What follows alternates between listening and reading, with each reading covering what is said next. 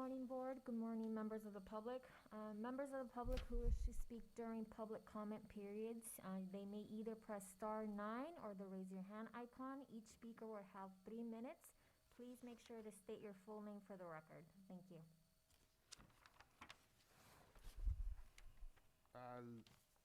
Legal counsel, just to be transparent, during a retreat or during a public or special meeting, there is no public comment in the very beginning of the meeting. Is that correct? That's correct. Okay. With that being said, we'll go to our regular agenda. We'll start off with Ray giving us an overview of the expectations for today, and to go in with the administration's office. Ray, you want to take it from here? Sounds good. Thank you, Mr. Chair. Thank you, Board. Wanted to first welcome you and thank you for making time available today. I think today is going to be a great session. Staff's very excited to meet with you and to share with you some really educational elements of the county from more of a procedural base, operational base than a policy base. So I think it's really going to be helpful for you to tie what you learned today into what we discussed at our very first kind of retreat on policy making. So with that, I'll go ahead and outline for you today what's going to happen. We have a presentation from Dulce Alonso and Edgar. I think Can you put my title? Edgar will be working with her on this with regards to the strategic plan and how we tied it in to assist us in planning for the future and pursuing key areas of focus to strengthen our community. That's what we worked on a couple years ago, so it'll be a great presentation for you to hear that. Later, we've asked our 2 elected department heads, Joe Paul Gonzalez and Tom Slavich. They'll be presenting AV, trending, as well as tax rates and special assessments that establish our county's revenues. I think that's going to be really key and vital for you to hear that and see that and how it affects our county in particular. Later, you'll hear a presentation on roads, bridges, our highways by Benny and his team from RMA, as well as Mary from COG. And in addition to that, we'll be hearing a presentation on our master plan that was coming out of our RMA shop with regards to our facilities and what work needs to be done on our facilities. So I think that'll be also very helpful for you to understand what our facilities are, where they're located, and some of the work that needs to be done with those facilities. And then what we're going to do is do our best to tie everything together, providing budget scenarios, appropriations versus the available resources, and how local development equals to sales tax, property tax revenues versus cost and demand for services. I think that's going to be an interesting part that I hopefully you'll be able to glean some information and assist you in your decision making as policymakers over your term and future terms. So with that, we have also economic development coming in, EDC. They'll be presenting briefly, and we have rules and procedures. Now, there's a lot on our plate today, so we might push that last one off to another meeting, depending on timing and how everyone feels. But with that, I wanted to thank staff for all their work. We've been working on this, I would say probably the betterment of 4 or 5 months now. We've been developing the material for this, as well as working, just after hours, trying to get this material to you. So appreciate all the staff members that have worked on their parts. There's a lot of information here. So with that, I'm going to go ahead and invite Dulce Alonso. She's going to go ahead and start us off with the strategic plan. And Ray, just for the record, there will be no decision no decisions made today. It's only direction. So this is really an informational meeting. Discussion, informational, and providing us some direction for future if we need to bring some items back to you. Thank you. Yep.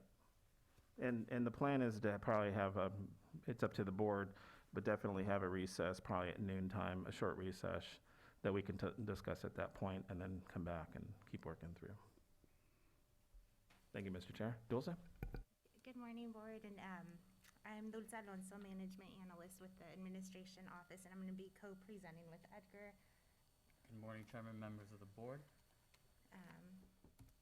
So our strategic plan is a 5-year strategic plan. It's from 2019 to 2024. I'm going to take you through kind of the overview. We implemented a strategic plan because we wanted to influence our future rather than simply adapting to it. The implementation of the strategic plan has served as a critical guidance tool for San Benito County staff. The plan provides a collective system, and it directs the coursework of action throughout the county. It accounts for our current environment, including both external and internal factors, as well as the envisioned future. So having a strategic plan increases our effectiveness by having a clear understanding of the county's goal and aligning the tactics to achieve them. So that was the vision of implementing and creating a strategic plan back in 2019. How come that is not? Something's glitchy. Okay, so next slide, let me. So, members of the board, I think this county and previous of you board members that are part of this board and our CAO have always had the strategic plan in mind. However, we had never put something in writing where it was of this level. Administration came up with the idea. We went out with a consultant that has helped other counties in coming up with the strategic plan. The way I look at a strategic plan is a quote that I like from Benjamin Franklin is, by failing to prepare, you prepare for failure. And this is a great way of us all coming together with one idea of how to move our efforts forward as we navigate things as a county. We have small resources, and we have to make the best out of our resources and really get the input from the board and members of the public of how we use those resources going forward. And just to give you a little background on what we did back in 2019 on our strategic plan.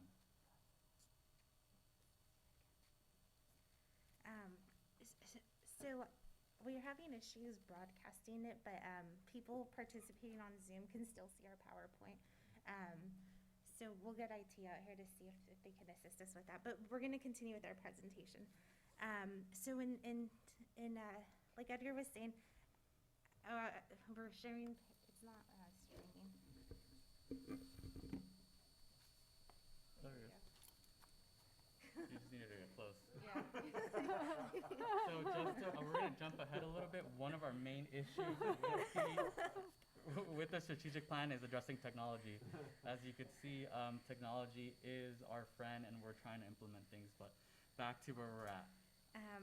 So here, this was our 2019 strategic workshop. It was actually during our board retreat. Pictures were taken by Benito Link, but it was really a collaborative. We had a facilitator, Angela, who helped us go through an external scan. We looked at emerging trends and demands on the county. We projected significant changes we could expect in the next 3 to 5 years. And also, we looked at the desirable future for San Benito County. With this, we went through a SWOT analysis. So we looked at our strengths, weaknesses, opportunities, and threats. And we drafted goals to consider for our proposed future. So as part of this process, we had members of the public. It was really nice. I've never seen in other jurisdictions where all agencies from one county come together and collaboratively come up with solutions, ideas, and goals of how to put this forward. So I think it was a really great accomplishment for the board to have so much collaborative effort, to have the city of San Juan Bautista, city of Hollister give input, and members of the public who participated to really give where is the county going and how can we move best forward. This is a picture. See right there in the front, Supervisor Hernandez is still with us, and our chairman. He's actually smiling, but you just can't tell.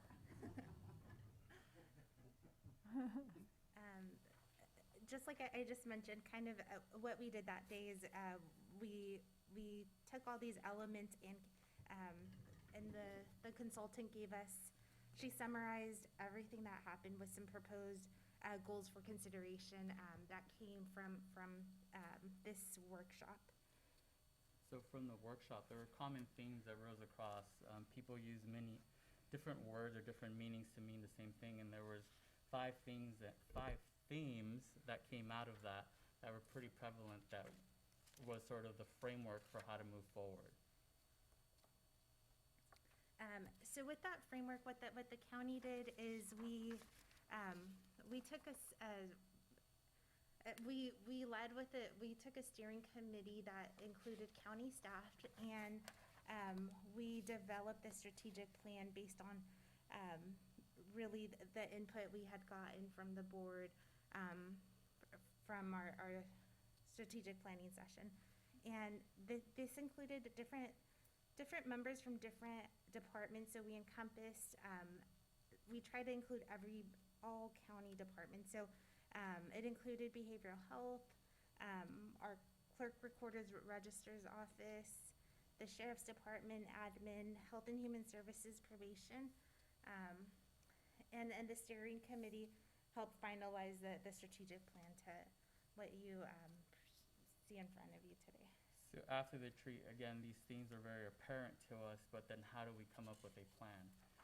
What administration came up with is taking a holistic approach and inviting people from our own county within different areas of their specified use. So we had someone from the safety element, public safety, we have the sheriff's office, probation, behavioral health, health and human services, one of our biggest departments, to really provide their input on how to develop the framework of going forward of the strategic plan.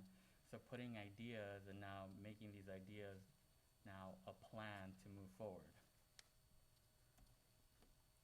So with that, we have the vision, which is San Benito County is a community that provides collective and affordable public services through diversity, innovation, and transparency. And then our mission: to adopt policies that reflect the goals and priorities of the community, design a network of services that prioritizes public safety, equality, and economic vibrancy, while balancing commitments to the region's rich history and prosperous future. And I think the committee did a really great job on coming up with a new vision and mission. The county had not come up with a mission, and it was a bit outdated. So now with the strategic plan, one of the things that sort of Ray gave us sort of direction and ideas of how to, revamp our mission and vision, so we know how we're going as a team. As you know, there's no I in team.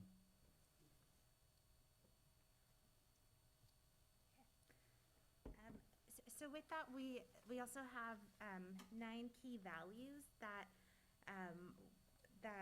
were derived, and they include community, transparency, integrity, collaboration, respect, serve and protect, equality, innovation, and accountability. And then our focus area really came from the board retreat, and they include Operational development of excellence, planning for sustainable growth, technology, community engagement, and health and safe communities.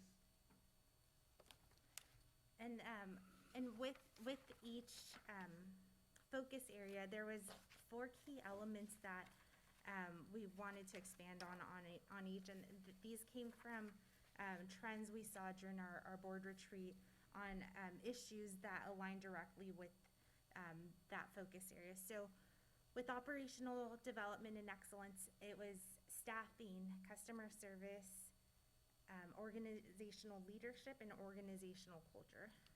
And all of these focus areas are broken down into themes, and the number one thing that came out of the strategic plan is operational development and excellence, and being our number one thing that is the backbone and really the heartbeat of the county is our staffing, our people. That is our greatest asset, and that came up from that. So to maintain operational excellence is we need to maintain and retain and develop our own staff. On a side note, from this strategic plan, that gave off different ideas and spurred human resources to come up with their own theme, which is Work Here, Thrive Here. And we have many examples of that. One of my favorites that I'll share is Tracy. When we interviewed Tracy for Health and Human Services Director, she shared her story how she was started as an eligibility worker and given the right opportunity, development, and growth is now leading the organization, which I think that doesn't happen in many organizations, but it does happen in our county. So we took that as a theme of Work Here, Thrive Here. So with planning for sustainable growth, we had 4 key elements that the board wanted to focus on, and one is economy, housing, infrastructure, and in our environment. With the economy, we wanted to ensure that the county had a diverse source of funding where we would be able to foster growth in a sustainable environment and really encompass our social values. So just piggybacking on what Dulce said, the economy, one of the ideas that came out, or the themes that came out during our strategic plan, was really promoting for economic development, but using our assets, our number one assets, right? What sets us apart as a county? San Benito County is unique, just like every other county, but we're different and we're unique. And how do we promote our economy to really push it and develop it within what uniqueness that we have in this county? With housing, we were looking at more prioritizing of affordable options for our community that promoted healthy growth. With infrastructure, we looked at sustainable patterns of development by engaging our community through advancing and preserving our social, economic, and ecological process. And lastly, the environment. As a county, we have to set the best example by putting green innovation, green technologies. One of the things that your board and with Ray's leadership and admin is the NG project that is really focused on the environment. Like I said before, I think the county has always been forward-thinking and had all these ideas and had a strategic plan in mind, but never had put in paper that now we have measurement and data-driven results. You want to talk about the green thing we got? The NG. Yeah. So with the NG project, we have solar, and you guys have probably noticed them in our parking lot, this solar panels. We also have some on top of the library on probation, and the jail, we have a solar array next to the jail facility, and those help get clean energy to sustain it offsets what we're consuming. Also, it included an update of replacing all the lights to LED and energy efficient. It was a countywide, it also included our HVAC system and updating that. So it was an override looking at our buildings and making them as efficient as we could within our parameters. So the next area that's a focus area is technology. Technology is really huge because it's evolving, it's changing, and we realize how much we rely on it more now than ever, especially with COVID and having to shift operations. So the 4 key areas under there are external in the community. We wanted to look at internal in the county, innovation and security. So one of the things that now is very prevalent now with COVID, and to some degree, it's very nice to see that even back then, this theme came out of technology with really engaging our external community. And right now, we were thinking of that back then to be more accessible to the public, but now it is a must because we are in this COVID environment. So I think we've been innovative when it comes to that, of being transparent and out there and, you know, being accessible to the public. One of the things that came from that is with Ray's leadership and our former budget officer, Stuart Patry, we worked on a technology innovative budget solution, which is OpenGov, and we were one of the first counties. We were the first county in the state to go completely digital and interactive, and thus our county winning the innovation award with CSAC. And the county had not had won an award in the last 10 years, so that was a really big thing for us to be acknowledged by our peers, our counties, our other 57 colleagues in the state.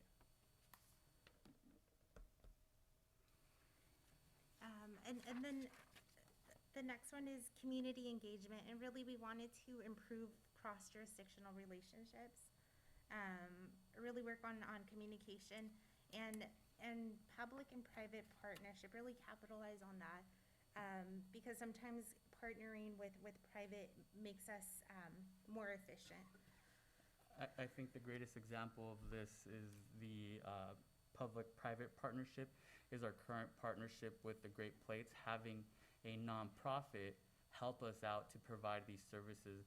And I think going forward, sometimes the thought was that, you know, public is public and private is private, but it has been shown when, you know, these partnerships are successful, they can happen and they're very fruitful. And I think we're an example of it with our Great Plates program, where we've developed a partnership and they are able to deliver services at the benefit of our community. The next key focus area is healthy and safe communities. And with this one, we wanted to promote healthy choices for our community. We wanted local justice, community support, and then we wanted to look at recreational and leisure. So those are the 4 key elements on. And I think this one's probably the most important as of right now. It has elements that are very, very truthful right now, given that we're in a COVID environment. So since 2019, we implemented this at the end of 2019. In 2020, we were able to tie it in with our budget.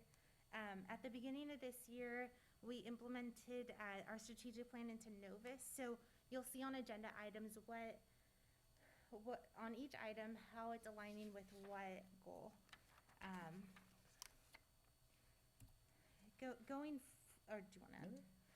Going forward, what we want to do is continue to expand on our strategic plan and really set smart goals with our departmentals. So we want specific, measurable, achievable, realistic, and timely goals that align with our strategic plan, and begin tracking the progress. How are we doing to meet those goals? Would be kind of our next step that we envision, going a little further more into really implementing the strategic plan. The biggest way to prove the success of a strategic plan is measured results. One of the things that we came up in administration is really to show the public and your board what each item that goes to the board is on the focus area. In order for it to be addressed by your board, it should be part of the strategic plan. It should be part of a focus area.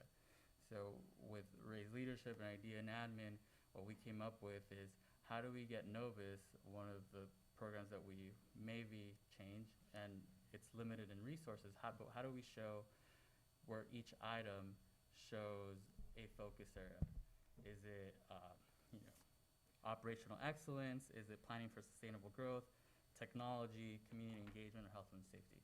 And you may have some items that hit all 5 or just 1, but we're really trying to promote all items that go to the board must be part of the strategic plan, because that is our plan, and we need to stay with our plan to move forward in a structured manner. And then lastly, just kind of in closing, the board, primary responsibilities, the strategic direction and ensuring the long-term vision, which I believe we've captured through, the strategic plan. And staff is really in charge of making the tactical decisions that really support the direction of the strategic plan. But with that, that is all. That is it. So, We'll open it up to any questions questions? from the board. I'd just like to say one thing. Great presentation, and I don't mean to be rude or rain on your parade, but when we speak of words, these are just words. We need actions, Right. and it starts with us five up here. Yep. We have to be able to demonstrate effectively that we're following the strategic plan, specifically the mission statement. If we don't follow this or we don't act in these manners, then all these things, I mean, I'm just sorry to tell you, it's worthless. So we, as the five sitting up here, we need to demonstrate this on a daily basis, whether you're on the dais or you're out in the community. That's what we need to do, and that's what good leadership and public servants do. So I just wanted to make sure we all understand that, and I believe that 100%. So, any questions from anyone? No comments? I just appreciate the handout. I'm a visual person, and as you were speaking, I was taking notes, further explanation. But for those new members on the board, this is ideal because, again, it puts us in check. Every item on the agenda relates to the strategic plan, and I appreciate it. Thank you. Thank you, Yeah. Supervisor. Just a little note, what we wanted to, as part of the strategic plan, is really market ourselves, the strategic plan. We need to sell it to each other, like the chairman said. We want to live it and breathe it every day. So one of the things that we came up with is creating icons. So you can tell right away what that is, different colors, so you know what red means, what, teal and purple and green. They all have themes, like the economic development is green, money. We thought of red, community engagement. It's just, we were trying to really market ourselves and sell it to ourselves and to the public, where we can market what we're doing and tie it to the strategic plan. So I really appreciate the feedback. Thank you. I'm glad that now that you've made the presentation, I have an explanation. So when I look at the agenda, I understand what those little icons are. I would agree with what Mark says. I've been through a lot of planning documentations for various boards over the years. So often, those kinds of things, they get put in a binder and they go up on the shelf. So it's great to have it, but I agree with Mark. You've got to live it for sure. I think that might be a District 4 supervisor theme, because those are almost the exact words that Supervisor Gillia had told us. They're great on a binder, but it doesn't work if they're just stuck somewhere. That's true. And we really put a lot of work and effort to get this where it's at. So it's no value of us to put it in a binder. And like the chairman said, we need to do it every day. Absolutely. Supervisor Kosmicki? Thank you. Yeah, so thank you for the presentation. I thought it was really informative and very well done. But I just, again, would echo what everyone's saying. It's all about putting this into practice, and I appreciate the staff having that sort of perpetual, consciousness of this strategic plan, and it's something we should be thinking about on a daily basis. So thank you. Supervisor Hernandez? Yes, thank you, Mr. Chair. And sorry, if you can't see me on video, it's because I guess there's issues with my internet or something, because the video is glitching from what the clerk's sharing with me. But thank you for what you shared, Mr. Chair. I've been thinking about this a whole lot, because to me, when I look at the strategic plan, it's basically like a business plan for the county, right? How are we gonna tackle the issues and the necessities of our community, and do it in a way that's very diverse, that addresses different layers, but at the same time is consistent. And I would say that's kind of the goal. So I appreciate what Dulce and Edgar had been working on with our CAO. It is a huge deal. It's a big lift to do a business plan that involves all levels of the county business. But I've noticed even through the agendas, which I think has been really good work, and I thank them for being focused, to even add the color coding and to add the reference points, even how on the agenda those things match with the strategic plan. Because it really does go back to what is the vision, what is the mission, how are we going to enact this, how are we going to do it together in a unified way where we're not ignoring, right? When you set up a plan, you got to implement. And I agree with you, Chair.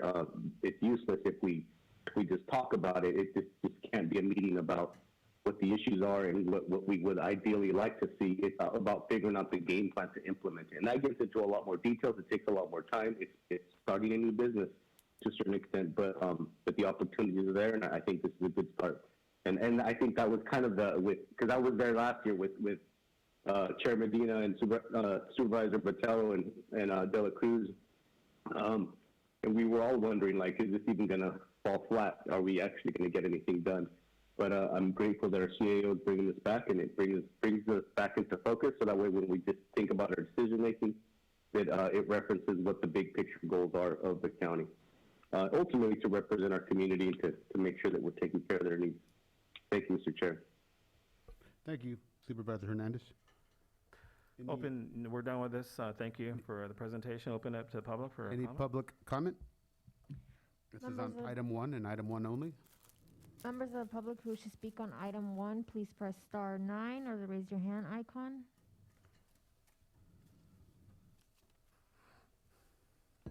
We have no speakers at this time. Seeing none, we'll, thank you very much. We'll head on to item 2. Thank you, Mr. Chair. Yes, we'd like to go ahead and invite up Tom Slavich. I believe Tom's online. And he'll be discussing with your board assessed values, trends, and some work, some new things on the horizon that's coming down that he's going to be working on. So, Tom? Morning, Mr. Chair and members of the board. Can you hear me okay? Yes, sir. We can hear you. Great. So I have a little PowerPoint here. We're talking about assessed values and trends in the assessor's office. We'll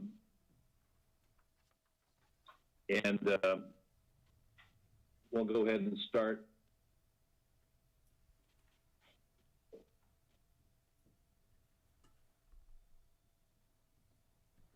Okay, what does the assessor do? So these are really the responsibilities and functions of the assessor's office. Now, our job is to locate all taxable property in the county, and we identify all the ownership, and we value all property that is subject to taxation, and then we apply all legal exemptions. We're also responsible for mapping all real estate parcels within the county. Now, in the assessor's office, everything revolves around January 1st, which is called the lien date or the assessment date. Now, as of January 1st, we determine the assessed value of all taxable property in the county for property tax purposes, including real property, personal property, business property, leasehold improvements, and Williamson Act properties. Tom, we're sharing your presentation. Just let us know next when to move to the next slide. Okay, the next slide. Thank you. So this slide is the actual breakdown of the property tax dollar. Property taxes are the county's biggest revenue source.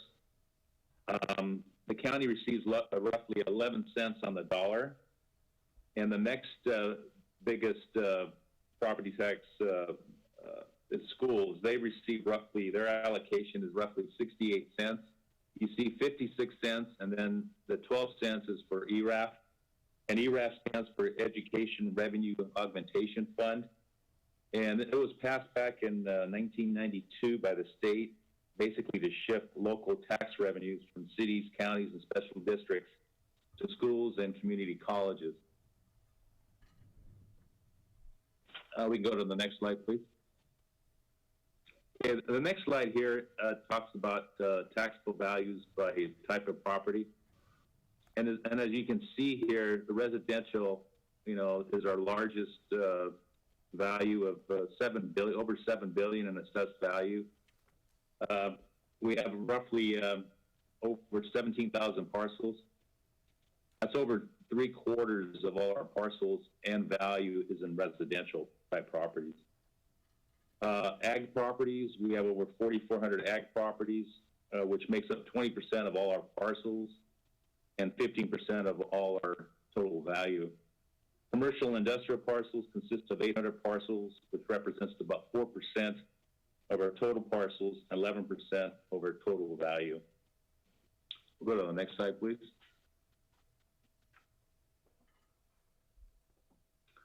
Okay, the residential real estate market has been quite strong. The COVID-19 pandemic has not affected these values, and residential values have been increasing since the beginning of the pandemic. Overall, the coronavirus will impact some of our January 1st, 2021 assessed values, primarily affecting the various commercial properties and small business assessments. And that's going to result in temporary value reductions for some of these properties. And we're going to be evaluating any temporary value reductions for this tax year.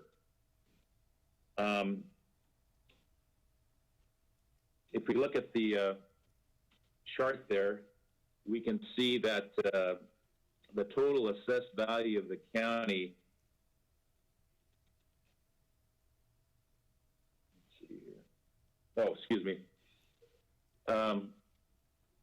So our county has over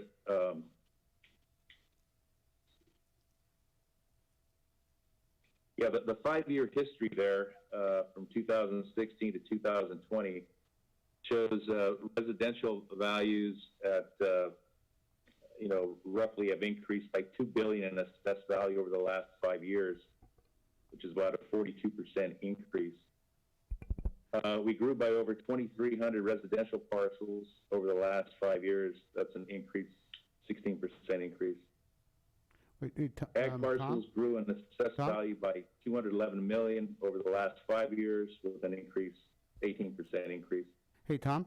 Both commercial, yes. From 2016 to 2020, you had indicated there's a parcel increase of 2,365. So yes, just by looking at the numbers here, that's an annual growth of roughly 3.5%. Just yes, it's 3.5% from 16 to 17, 3.7, 17 to 18, 18 to 19 is 3.02, and 19 to 20 is 4.82. So I just wanted to, let everyone know that the growth rate is roughly 3 to 3.5% a year. Yes, that's correct. So both commercial and industrial properties, grew in assessed value, by $210 million over 5 years, with an increase of about 25%. The parcel count for ag, commercial, industrials had no growth, basically stagnant, and slightly decreased over the last 5 years due to consolidation of parcels. Okay, we can move over to the What do you mean by consolidation of parcels? Yes. You had a question? Yeah, what do you mean by consolidation of parcels? Are you saying that the ag stayed the same, but some parcels were bought up by the same people and they just came into one parcel instead of two parcels? Yeah, sometimes they did mergers or lot line adjustments where they actually took various parcels and actually made them bigger, so consolidated parcels. And actually, if you maybe had 10 parcels and then you consolidated parcels, now you have 5 parcels. So the actual acreage of farming land may have increased, but in this presentation, it's hard to see. The actual acreage stayed the same. It was just basically the parcel count changed. Okay, perfect. That's it. All right. So it stayed the same. Thank you. Okay, you bet. So on this chart here, page 6, the county had a total value in 2020 of of 9.9 billion. That's the county gross value. And that's roughly a 7% increase in total, $651 million increase in assessed value. When compared to all the other counties in the state, San Benito County ranked fourth in percentage assessment growth increase in 2020. And it's been ranked from third to seventh for percentage growth assessment increases for the last 8 years. So Tom, on that increase, yes. On that increase, that has to do directly with the sale of the property or the value of the property. Therefore, if we have less residential growth in San Benito County, whether it's Hollister or the county, the values will probably be higher year by year because we have lack of supply. Would that be safe to assume? Yeah, the lack of supply is driving the price up on residential properties. That's correct. And of all the new construction that's going on and the various changes of ownership. Okay, thank you. So in the governor's budget this year for statewide property tax revenue projections, they projected an increase of 4.5% for fiscal year 2021 and 5.6% in fiscal year 21-22. Now, our county has been usually higher than the projected statewide property tax revenues. And as I previously mentioned, we had an increase this year of 7%. For the 21-22 year, not quite sure what that number is going to be at this time, but if I had to guess, I would pretty much align it with the governor's statewide projection. We can go to the next slide, please. Tom, question. How much of our ag land is under the Williamson Act? What, like on a percentage basis, or however you want to? So basically, of all the acreage in the county, about 75% of all our land is in the Williamson Act. So if you go back and look at, we had, I think, over 4,400 acres or 4,400 parcels in the Williamson Act. Roughly half the parcels are in the Williamson Act.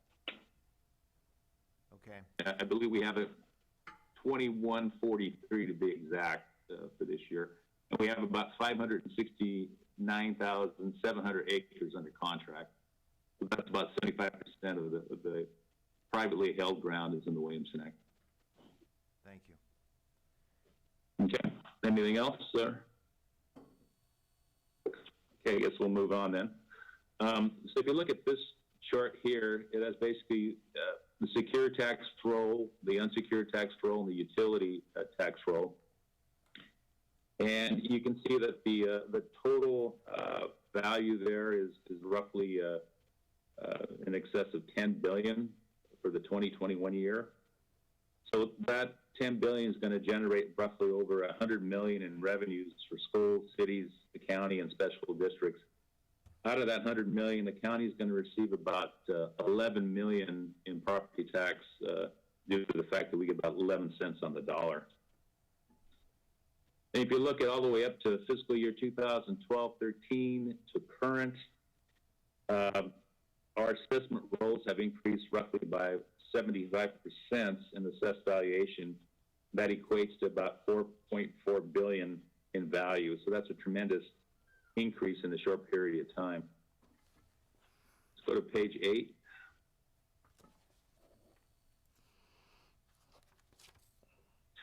Okay, page 8. This one really talks about the history, and you can see, going back to 205 and 206, we had really some good years there, 9%, 10%, and so forth. And then, of course, we had the Great Recession. And so for 5 years straight, we had actually negative growth. And then in 2013, we went back to positive growth. So from 2013 to 20, we've averaged about 7.3% assessment growth per year. And, range-wise, you can see that's a little over 6% to a little over 8%. Now, excluding the decreases for the Great Recession time period, the last 8 years of property taxes have been a steady and pretty much stable source of revenue over time. And as I mentioned, for the 2020 year, we were actually fourth in assessment growth, and we've been consistently, up there in the top 10 of all the counties as far as assessment growth. We'll move over to the next slide, number 9. So I wanted to talk a little bit about Proposition 19, and the title of that is the Home Protection for Seniors, the Severely Disabled, and Families and Victims of Wildfires or Natural Disasters. And that was passed here November 3rd, and it really has 2 parts to this proposition. The first part, it really limits the children inheriting the parents' property tax base, and it limits it to only the family home, which has to be used as the primary residence of the children. Now, all other types of real property will no longer qualify for the parent-to-child exclusion from reassessment. Now, this portion of the law is actually effective today, February the 16th. The second part of this proposition allows homeowners 55 or older, severely disabled, or victims of wildfires or natural disasters. It allows them to transfer the assessed value, which is the Prop 13 value, of their primary home to a replacement home anywhere in the state, up to 3 times per individual, and you have to do it within 2 years of the sale of the original residence. So in this situation, the homeowners are going to be able to trade up and still receive a tax breaks on their home. And this portion of the proposition goes into effect April 1st, 2021. Let's go to the next slide, please. So I'm really concentrating on this because this is going to really have an impact on our office. And Prop 19 will make important changes to 2 existing statewide programs that we have, different propositions. It's going to replace the Prop 58, which is parent-to-child transfers, exclusion from reassessment, and the Prop 193, grandparent-to-grandchild exclusion from reassessment. We don't have too many of the grandparent-to-grandchild. In order to have that transfer exclusion work, both parents have to be deceased. So mainly it affects parent-to-child transfers. And under Prop 19, you can only transfer the assessed value of your home to your children with a new value limit, and I'll get into that a little bit later. Now, the other types of properties, residential rentals, ag properties, commercial, industrial, will no longer qualify for transferring the assessed value, the Prop 13 value, to the kids from parents to child. Now, under the old rules, under Prop 58, which are out of effect as of today, you could actually transfer $1 million of assessed value per husband and per wife, so a total of $2 million per husband and wife of assessed value for any type of property, transferring the Prop 13 value to the kids, and plus the parents' house of any value. And as I mentioned, this exclusion is gone as of today. The next slide, or I should say, staying with this slide, the next part of it is it replaces Prop 60. Can we go back to page 10, please? Excuse me. Oh, 10. Next one. There we go. Thank you. So on this particular part of it, it replaces Prop 60 and Prop 90. And these are the programs for the home value transfer, basically taking your Prop 13 value and transferring it to another property. Now, the current rules allow you to transfer your assessed value, your Prop 13 value of your home to a replacement home. It has to be of equal or lesser value and has to be within the same county, and you have to be 55 years or older or severely disabled.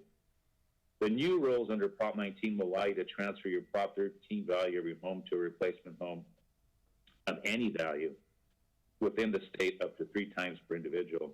if you're 55 or older or severely disabled or a victim of a natural disaster. So this new part of Prop 19 is going to let you, as I mentioned, trade up to a more expensive home and still receive a tax break.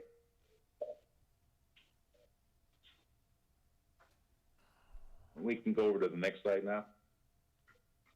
So I thought I'd give you some examples here. And this is a parent-to-child exclusion. This is a value test. And in this particular example, the fair market value of the family home is less than the sum of the factored base year value, which is the Prop 13 value, plus the $1 million value limit formula. And this is all new with Prop 19. So in this example, the home, the Prop 13 or base year value is $500,000. There's the $1 million exclusion. That's the value test, which you have to add back in. It gives you a total of $1.5 million. You compare it to the actual fair market value of the home, which is less. So you get to keep the old tax bases. The kids get to keep it, and it's valued at $500,000. So it has an annual savings of $4,000 in property taxes. So page 12. Page 12 is parent to child. This is another value test, example 2. In this situation, the home is actually, fair market value of the home is equal to or more than the sum of the Prop 13 value plus the $1 million value test. So in this particular example, there's going to be a partial adjustment to the current taxable value. So if you look at the example, the Prop 13 value is $450,000. You can add your $1 million exclusion limit of $1 million to that. Total sum's going to be 1.45. You're going to subtract that from the fair market value of 1.6. You come up with the value difference of 150, and that's going to be added to the old Prop 13 value to give a new adjusted base value of $600,000. And that's going to be roughly save about $10,000 in property tax. You go to the next slide, please. So this pertains to the principal residence when you transfer your base year value. So in this particular example, the replacement residence is of equal or lesser value than the original residence. So in this example, there's going to be no adjustment made to the base year value. So it shows here the replacement residence, the fair market value is $900,000. The original residence sells for 1.2. So really, there's a negative $300,000 or a value difference of 0. So you get to keep the $500,000 transfer base year value, and that's the value that's enrolled for property tax purposes. Approximate tax savings, annual savings is roughly $4,000 per year. So in this situation, you get full relief is available. If you go to example 2, next page. In this particular situation, the replacement residence is of greater value than the original residence, so there's a partial adjustment made to the base year value. In the example, the replacement costs fair market value is 1.5. The original residence sales price is 1.2. Value difference is 300,000, and you're going to add that to the transfer base year value of 700,000, and you're going to have a new base year value of $1 million. An approximate annual savings is $5,000. I wanted to show you all this because we have to document all this, all these different situations when they occur, and we're going to have to put these on our appraisal records every time. And I've been receiving many a phone call from people from Santa Clara County and other counties that would like to move to our county, and of course bring their old tax base here. So, you know, as I mentioned, we'll be transferring Prop 13 values not only from other counties, but also from homeowners in our own county. They're going to be trading up and, you know, still receiving a property tax break. So if we can go to the next slide, 15. So, and what are the impacts of Prop 19? Well, all this is going to have a tremendous impact on the assessor's office. It's going to require additional administration work, appraisal work, along with software modifications. We have to develop tracking systems. We have to coordinate with other counties on the residential base year value transfers.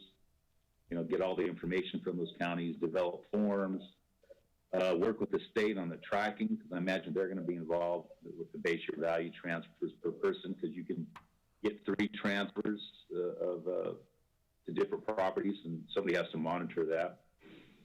But overall, we believe Prop 19 will have a negative impact on property tax revenues for our county in the future.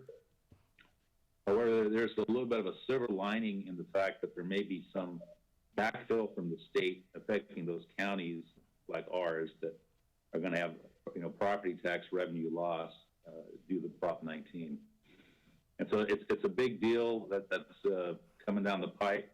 We had 2 propositions back in November. Prop 15, which didn't pass, and that was revaluing commercial and industrial properties every year. However, Prop 19, did pass, and it was narrowly passed. I think it was 51% of the vote, but, good enough to actually become part of the law. It has a lot of cleanup work left to do, and they have to go back. There's a lot of things that haven't been answered, so they have to go back and actually, kind of iron out some of the stuff. And the state tells me this stuff will probably be done early summer. They should have all the answers, to Prop 19. So, but in the meantime, we have to implement it as of those effective dates. At this time, I'll just like to open it up for any questions you might have. I just have just one comment. I want to let everyone know that on our webpage, the tab where it is the assessor, he does have annual reports available, and these annual reports kind of mimic what he's presenting here. Goes back to 2006. That's just on here. It's a lot of good information. So I just want to let everyone know that also, that it is available online. Mr. Chair? Also, all our Prop 19 information is also available on our website as well, in much more detailed information if somebody needs to look at it as well. Thank you. Mr. Chair, I had a question. Hold on one second, Supervisor Hernandez. Go ahead, Ray. Yeah, thank you, Mr. Chair. I was just going to add a couple of comments to this presentation. Thank you, Tom, for working on it. One is, if you don't mind, Dulce, can you go to slide number 15, and then we'll go back to 3.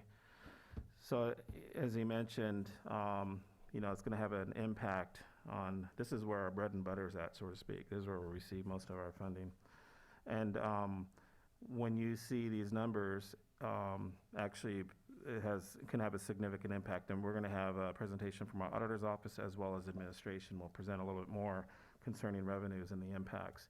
Go to page 3 as well, or slide 3. So this is just a compound where we're at the issues that we have. So when you look at this actually is a breakdown. We're one of the lowest in the state of California with our little sliver there of 11 cents on the dollar. Just to add or compound the potential issues here in the future, I just wanted to make sure that the board understood the ramifications with these new laws put in place and where we're at already, and it's already a difficult task. So, and it's compounding. One is that we're obligated to provide the services to address this prop. So that means we have to hire more staff, and it has an impact on our revenue. So fingers crossed with the state and then backfilling us. I think that's something that's going to be important for us to lobby and to press the state on making sure that we get backfilled. So I just wanted to share that with Thank you. the board. Supervisor Hernandez? Yes, thank you, Mr. Chair. So on that note of what Ray shared, it sounds like, and Tom, thank you for the presentation.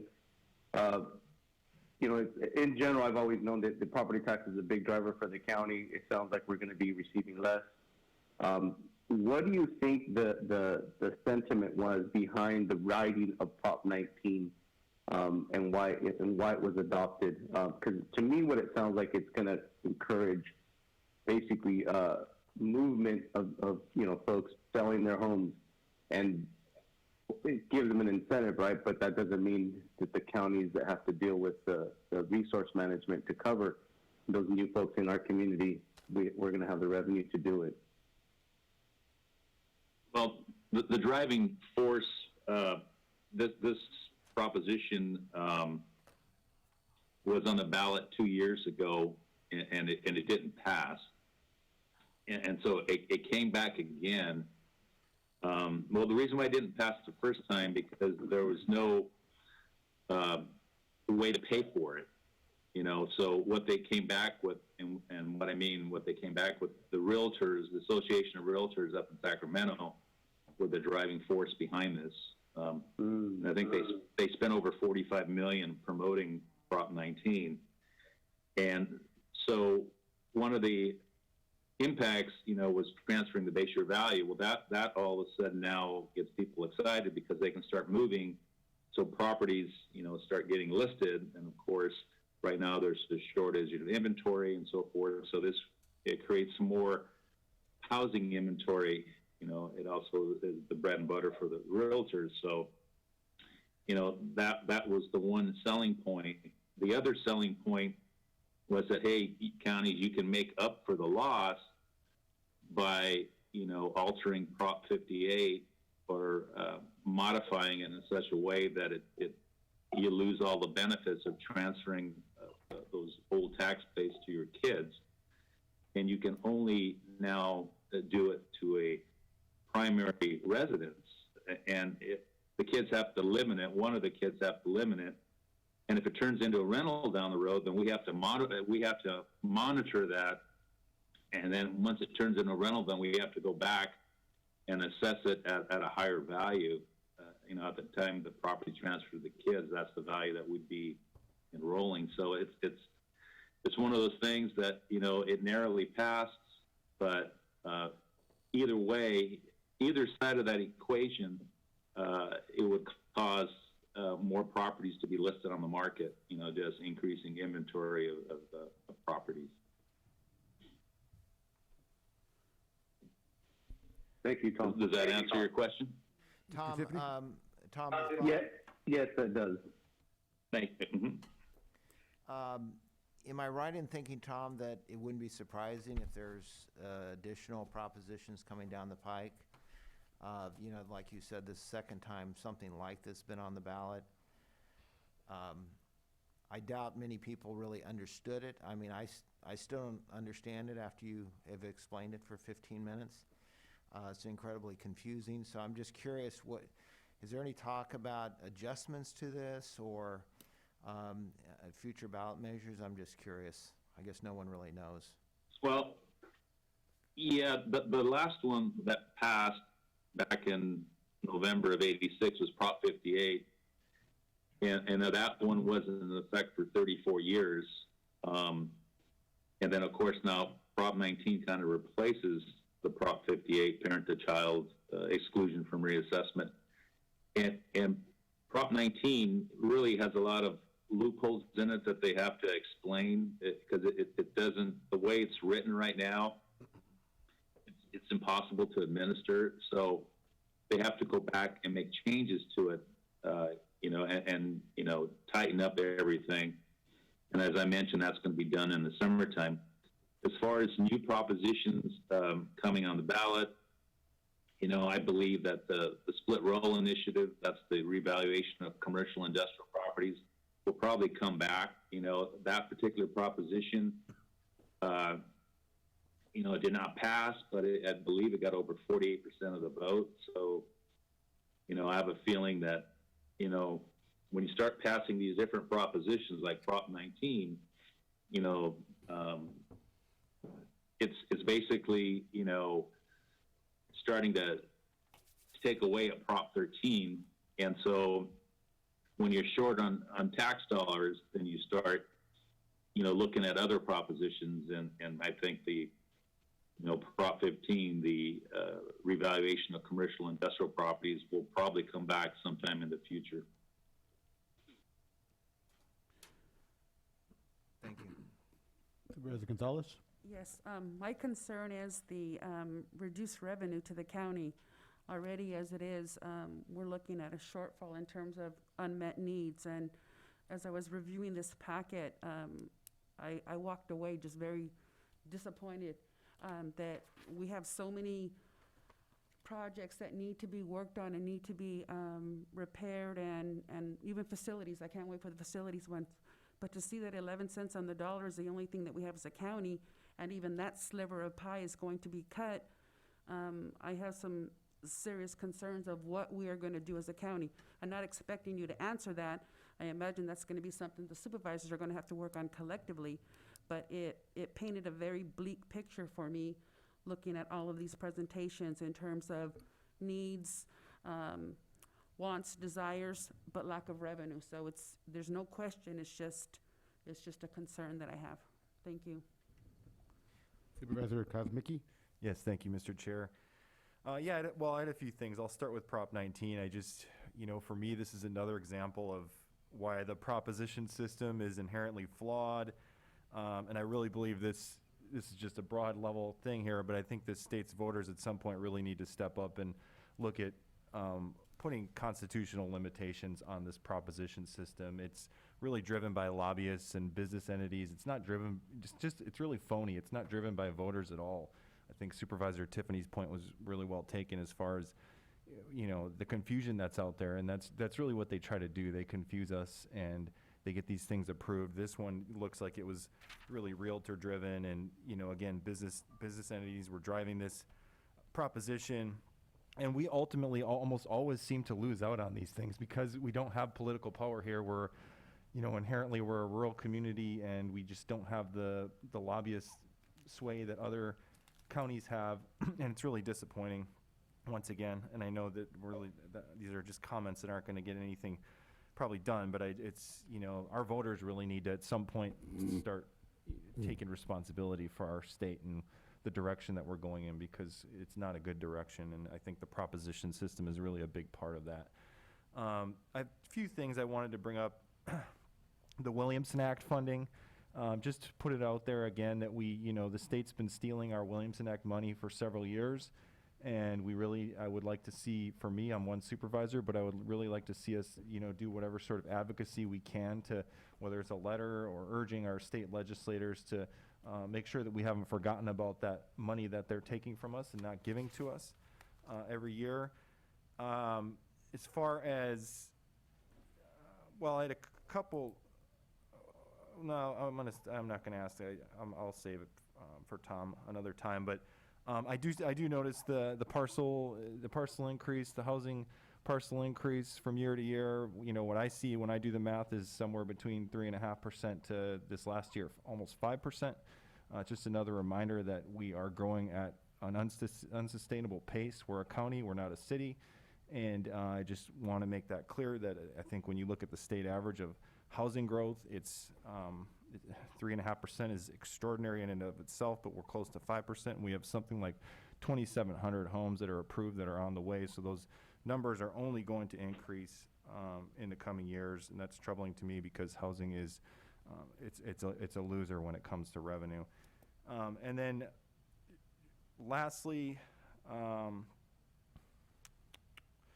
I just want to point out that it's really great to see these increases in property tax revenues, but we have to keep in mind that this gravy train is not going to continue forever, and that really needs to be something that we, always when we are budgeting to really understand that 7% is not going to be really a sustainable number over the long term, and at some point our housing market's going to probably take a dip. Thank you, Mr. Chair. Yeah, just for the record, from 19 to 20, it was 4.82% increase in parcels. Mr. Chair? Yes. Can I add a couple additional? Yes, sir. Just piggybacking on both Supervisor Kozmicki's and Supervisor Gonzalez's comments. Agreed. The relying on property taxes is certainly not sustainable. And we see what a small percentage we get. We now are going to get even less due to this Proposition 19. I think it just really calls out that, and I know that, Ray, you've talked about this time and time again, is that we, as a county, we need to identify other revenue sources. It's absolutely critical.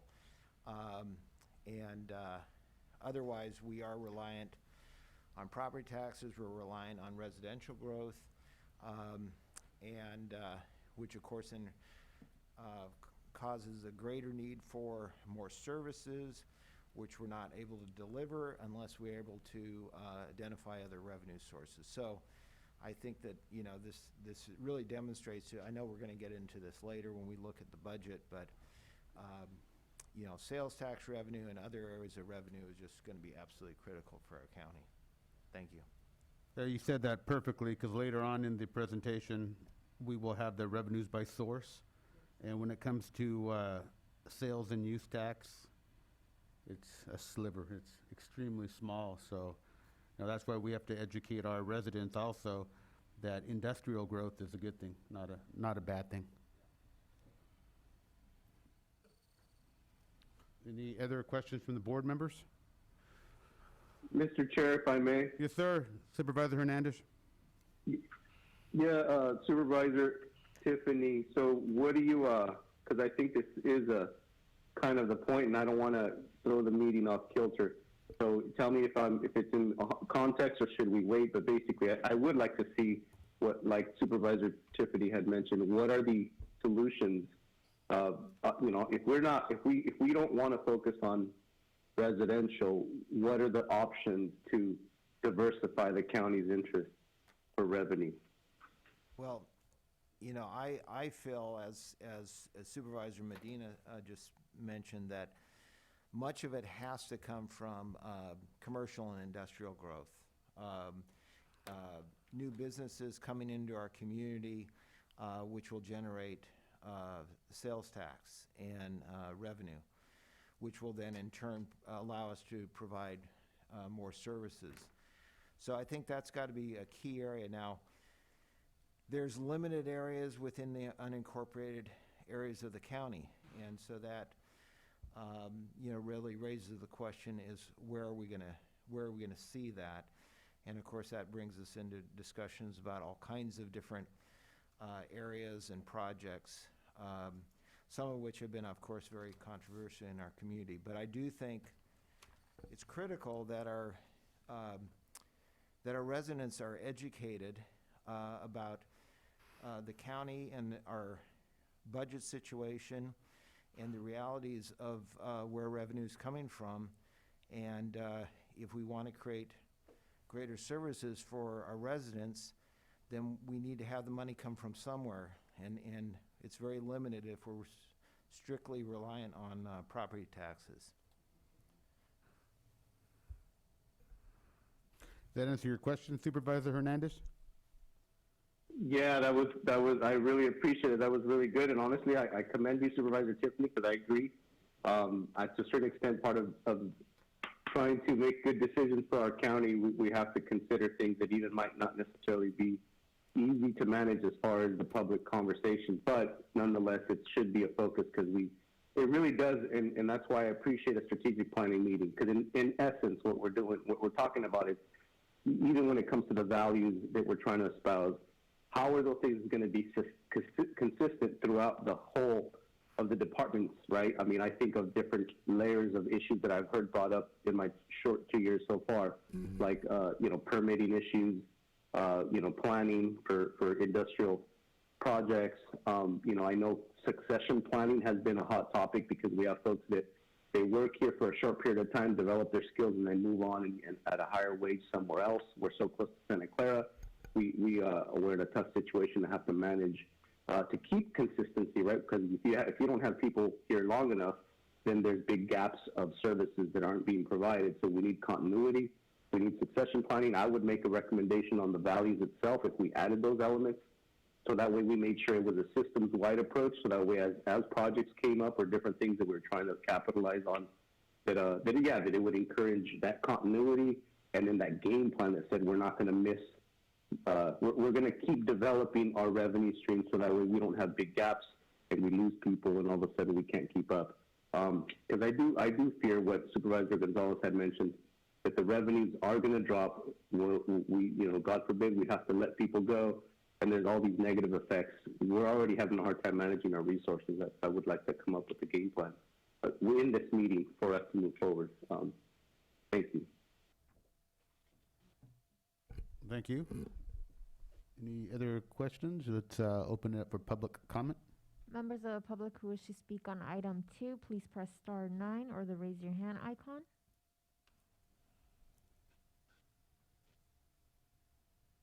We have no speakers at this time. Thank you, Mr. Chair. We're on our third item. This is out of our auditor's office. We have Joe Paul Gonzalez and Leanne. They're going to be presenting 2 PowerPoint presentations for your board. So I'm not sure, Joe Paul, if you're going to go first or you're going to go second, but why don't you go ahead and come on and then Yes, and I'm present going to something. go first. Okay, thank you, Joe Paul. I'm actually going to talk about the property tax allocation process. Let me just share the screen.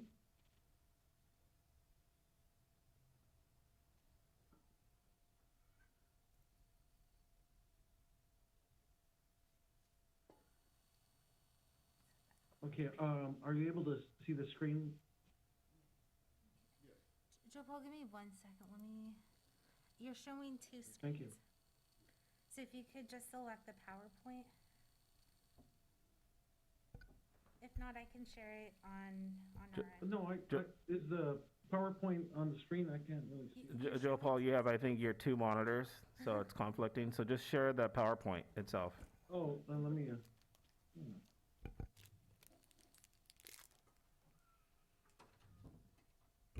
So on Zoom, when you hit share screen, just select the PowerPoint.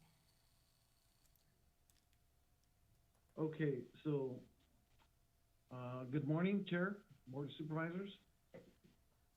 Joe Paul, you need to share the PowerPoint, please. Or I'll share it on our end. We'll share it. Just go ahead and let us know when you want to click next. Are we sharing? All right, thank you. Go ahead, Joe Paul. Okay. Sorry, I got 4 iterations on my screens right now. Okay,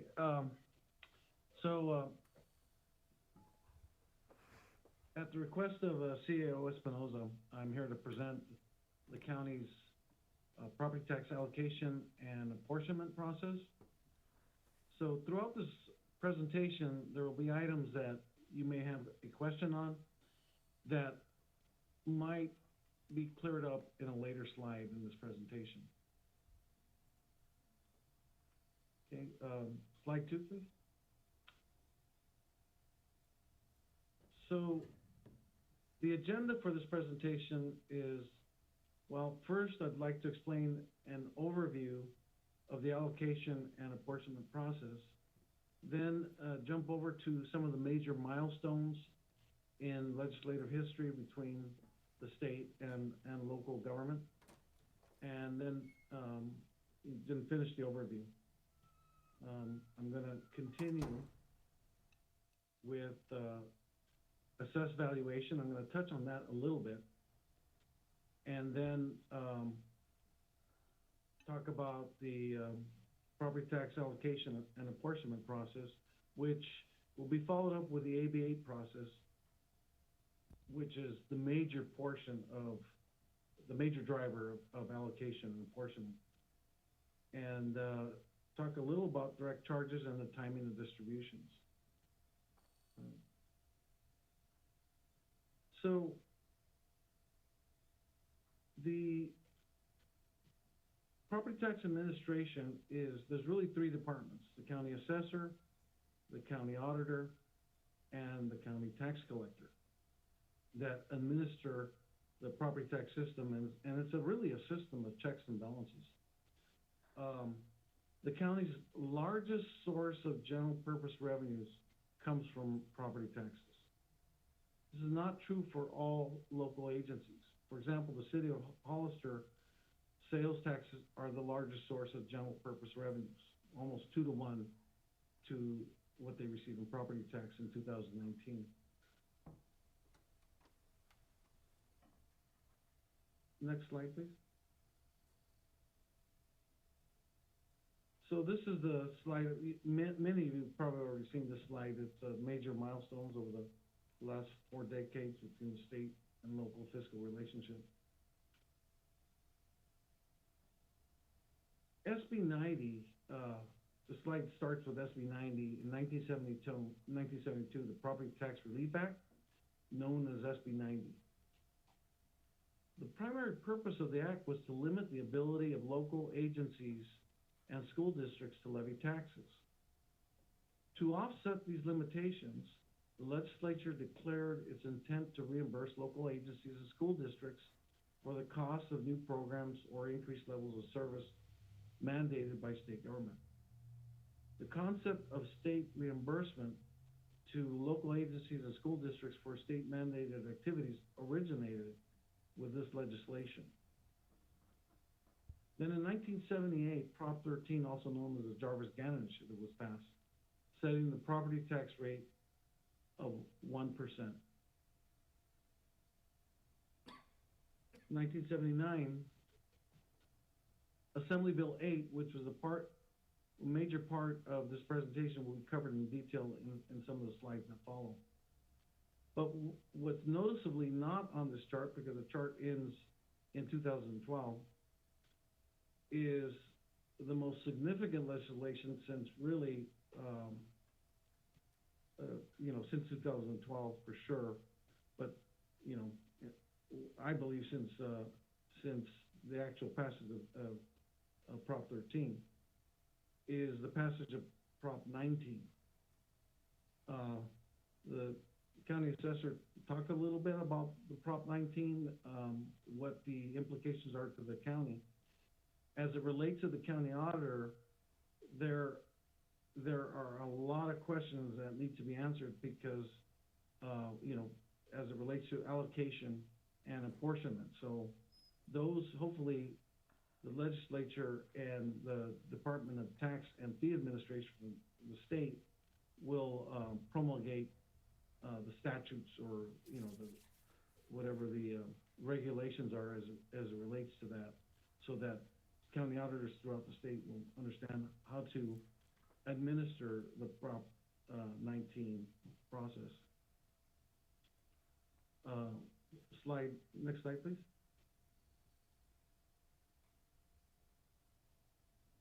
So the state legislature scrambled to find an equitable formula for distribution of property taxes proceeds to local governments in response to Prop 13, which cut in half the amount of taxes that would be distributed to local government.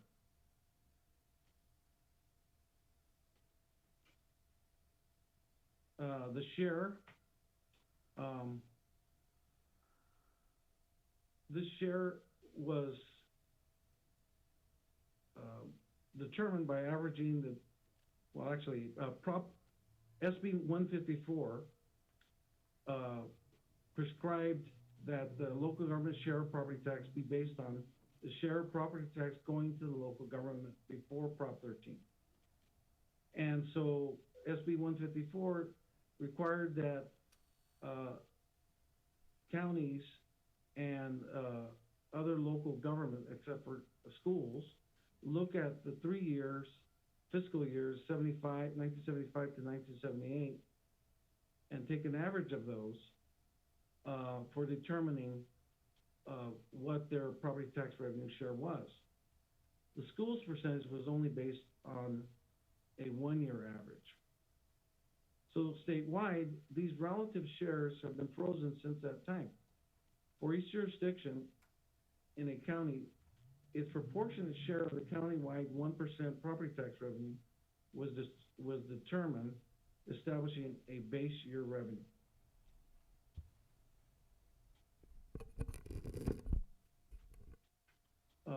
Next slide.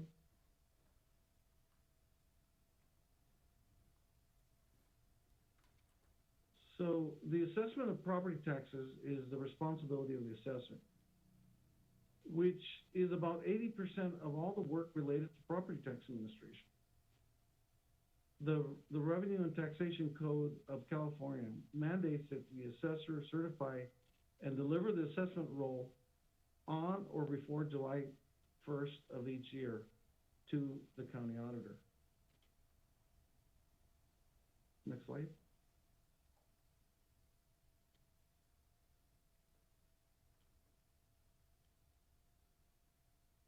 The state board roll is the utility roll, which is comprised of unitary and non-unitary values and is reported at the TRA level and by assessee.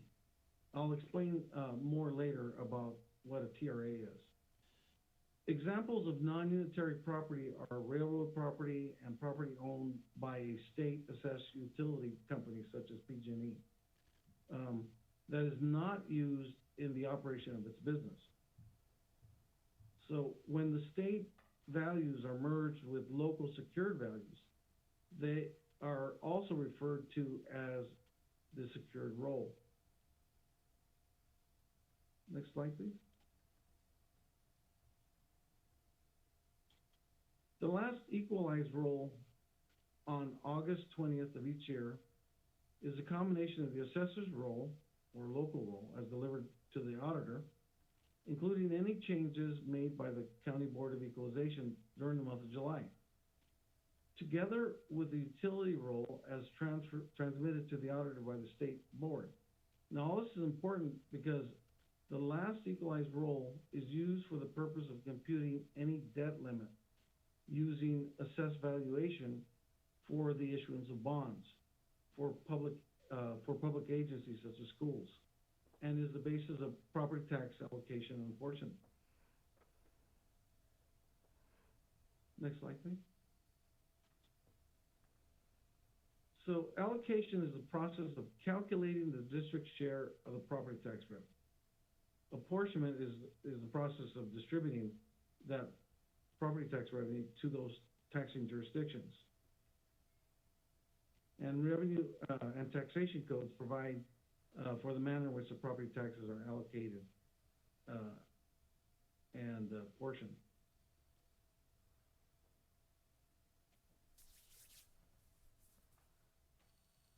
For the allocation and apportionment of the local secured property tax roll, the methodology is prescribed in the legislation of 1979, passed in 1979, AB 8, which describes the use of factors to allocate the 1% general tax. Next slide.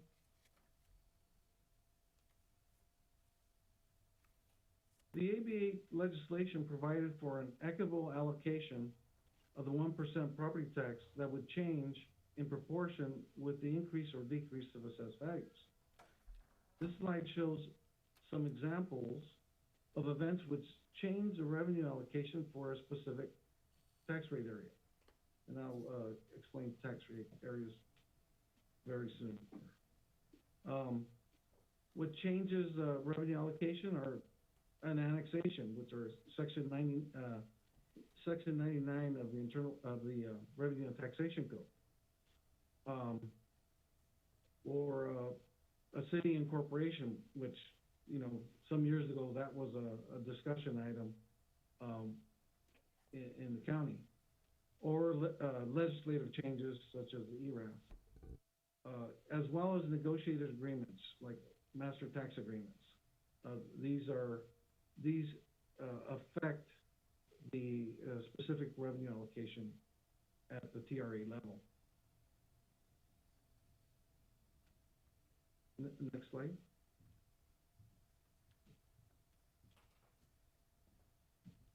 So the AB 8 theory is that AB 8 prescribed the methodology for the changes resulting from the change in assessed values and the transfer of property tax revenue from one entity to another in the event of jurisdictional changes, such as annexations.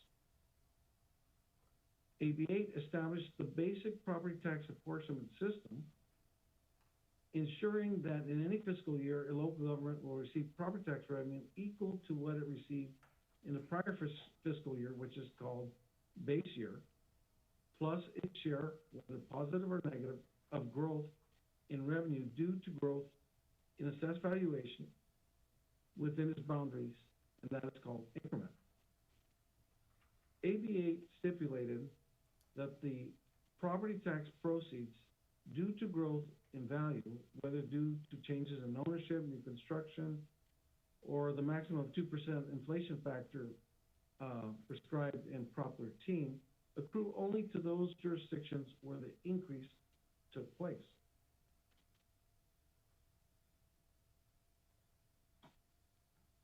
So the big question is, how is the AB 8 how are they used? The AB 8 factors, how are they used? Which is, they're essentially a county-wide weighted average and are used to apportion property tax collections really throughout the year.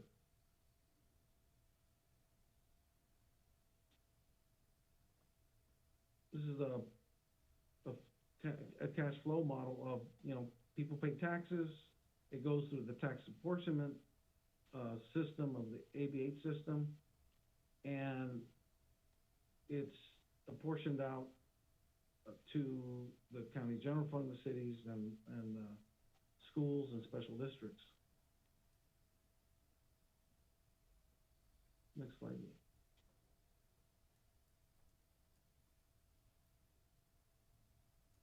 So the county is divided into tax rate areas.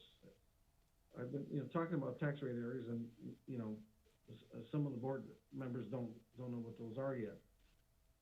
And so each tax rate area really is a geographical area, which is a unique combination of service providers and tax increment new revenue allocation factors. There are 382 tax rate areas in the county of San Benito. Each tax rate area is composed of county, city, which is incorporated territory, school districts, such as elementary, high, unified, college, Office of Ed, and special districts.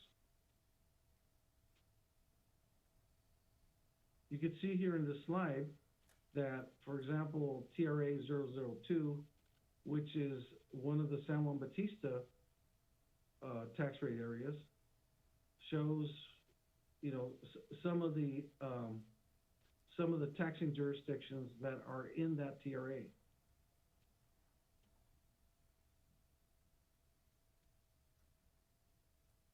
Notice in TRA 02, all of the taxing jurisdiction factors add up to 1 on the bottom of the slide. This is true of all TRAs in the ABA system.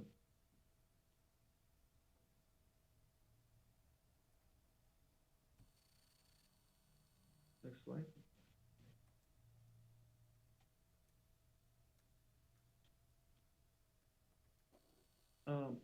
This slide looks at 5 TRAs tax growth or increment and is allocated, or increment is allocated with the last column showing how this increment is apportioned to taxing jurisdictions.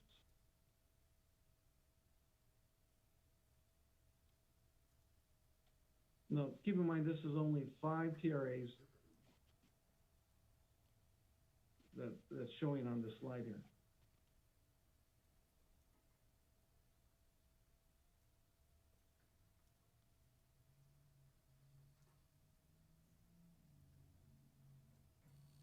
So, base plus annual tax increment.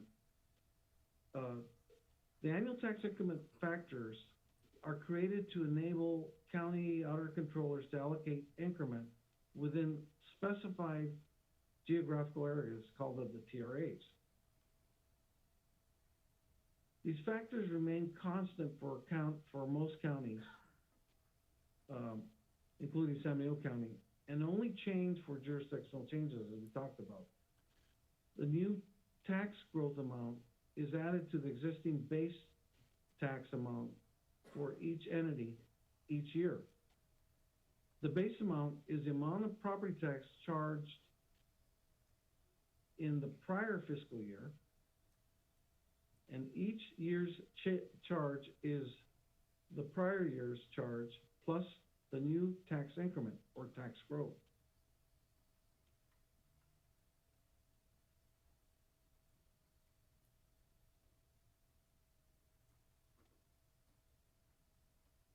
So this slide shows the fiscal year 2021 summation of property tax revenues for all TRAs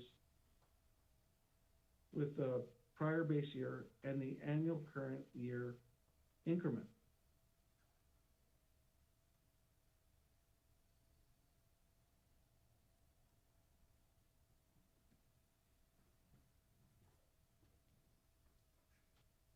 So there's adjustments to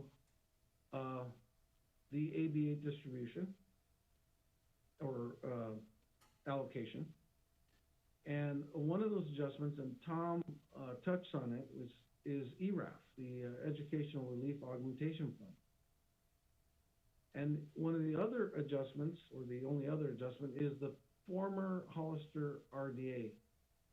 They're authorized to shift tax revenue from some of the established taxing entities. These shifts are calculated as part of the overall ABA process. The result provides the net due to each taxing entity, which then allows for the calculation of the ABA factors used to apportion property taxes.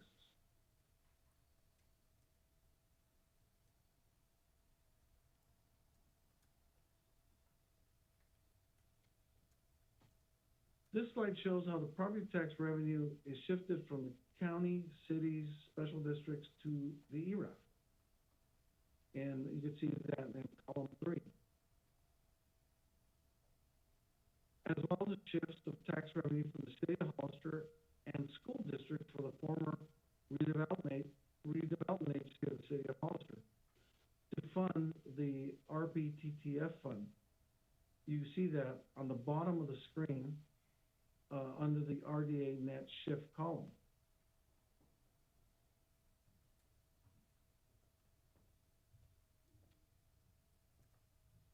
This RPTTF fund was established to cover the wind down obligations of the RDA.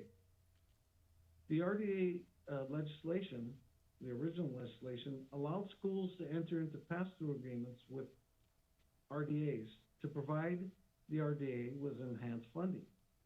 The schools that entered into these agreements were guaranteed that the transfers would be backfilled by the state. When the state realized that the amount of backfill obligation was greater than the state wanted to sustain, the resulting ABX 1026 legislation was passed to wind down all of the RDAs in the state, and that's shown in the major milestones flowchart.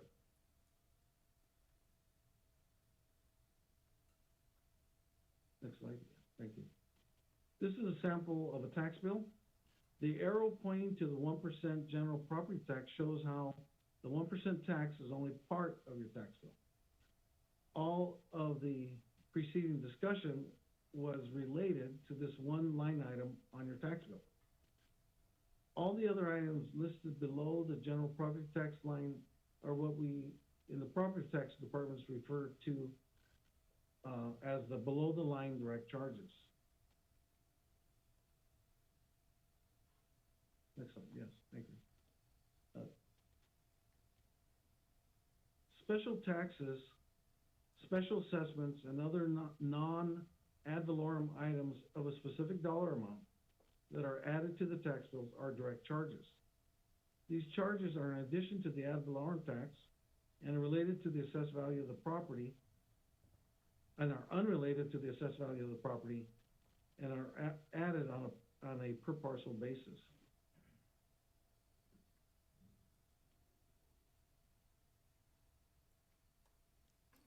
The county auditor's office receives files from agencies such as the San Mateo County Water District to add charges to the property tax bills for taxpayers. They're due no later than August 8th of each year. Next slide.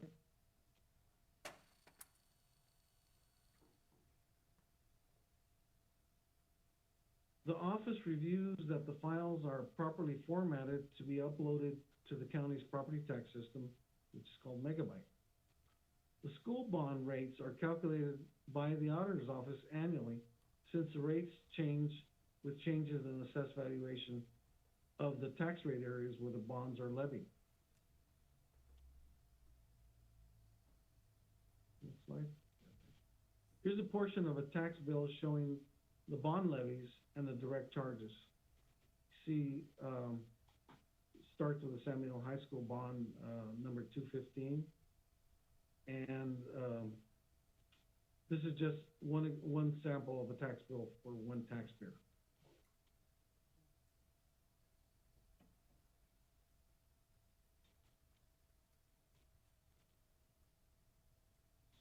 Okay.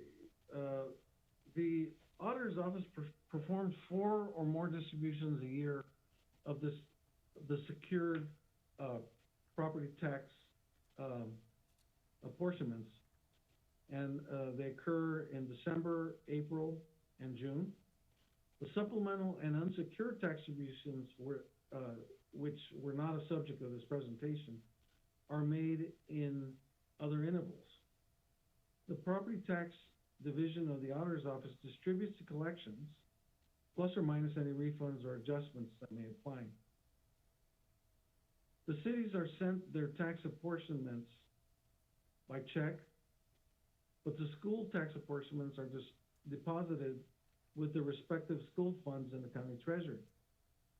Percentage-wise, the schools get approximately 40% of their apportionment in December with the April distribution. The schools are getting about 86% of their total annual apportionment in April.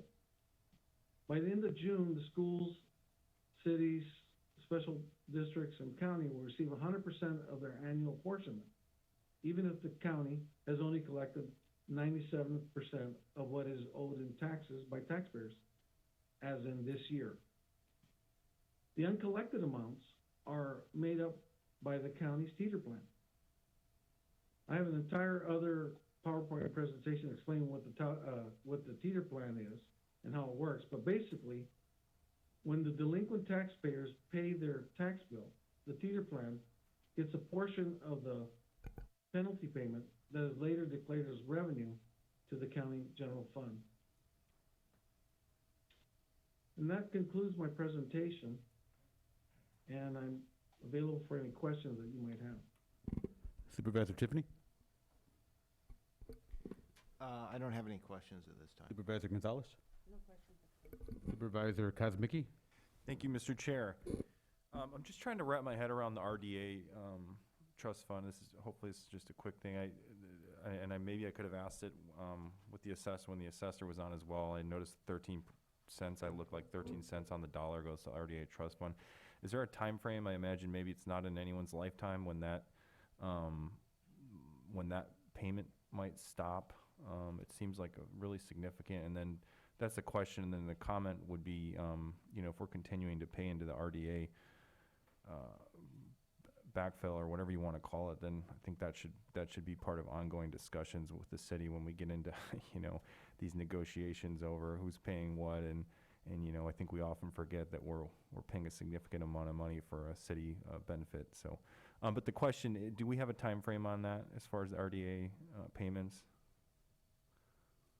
Well, the wind down was supposed to occur 30 years after the initiation of the ABX 126 legislation. So that was, it's actually on the milestones chart when it was passed, but it's probably within 20 years. Okay, so that's going to be a while. Okay, yeah, it was a great presentation, Joe Paul. A couple things I was going to suggest that at some point we hold, we always talk about the need for revenue and this could be in Ray's discussion as well, but I think at some point we need to hold a general brainstorming session on revenue creation and just, put our brains together on ideas kind of from all over the place on how we create revenue. I know we talked about commercial and industrial. I certainly agree with that, but there's some other things we could potentially look at. And I also would just suggest, that we at some point discuss the potential for a county sales tax. I know that's a difficult discussion, but, the city of Hollister has approved their sales tax. It's ongoing, and the county is, on a relative basis is, not there with the city. So it's just something that I would, sorry, go ahead, Mr. Chair. On our sales tax, we're at 1% right now, correct? Mm-hmm. Yeah, and we're going to be discussing that at the next. And maybe we'll talk about that later, but, yeah, no, you're talking about Measure G, obviously. Right. Yeah, the Measure G. Yeah, I'm talking about. But there's also a breakout of our taxes Yes. on the next presentation. Okay. Yeah. And maybe that's premature. It just that, as long as we're talking about taxes, and I know we're doing this, but I just want to, I know former Supervisor Gilio had brought up the Airbnb thing, a couple of years ago. So I just want to make sure that we're keeping our antennas up for all these sorts of potential revenue sources. And again, maybe I'm being premature here because I know this overlaps a bit, auditors and finance. That's on the next presentation. Okay, great. Sorry about that. So that's all I have. Thank you.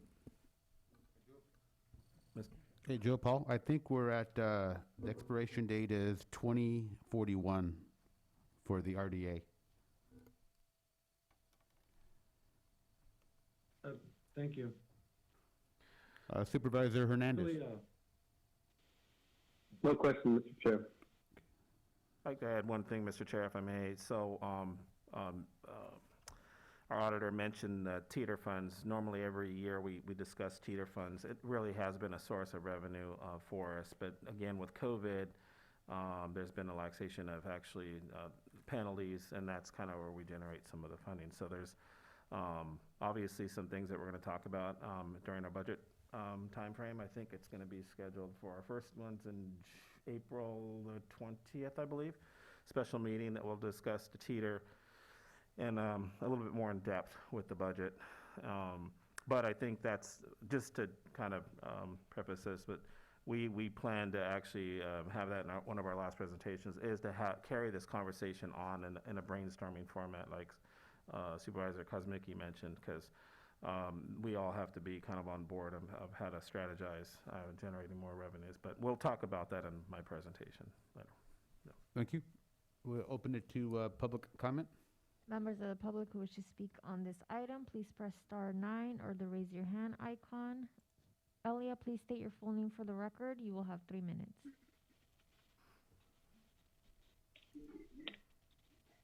Elia Salinas. Thank you, Joe Paul, for the presentation. And so we have one common denominator here. First is the fact that we have an entire new Board of Supervisors for the next 2 years, all working together, and the focus that is economic development. I've been saying this, and many of the previous supervisors, we need economic development. We are one of the poorest counties in the state. We are large in volume and land, but we are poor when it comes to money. Our money leaves and our money doesn't stay here. People don't shop here. People live here, they sleep here, they leave the county, they go to work somewhere else. Like on the weekends, they leave to go shop somewhere else. We need economic development. We need businesses. And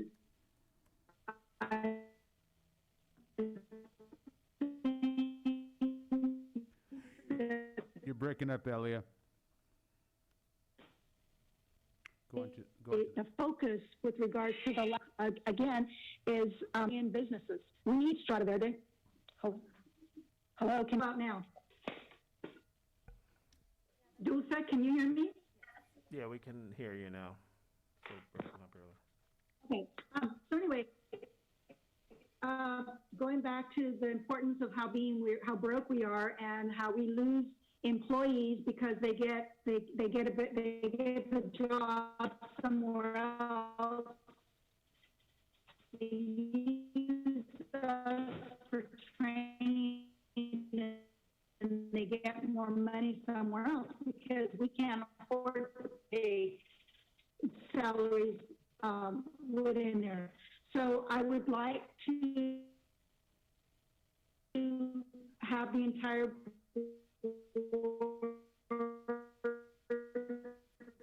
Just cut it off. think about bringing in economic development. Thank you, Elia. You are really in and out, so I apologize. Any other public comment? We have no more speakers at this time. Bring it back to the board here. We have a Part B to this particular item. This is the second item, the second part. So, Yeah, we have Leanne that's going to actually be presenting the tax. is that the revenue? Yep. Okay, general fund. Yep, revenue side on the general fund with deals with taxes and other things. So, so I'd like to invite Leanne, or I'll have Joe Paul introduce her. Yes, Leanne Godinez is our Assistant Auditor Controller, and she will be presenting the comprehensive revenues that relate and affect the general fund. Leanne? Hi, good morning, everyone. So I am sharing my screen right now. I hope everybody can see my presentation. So like Joe Paul mentioned, I'm going to be doing a presentation on general fund revenues this morning.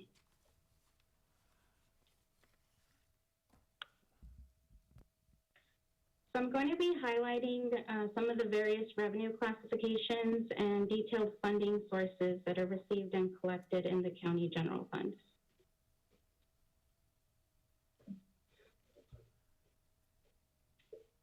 So I wanted to start by presenting a visual of the various revenue classifications found within the general fund. Throughout my presentation, I use fiscal year 2020 as a basis of presenting the proportion of each revenue type within the general fund. So as you can see, taxes does make up the majority of the tax revenues in that fund. Aid from other governments, which consists of state and federal funding, and charges for services to external agencies and customers make a combined 40% of the general fund's revenues.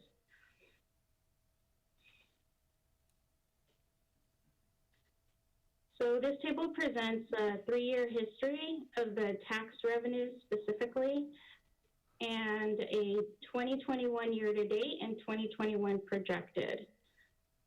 So over the past 3 years, total taxes has increased slightly year to year, and we project that will continue in 2021.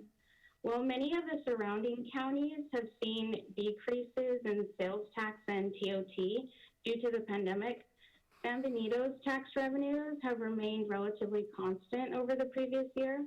And in fact, our sales tax revenues have increased, and I'll discuss that a little bit more in detail. Mr. Chair, if I may? Yes.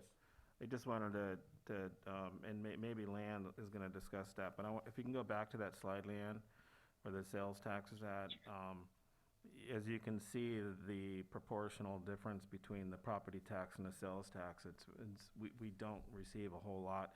And if you look at the number in 2018, we had a PV2 project. That's where why that number was so high. And then obviously it dropped back down.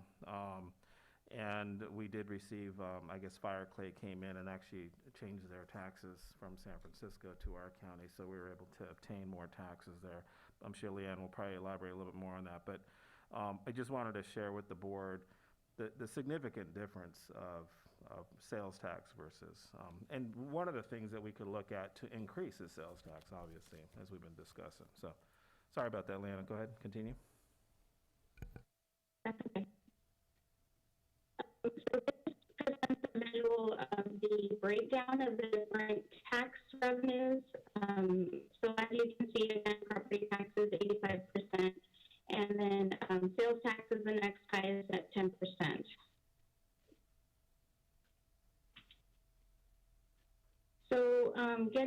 little bit, going into sales tax. So the sales tax rate for the unincorporated area of the county is 8.25%.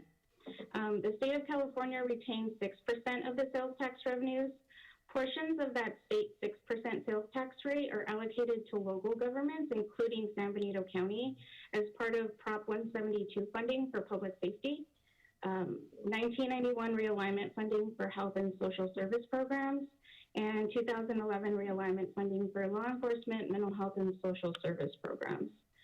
1.25% of the sales tax rate collected goes to local governments. 0.25% is allocated to local county transportation funds, and then 1% if the sale occurs or if the sale is in the unincorporated area of the county general fund does receive that 1% sales tax rate. And then if it occurs in the incorporated cities, then that 1% goes to the cities.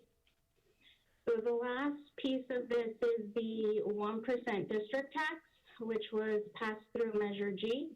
And that additional 1% sales tax is remitted to San Benito Council of Governments for local road projects.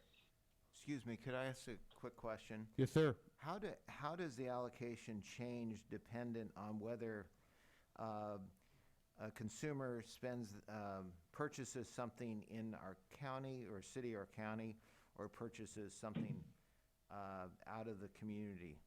And specifically, I'm wondering about, for example, I used to be in the car business, and I know when someone purchased something out of the county, I believe a portion of the sales tax still came back to our county. Is that correct, and how does that break out? I'm just curious. So staying within the county, if the sale is within the incorporated cities, that 1% of the 7.25% goes to the city. And then if it's in the unincorporated area, then that comes to the county general fund. Obviously, sales that occur outside of the county would then, if the consumer is traveling to that store outside of the county, the county or jurisdiction in which that sale occurs would receive that sales tax revenue. But in the case of certain purchases, like a auto purchase, it's driven by the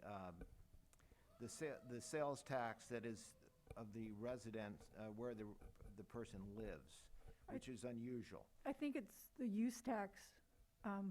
Maybe it's a slightly different. So I know that some of the money comes back. I'm only pointing this out because this isn't true in all cases, but the more people purchase here in the community, stay in town, at least with auto sales, I know, it does benefit the county.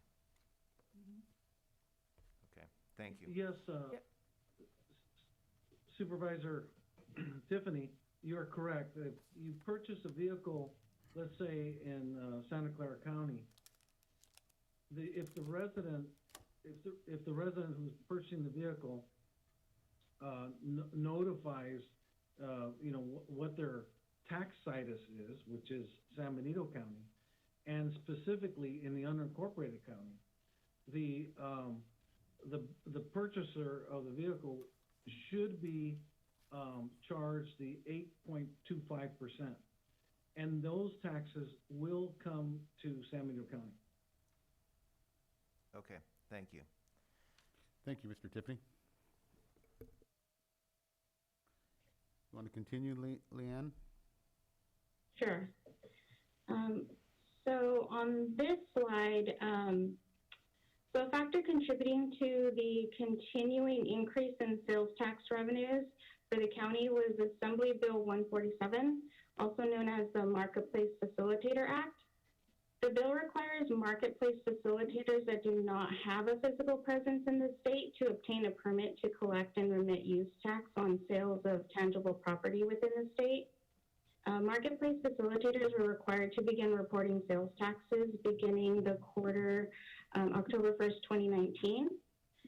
And with COVID restrictions causing an influx in online shopping, the boost in sales from remote sellers and marketplace facilitators mitigated any declines in sales tax revenues occurring from temporary closures of stores as a result of the pandemic. And so this graph to the right shows the effects of the implementation of AB 147. So this is the impact to the sales tax pools with and without AB 147.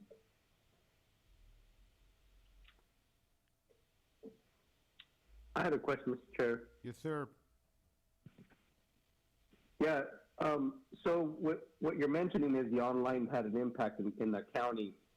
You know, can you mention how many businesses that applies to, or maybe make reference of one to give us an example? I don't have the exact number of sellers or marketplace facilitators, but I guess one that is pretty well known would be Amazon sales. So with AB 147, Amazon now allocates funding based off of, in our county, based off of people buying, their products in our county? I can answer that question, Supervisor Hernandez. Amazon entered into an agreement with the state of California some years ago to provide sales tax. It was AB 147 required that businesses that had sales of above $500,000 annually would now be required to pay sales tax. So with the passage of AB 147, we see businesses like Etsy and many of the auto parts businesses that are out of state, they're not paying income tax. Sales tax. This really made all the difference. And I think this graph right here shows how dramatic a difference it's made with the passage of AB 147. And recall that it was the Wayfair Supreme Court decision that led the way to allow for the AB 147 legislation to be initiated. So this is a significant change in how where sales tax comes from. So, and I thank you for that clarification, Joe Paul. So, as much as I love the revenue, I still have a concern, not so much on this slide. I mean, I think it's really informative, or even the context of it. Just a concern as far as what the driving force of sales tax in San Benito County is. You know, when you think about it, and I'm talking to obviously a lot of retailers, mom and pops, local shops, Amazon is not necessarily a friend to that kind of an industry because not to say that, and I get it, right? It's a convenience to the consumer, especially in COVID times. But to a certain extent, it doesn't set a good game plan for our county as far as supporting the local businesses that we already have. And trying to, in November, they have the big Shop Local, American Express drive, things like that to try to create an organic, local, driving sales tax, base to benefit our county, ultimately to benefit our constituents with having the revenue for resources. So I just wanted to bring that up because I think it's in context. It helps us to think about what is the vision and the goals of the county to support local businesses, even a part of things that to a certain extent are not necessarily they're not beneficial for, as far as competition with our local businesses. Thank you, Mr. Thank you. Mr. Chair, I had a quick question on that as long as we're talking on that. So I was wondering, how do we track, and I apologize the ignorance here, but I'm trying to understand and make sure that we're collecting all the revenue that we're eligible for. How do we track, or what system is in place to track, to ensure that we're getting all of what we deserve as far as tax revenue from Etsy and you name the company, go down the line, and Target comes to mind. When I buy something at Target online, how does that work as far as making sure that a local community like ours is getting all that revenue that we're supposed to get? Well, I can tell you that the California Department of Tax and Fee Administration spends a lot of time, tracking and allocating the sales tax. So, in addition to that, the county has a contract with HDL companies, which they're quarterly. They provide presentations to the county administrative office and to this office to talk about changes in sales tax, talk about different businesses that now make up make up what we're collecting from in sales tax from those businesses. Much of that information is confidential by statute, because it could be an unfair competitive advantage to know what certain competitors are producing as far as sales tax, how much they're actually paying in sales tax. But in addition to providing that information quarterly to the county, HDL has an audit unit that basically that's what they do, is they audit transactions to make sure that the county is getting everything that's supposed to be getting. And there have been, HDL was very instrumental in helping the county receive all of its sales tax as a result of the Sologen project, and had been tracking those specific transactions, making sure that the sales tax that had been, let's say, was paid to the wrong county, that made sure that we ended up getting all the sales tax that was due to San Benito County. So just a quick follow-up. So we're confident that, we're getting the tax revenue we're supposed to be getting? Are there any holes in the system? I think Amazon fought this for a while. How confident are we that we're getting all the revenue we're supposed to be getting from these hundreds, if not, hundreds probably of companies out there that our residents purchase from? Well, of course, there's businesses out there that, the requirement for especially online business is that they exceed 500,000 annually.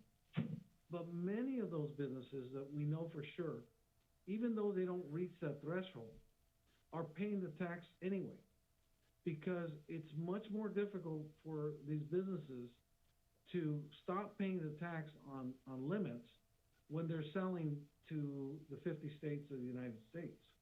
So we know that one of the benefits of the AB 147 was that there was going to be somewhat of an over-compliance with sales tax, reporting. So to answer your question, I feel confident that the county is getting everything that it's supposed to be getting at this time.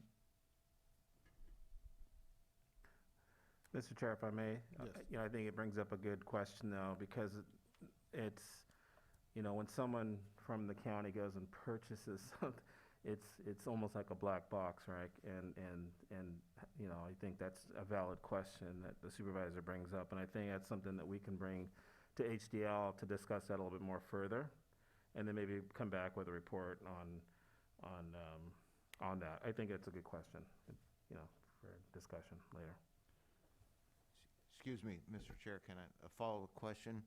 So, and maybe you mentioned this earlier, I missed it, but online purchases, if I live like I do, if I live in the county, unincorporated area of the county, so that sales tax dollars then goes to the county, and if I live in the city, it goes to the city that I live in?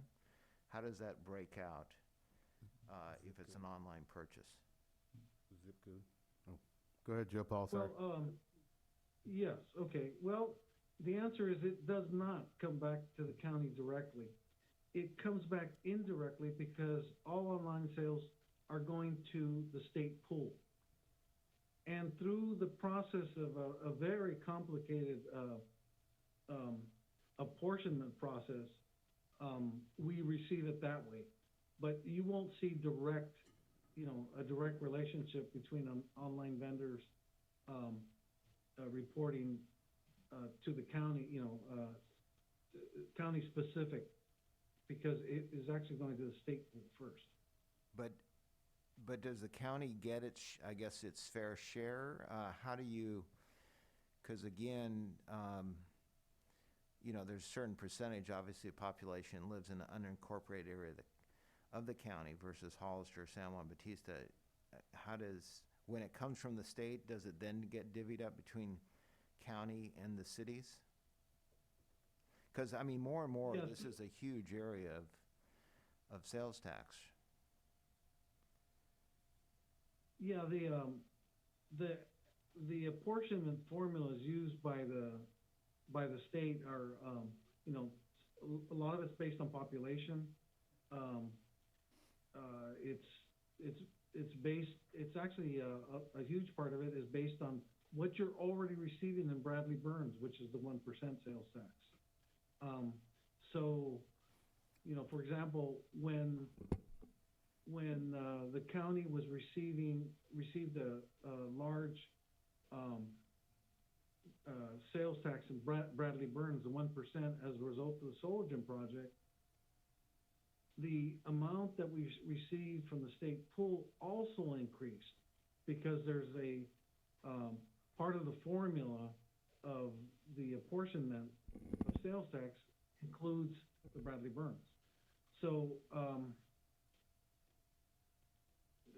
to answer your question, there's no direct relationship. It's indirect, and it's controlled by the state, and the way the state apportions the state sales tax pool. So basically, Joe Paul, the easy way to say it, if there was $100 in sales tax and it was due to the county because it was online shopping, we don't know how much we would receive because it's all based on this magical state formula. Correct? Right. It's making it easy. It's not one-to-one. With the exception of, when it comes to the automobile, like you said, Yeah. it's based upon something different, but Confusing as this is hell, and- online. And I don't know that I've looked at it, but if I order, being in the unincorporated area of the county, if I order from Amazon, I'm paying sales tax. Am I paying at the county rate or am I paying at the city rate? I believe it goes on your actual delivery point. I'm not sure, Yeah, but I believe it's on your delivery I point. believe it's a county rate. Yes, and I then believe that's what someone it who's in is, the but- city is gonna pay at the city's rate. Anyway, it raises, in my mind, it raises a question because,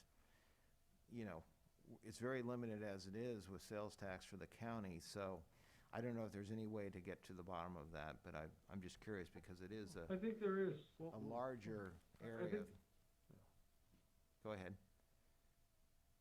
Oh, I'm sorry. Sorry for interrupting. Yeah, I think there is.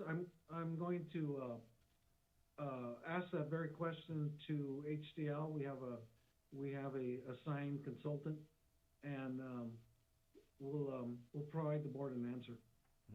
Yeah, because, let's face it, and now particularly this past year, but as we go forward, and I agree with Supervisor Hernandez, it's unfortunate, but a huge part of shopping is now done online.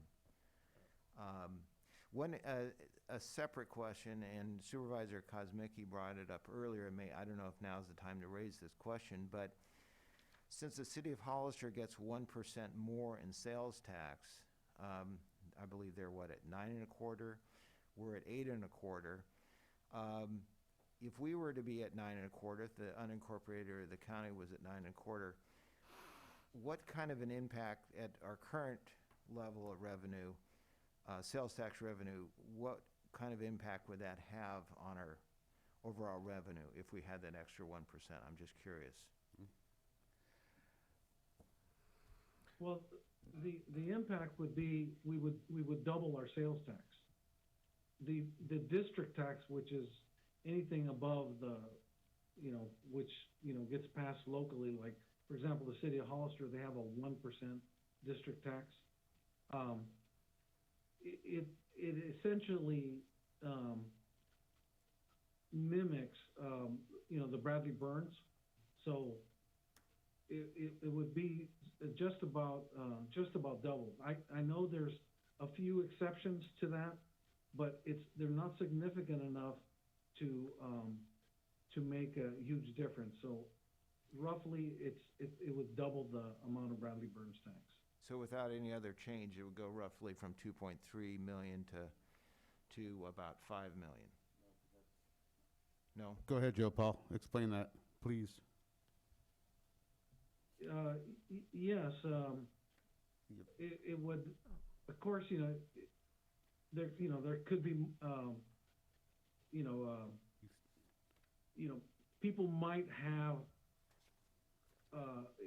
might decide not to make these purchases here because of our, because of the amount of taxes that we're paying, but if barring that, yes, we would be seeing a doubling of the amount of taxes coming in, of the sales tax coming in. Joe Paul, just to be clear, I just want to make sure that when we're talking about the 2.2 million, that's sales and use tax. This would only refer to sales tax. It's not use tax. Am I correct? That's right. So it's not Only really, sales. it's two different Not things. quite. Yeah, How it's much two- is the use tax? What portion? 30? Go ahead. What do you know that off the top of your head, Joe Paul? On the use tax versus the sales tax, if we had to do a pie chart?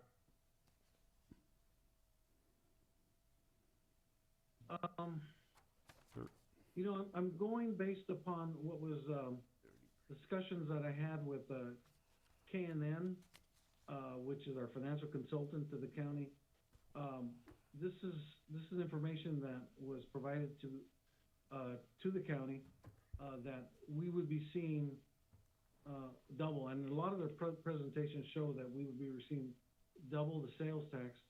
But it's true that what we're seeing here in revenue is sales and use tax.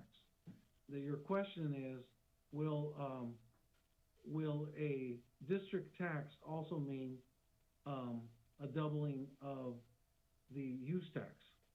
And I'm not sure on the answer to that question. And I'll get an answer to that question. Thank you. Mr. Chair. Okay. Well, I think as Supervisor Kosmicki said, I think we should be talking about different possibilities for increasing revenue. I know that this is something the Board of Supervisors looked at in the past. I don't recall when the last time they looked at it, but to your point, Joe Paul, frankly, we are lower than, the county is 1 point lower than anywhere else in within the county. And if you go outside of our county, in most cases, not in all cases, where we are at San Diego County, our rate is about this, is a little bit lower than many other areas, particularly as you get up in Santa Clara County. So anyway, I just think it's something to consider for us to take a look at. Well, I'm gonna say my piece since everybody's talking about sales tax. When you're looking at sales tax, it's the easy way out. Let's just tax everybody. Let's just tax them 3%, 4%, then we're good. Our job here is not to just take the easy way out. It's to try to figure out how we bring in revenue. We have certain businesses that wanted to come here and that we did not meet the criteria to bring them in. So what we need to do is we need to focus on that. That's the biggest thing we have to do. I'm not saying that it's wrong, 1%, but when you're looking at it, let's not try it that way. Let's continue to be leaders and try to bring businesses here, because that by far pays a much more dividends than a 1% sales tax. Yeah, and I totally agree with you. I'm just saying that I think everything should be on the table, and I also think that residents need to understand, again, you know, kind of the situation we're in. And, you know, you can't provide services without the revenue. And so,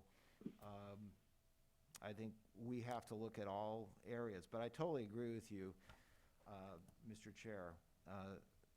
By far and away, the best, I mean, if you look at it percentage-wise, even if we were to double to $5 million, it's still a drop in the bucket relative to where we should be. And I totally agree with you. The first priority by far is getting more commercial, industrial, other businesses in the community that will generate sales tax. Supervisor Hernandez, did you want to jump in? Yes, Mr. Chair, thank you. You know, and I agree with you, Mr. Chair.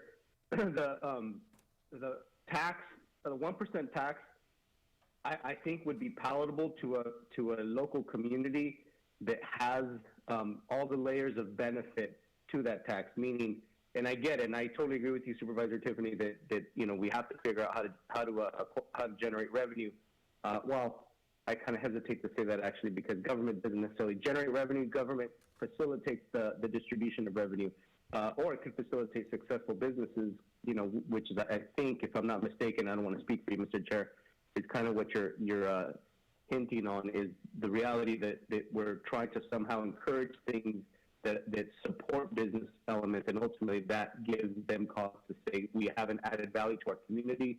A 1% sales tax at that point would be easier for the community to digest. Yes, sir. Is that what you were kind of hinting on, Mr. Chair? Yes, sir. Awesome. Yeah, we're totally on board, and that's kind of, you know, so my comment, which is kind of what I've already kind of iterated, which is I think that's why on the values element of the strategic planning should be consistency. In my mind, these are just my 2 cents as one supervisor, should be consistency and succession planning. How do we create consistency within the economy? I mean, obviously for different reasons, which I don't want to get you know, political, whatever, but yeah, we shut down, and because of that, there was a consequence. Right now, and there's enforcement, which was an added cost, but then there was also a decrease in revenue from businesses because they shut down, you know, because of the pandemic and stuff. So all that to say is we went down in revenue, we've increased in cost. So there's got to be a game plan that says how do we try to still address the needs, right? Still address, like in this instance, the pandemic, but do it in a way that can still keep us and the ability to manage our revenue, because the long short is we're going to end up dealing with limited resources or less resources if we don't change gears. And by default, that means we're not going to have the ability to even spend money on enforcement or any other thing that the Board of Supervisors majority would wish to support. So you know, we just got to come up with a game plan, I guess, is long and short. Thank you. Okay, thank you. Leanne, are you still? Oh, can I add on to that? I'm sorry. Are you going to talk about sales tax? Real quick, is that No, okay? we're done with sales tax because it's not on the actual agenda. So I think And everyone else kind of talked went a about little it. bit too far on it. I was just corrected by our you may legal have counsel. I was, Just corrected by our legal counsel that we I- went a little bit too I far. was thinking that the future ability to impose a future tax should be put on a future agenda. Yeah, I To agree. discuss further. So everyone gets to make a statement but me? well, I haven't yet. Well, And yeah, so, so I yes, just and so all I want to say is someone, Well, hold on a second. Hold on a second. Yeah, I was thinking that, Let's go with legal. yeah. I was thinking that the future tax issue isn't strictly, like, it doesn't appear to be what's actually on the agenda precisely. I mean, I just asked the board to look at the agenda and then make its determination about what's. But Well, can, you can I could just, talk about I your- won't talk about taxes in particular, but I was told that this retreat, we were going to have the opportunity to provide direction to staff on future ideas.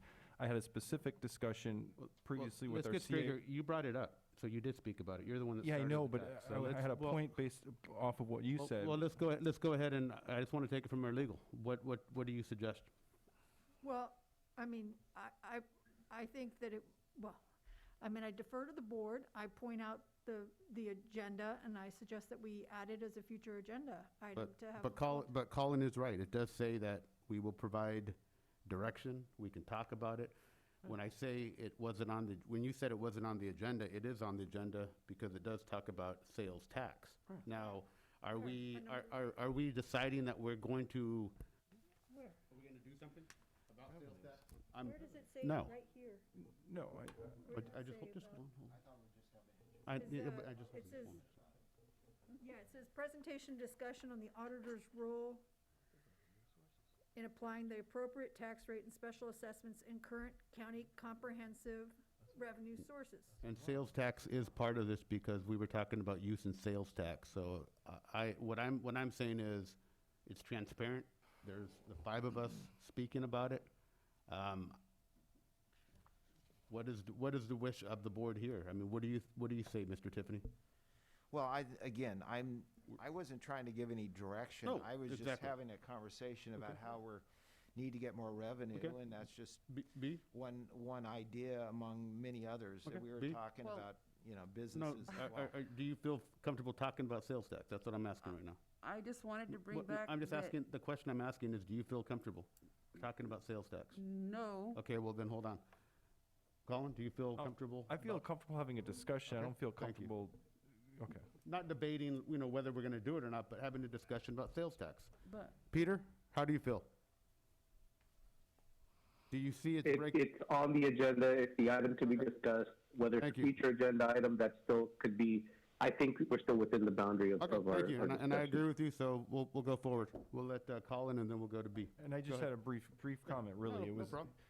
I appreciate what Chairman Medina said and Supervisor Tiffany said about, I'm not a big tax person, but we're struggling here in this county, and I just would say, why can't we at least consider both, as a future issue to discuss? Why can't we just consider talking about, having creative ideas to generate revenue through commercial, industrial, and other areas, but also, if we're going to double our revenue potentially, I think it's something to at least consider having that discussion with our community, because our residents complain a lot, rightfully, about the level of service they have here.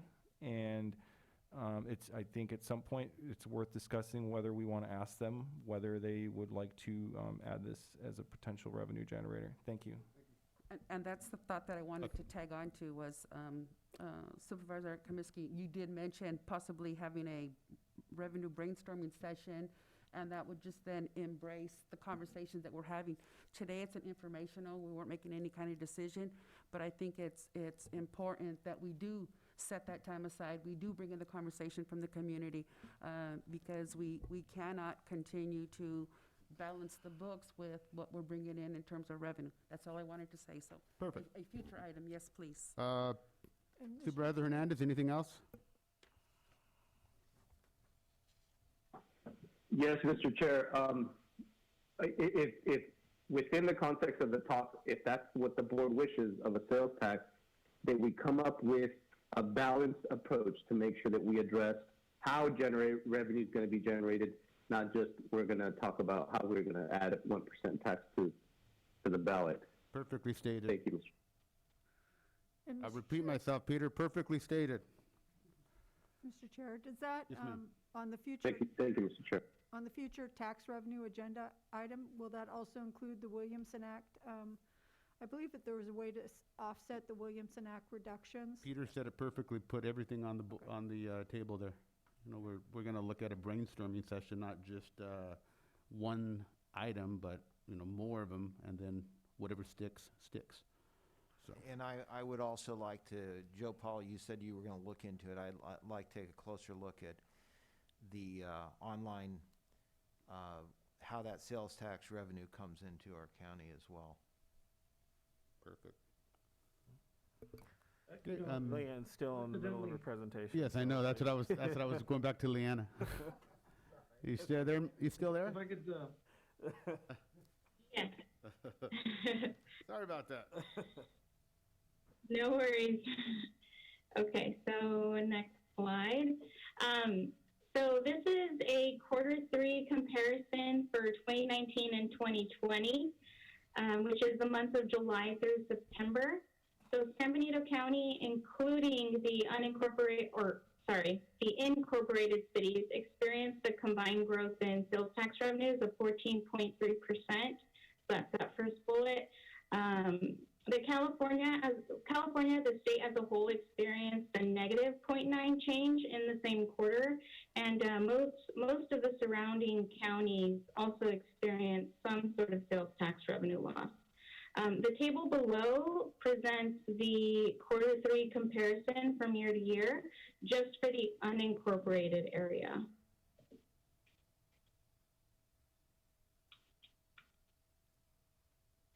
So the next tax I wanted to briefly discuss is the documentary transfer tax. So this tax is collected by the county recorder's office. And so this table presents a 3-year comparison. This is by calendar year of the recordings and the amount of taxes collected in each year. From 2019 to 2020, was there also an increase in the actual document transfer cost?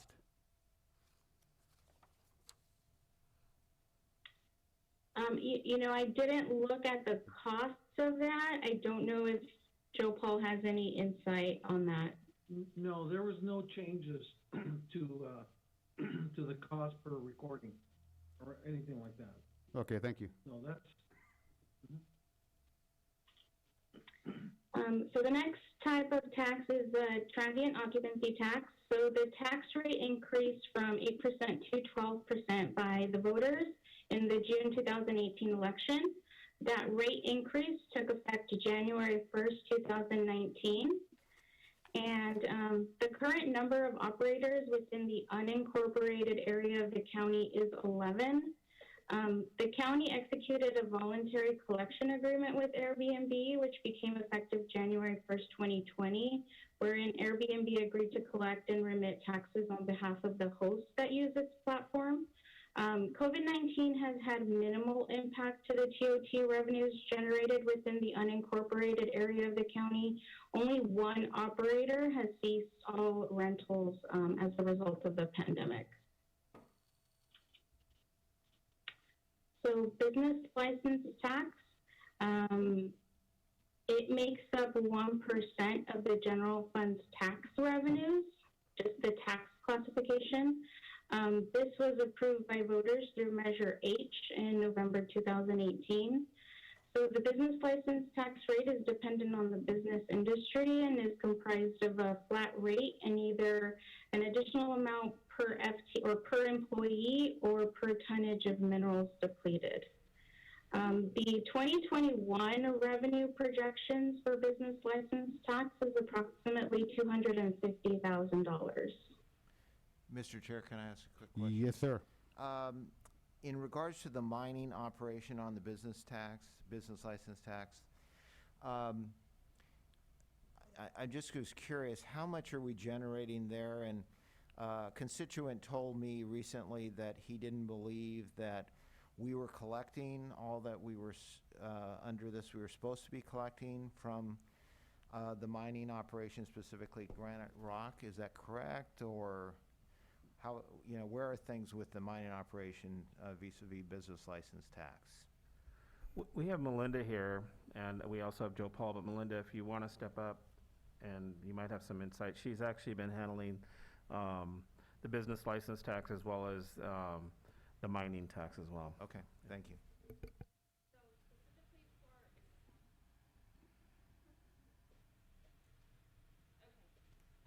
So specifically for Granite Rock, they are paying the lion's share of what we collect on the on the mining claims. They have paid, I believe they've just paid their third half-year business license amount. So they pay every 6 months. And yes, they're paying, basically they're the biggest mining operation in the county, and they consistently pay every 6 months. And so a good portion of what we've collected in business licenses has come from Granite Rock. Okay. Well, I knew it was a significant portion, and I was just, so I must have been told incorrectly by someone. Thank you. Yeah, no, they're paying their Okay. share. Appreciate that. Thank you. continue.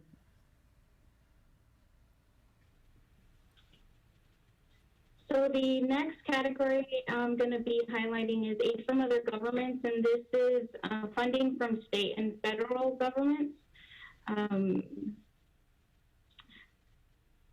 The 0.5% sales tax for public safety, or Prop 172, is part of the state 6% sales tax rate, and this is the largest state aid that the general fund receives. Most aid in the general fund is remitted to the county for purposes of public safety, and the next pie chart will show that. Federal aid in the general fund is received by the County Office of Emergency Services Department, and we also receive payments in lieu of taxes, which it provides payments to counties to offset losses in tax revenues due to the presence of federal land in the county. In July 2001, the general fund received a one-time federal aid payment from the Coronavirus Relief Fund. That's the $6.3 million as part of number 4. And we anticipate that there may be possible additional funding. The president has a proposed COVID-19 relief package that includes money to support state and local governments, but we do not include any projection for 2021 on this table.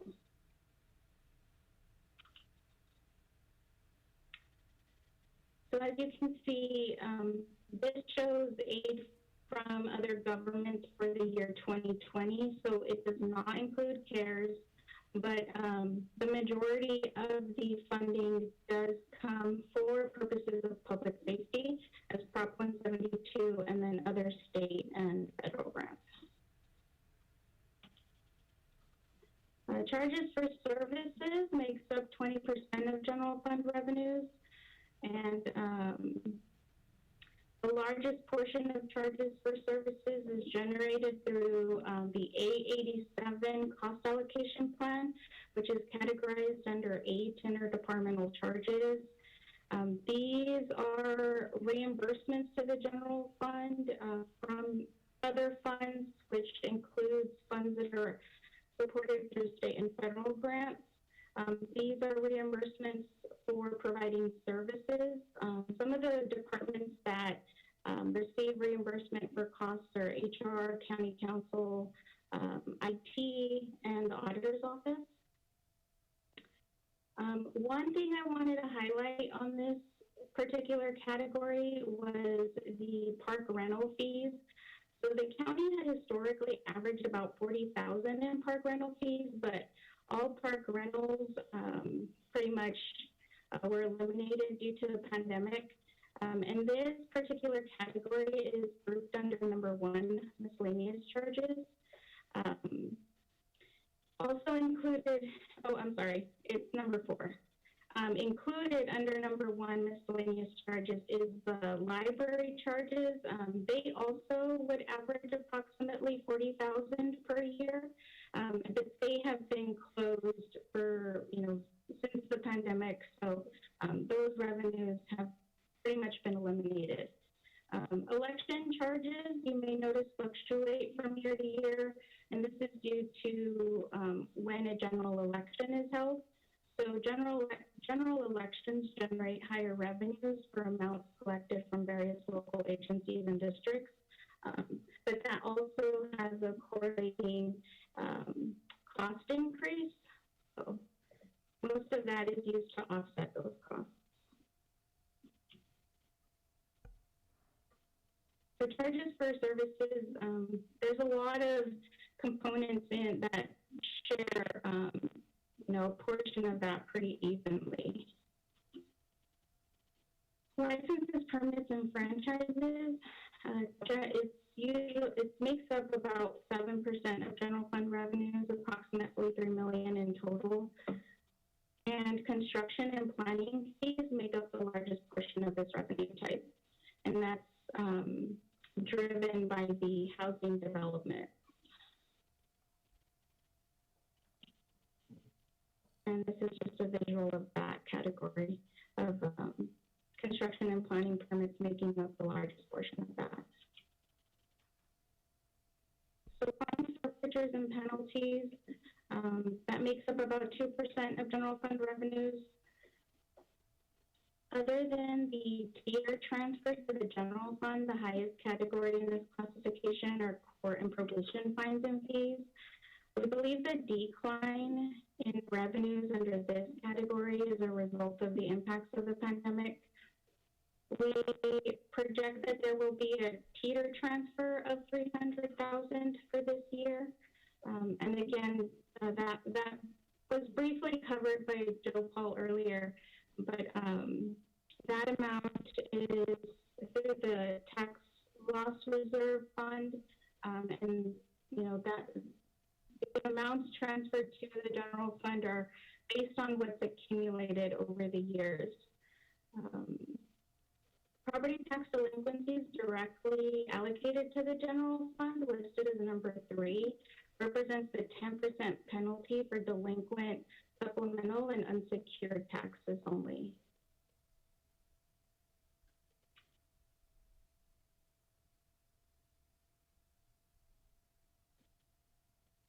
And so this chart, when you exclude the teeter, the other combined revenues bring in approximately $500,000. The last two categories in the general fund are use of money and property and other miscellaneous revenues. The use of money and property includes investment earnings for all cash investments managed by the county treasurer, as well as investment earnings for the county self-insurance fund, which is managed through Trindell. The second item listed under this category are investment earnings at PARs for amounts that we hold there for pre-funding of OPEB and pension liabilities. And then other revenues are just, most of the time, one-time revenues to the general fund. And some of the, one item included in there are insurance recoveries for the county's losses. So that concludes the presentation. Are there any questions? I'll start off with Colin Kuzmicki. Thank you. Just a quick comment. Again, I just want to bring up the business license issue of projected revenue of $250,000. I think when we looked at this years back, we were projecting $450,000 in revenue. So and we've heard anecdotally about businesses that just decide they're not going to take part. If we have a tax and some businesses are taking part, I think it's only fair that everybody's required to pay that business license. So I really would strongly encourage a firm auditing of what's going on there. Thank you. Ray? Yeah, and that's also run by ACL, so we'll do some work on that as well. I appreciate that. I did have a question, Leanne, for you. Is the 20% general fund revenue services charge for services on item number 8 within your presentation? You have the cost plan, the A87 cost plan that's there. The question I have is that include all departments, so general fund billing, general fund departments, is that an accumulative number, or is that number specific to subvention billing? It includes also the charges to the general fund department.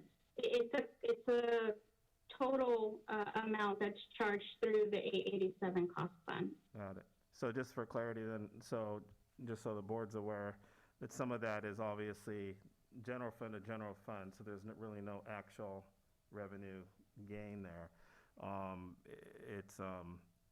The main reason I know is Joe Paul Gonzalez and I had many discussions before is to actually making sure that the board and the public were aware of the services that were provided through administration services, which includes IT, includes all HR, everything. So there's a level of services that's accounted for and represented there. But with the general fund, it's kind of in one pocket from the other pocket, so to speak. So there's no, but when it comes to subvention funds, there's state and other funds that can be received for the services applied there. So and I'm not sure if you mentioned this, Ann, it's 2 years in arrears, Tim. So we don't actually capture that. Correct. The work today we get compensated 2 years from now. Supervisor Gonzalez? Just I would like to reiterate, when we go back to do this brainstorming revenue committee, that we do look at the business license. I concur with Supervisor Kozmiski, that in the past, I have become aware of some businesses that have not participated in the business license tax, and everybody needs to. It just has to, so I agree with you there. Supervisor Tiffany? I would concur with that as well. I should have asked this at the time, but you showed a slide with the one that showed the fact that we're up as a unincorporated area of the county up 13.1% year over year, third quarter. You have state and county pools. What is that exactly? I know we're not talking swimming pools. So we're up, almost, we're double in that one area, so that's a big chunk of the increase. I'm just curious, what is that exactly? So I believe included in there is the AB 147 revenues for the out-of-state vendors. So that would have also contributed to that increase in that third quarter comparison. So you're talking about the online? Online is what you're. Yes, for the retailers and out of state that don't have a California presence. Okay. Yes. Okay, and do we have a idea why you made the point that California on a whole is down just almost 1%? We're up, 14% when you include the cities.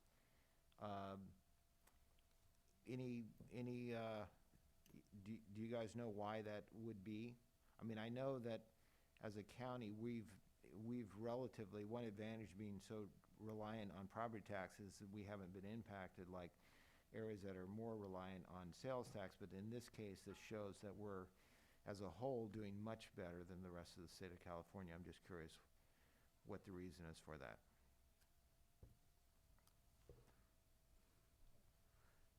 Can you repeat that one more time, just for clarity? Can you put back that, is it possible to put back that slide? Is that too hard to do? The one where it was a comparison from year over year, quarter by quarter? Right. This one? You need to share it. Oh, let's see. It's headed by taxes dash sales and use tax. Yes, that one. And I was just pointing out that wait, there we go. That's pretty dramatic. We're at 14.3% year over year. California as a whole is at a negative 1%. I'm just asking the question, any thoughts about why that is? And that's certainly good news, but. I would surmise by just looking at this, you're looking at restaurants and hotels, it's hardly any of our total, whereas the state of California has a lot more. You also look at the fuel and service stations, small amount in comparison to California as a whole. When you talk about. Yeah, it just may be proportional. When you talk about dollars itself, fixed dollars. Yeah. So the percentages look much larger than they really illustrate for. You're probably right for the state versus the county. That's my opinion. Yeah, that's probably a good point. That's it. I would, if I may, I would just also say, our economy is very functional. We don't have entertainment discretionary, a lot of discretionary type. I just had this discussion yesterday with somebody, as far as I know, the city of Hollister is doing well too. Our economy, fortunately during these times, like I said, it's very functional. People go to certain stores for certain things, and I also would say you're gonna maybe more likely to stay away from Gilroy and all the crowds at Walmart and Costco and all that, during these times. Thank you.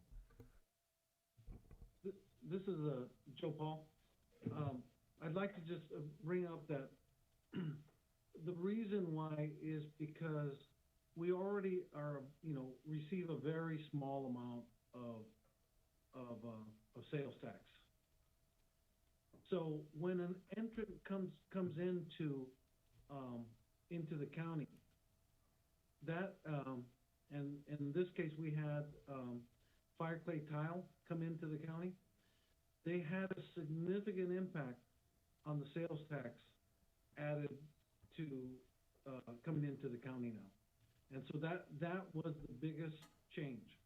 And because we already received a small amount, and they were a major entrant into the a sales tax taxpayer, that's the reason why we've seen this dramatic increase. Right. And it also just goes to show what a difference just a small number of new businesses can make to our community. All right, thank you.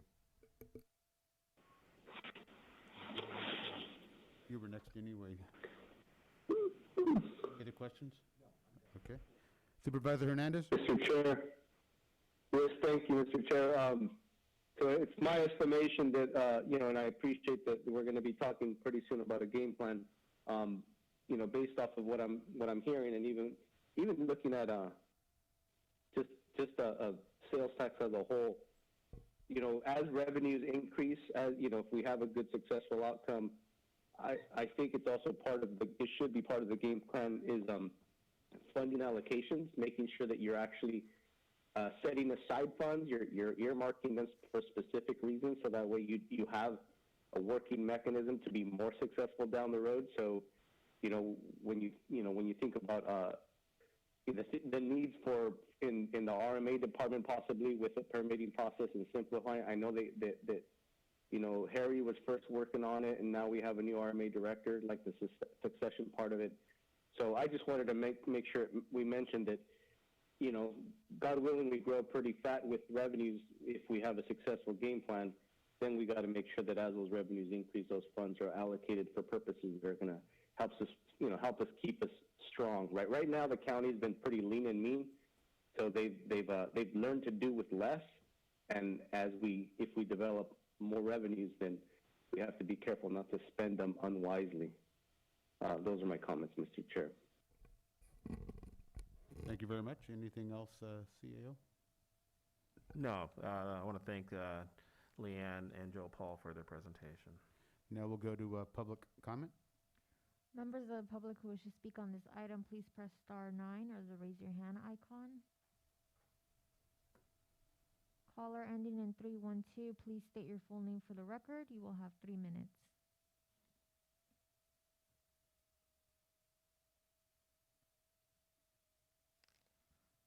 Caller, you've been unmuted. We cannot hear you. Okay, can you hear me now? Oh, yes. Okay, great. I have 6 quick questions. Please expand on the recology fee. When you say cannabis, the cannabis fees or fines, does that include hemp? There wasn't anything that I saw with regards to RV park revenue. What is the percentage that HDL receives? And after HDL does an audit, is there a county, or are you going to tell me we don't have enough people to learn what HDL does, so we don't have to continue to pay them on specific projects? And how many mining operations do we have in San Benito County? And that reminds me of the trucks last summer. Did we get any revenue from the traffic coming in? So this particular meeting today is a reason as to why I have advocated that the Board of Supervisors should be a full-time position. This is a business to operate this county, and I know we have new board members, but there's a lot to be learned, and that is why it should be a full-time. I want to thank the Board of Supervisors for supporting businesses, and the way you support businesses is that you voted with the economic development, and we do need, I don't know I can't remember the last time we got a report from them on what's going on, but 2020 brought us into an economic crisis we've never seen before. I'm pro new business development. I was for the Strada Verde project. I was for the Betaville project. But those projects are going to take a long time, so I do appreciate the fact that you're willing to actually discuss, and I can't believe I'm saying this, but actually do discuss and bring to the public that it is that we need law enforcement, we need firefighters. So we need revenue. We're a poor county. We need the revenue. People leave our county all the time, employees, because they get more paid. They get paid more in another county. So increasing the tax revenue and bringing that for discussion, I think, is a great idea. I think that's about it. So thank you for allowing me to speak. Thank you. Recology fee, cannabis / hemp fee, RV park, HDL expense, second set of audit, the mining operations, how many do we have? And all the trucks that came in last summer, did we receive any type of mining revenue from that? So I can go over that after with you. Any other public comment? We have no more speakers at this time. Okay. Bring it back to the board here. Seeing that it is 11:58, would you guys like to take a 2-minute break? Okay, we'll go for a 15, half 20 hour. minute at least? We'll go for, is a half hour Half an hour. sufficient, or do you want an hour, or? No, a half an hour. Okay, half hour, is that all right? Peter, you're, half hour, Peter. That's okay? good. Half hour's fine. Okay. Half hour's fine. Thank you. Thanks. We'll adjourn until Thank you. 12:29. Okay, bye.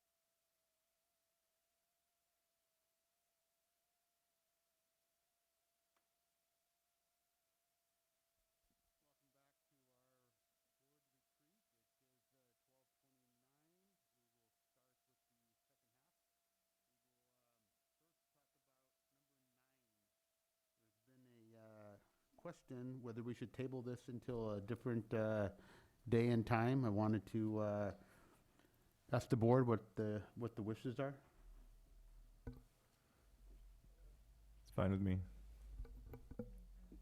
I'm in favor of tabling number 9. Myself. I'm fine with that. Supervisor Hernandez, are you all right with that?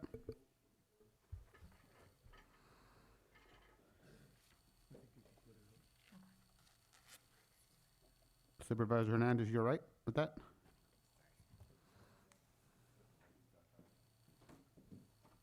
Okay, well, we have, Yeah. we have a majority. I am. I'm sorry. I had myself muted on my phone as well as my. Oh, sorry. But yeah, yes, go ahead and, That's unanimous. it. We'll Thank you. table it. Good deal. We'll bring it back for another day down the Okay. road. Yeah. We'll go on to number 4, which is through our resource management agency, Mr. Young. Thank you, Mr. Chair.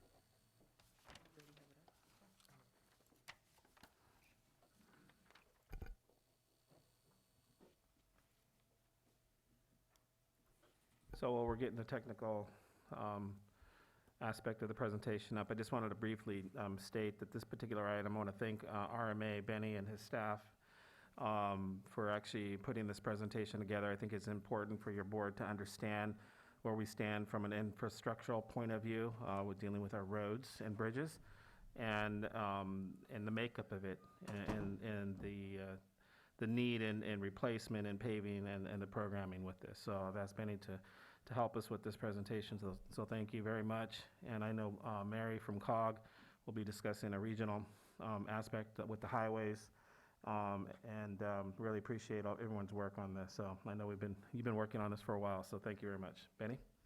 Thank you very much, Mr. Espinosa. Mr. Chairman, members of the board, I would like to just outline kind of the county's piece of the roads and bridges needs for San Benito County, and then as the CAO indicated, Mary Gilbert will be on just right after I finish to talk about the regional road program, which encompasses more than just what we're responsible for here in terms of county roads. And then we'll both be available to answer questions or hear your thoughts with regard to where we go from here. I want to just say something to you.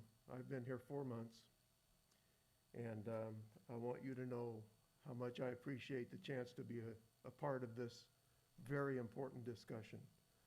I'm a lifelong administrator. I'm a civil engineer by trade, and so I've spent much of my career working in transportation, planning, design, construction, operations, and maintenance.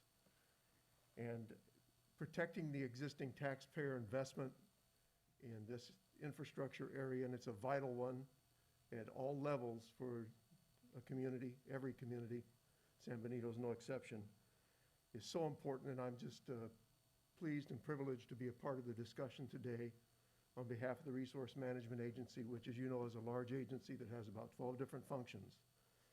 This is one of the key functions under the RMA, and I'm delighted to be a part of your discussion today, and thank you for including it, Mr.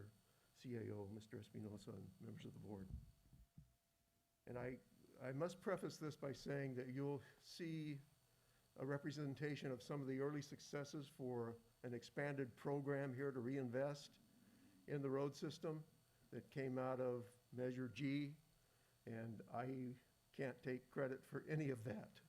But I'm very impressed with how quickly the program has taken off here, because I know how long the lead time is generally for planning, design, and construction. And when I came in 4 months ago, 1 year into your Quick Start program, I was so impressed with how far you've already come. And so I need to make sure to compliment my predecessor, Harry Mavrogenis, and the staff that were helping him, in particular Greg Bucknell with NV5. And then for this presentation today, I want to acknowledge the contributions made by Renee Anchetta, who has really been helpful in getting some of the maps that we will hope to have interactive and online for the benefit of our citizens. So county citizens can track progress and can see the condition of the road out in front of their house, so to speak. I think that's important to keep the public involved. And also Jason DeRosa, who's the superintendent for our road program, has helped me with many of the photos and some of the background information. And toward the end, I will summarize just briefly where we are with the storm damages we sustained a couple weeks ago. I don't have slides on that, but I will summarize that for you because he was out the better part of this weekend with a team from the state looking at the condition of the county roads after that event. And finally, Deems Katata, who is a registered engineer who works for us, helped put together a lot of the background for this, particularly the bridge program. Deems has sort of taken the bridge program under his wing over the years, and he's the bridge expert for the Resource Management Agency. This first slide just indicates the areas that I would like to quickly cover today, and I'll move through it briskly. You can feel free to stop me if you'd like, or you can hold your questions to the end, which is what I would prefer, but I understand the need to stop and talk if you wish, and I'll be glad to follow your lead in that regard. First, I wanted to just kind of summarize the program overview, the funding sources. It won't be an analytical summary, but just kind of a qualitative summary of the funding sources that come to the county that are used for roads and bridges. I want to talk about our pavement management system, and you'll hear a lot of discussion about the condition of the roads and the unmet needs that I'm going to summarize later on in the presentation are mine. And they're very preliminary, kind of rough estimates, but that gets you in the ballpark with regard to what we're up against in terms of sustaining the conditions of the road and or improving those. So you'll hear a heavy maintenance on maintenance because it's my opinion that's one of the key needs, not just in San Benito, but in cities and counties across America.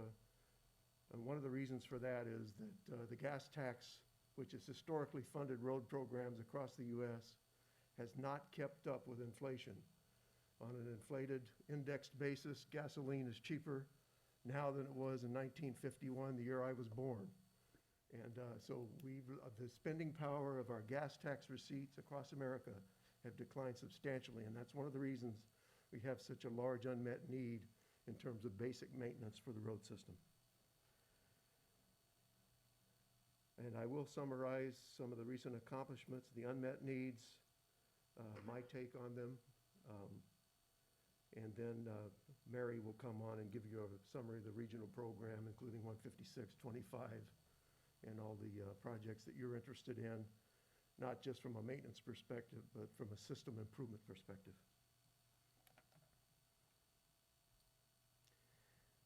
In general terms, the county has about 450 miles of county road that we're responsible for. That's a lot. Most of it's in the outlying areas, South County, North County, West County. There's not too many county-maintained roads in the immediate vicinity of Hollister, but there are a few, and they're also really important. They serve as our arterials and collectors.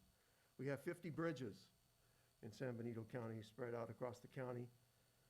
We do most of our routine operations and maintenance in-house under Jason DeRosa, and we have a road yard on Southside Road, as most of you know.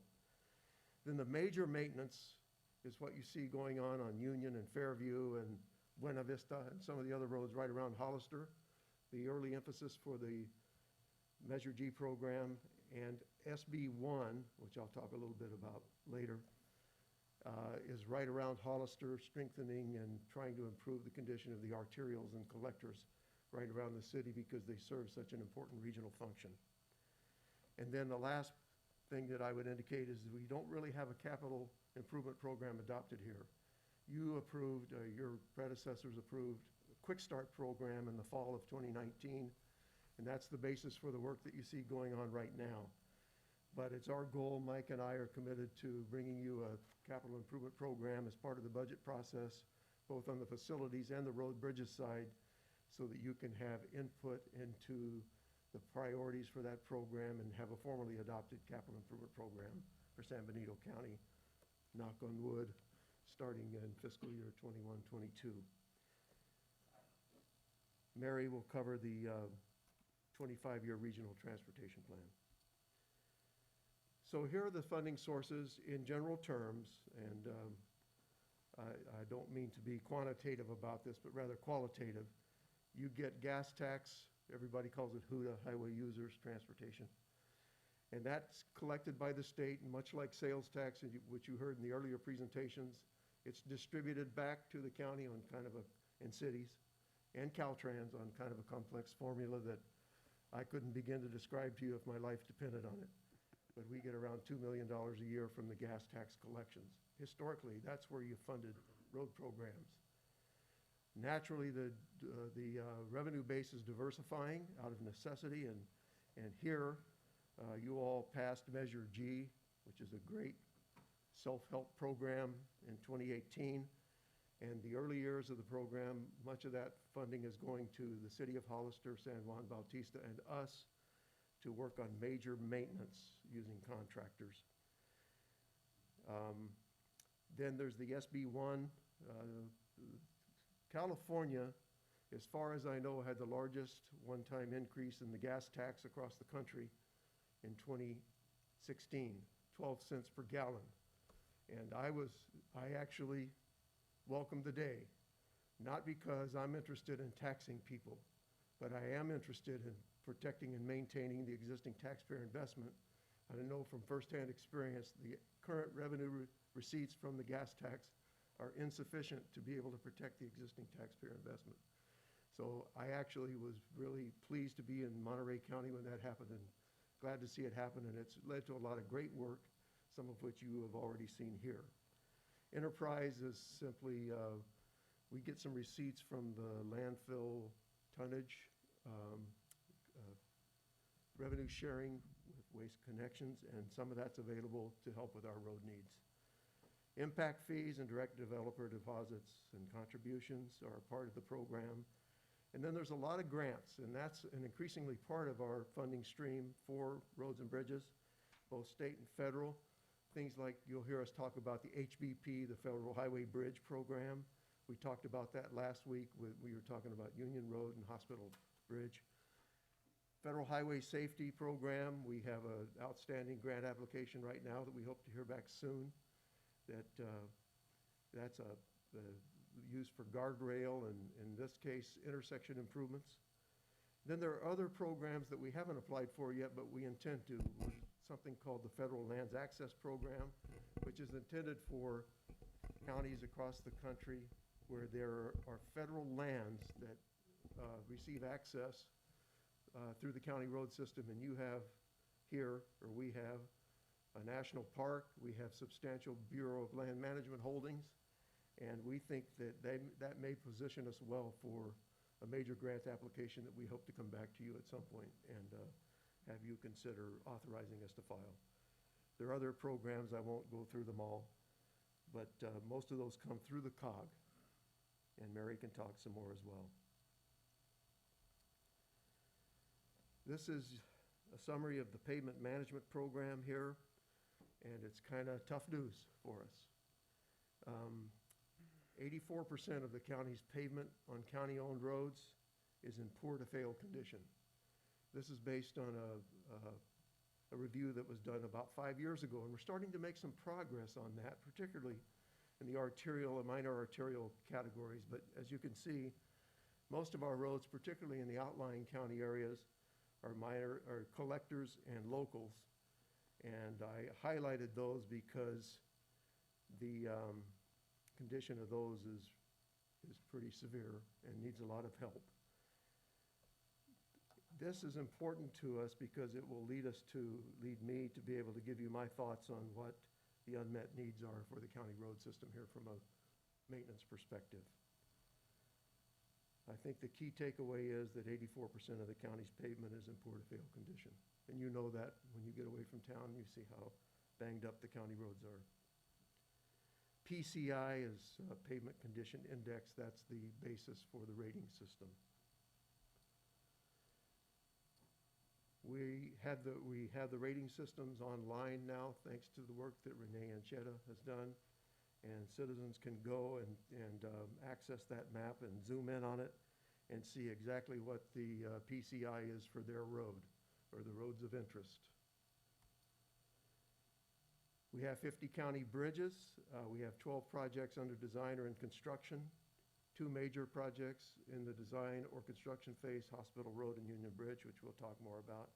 We also have a map that you can see all the bridges in San Benito County.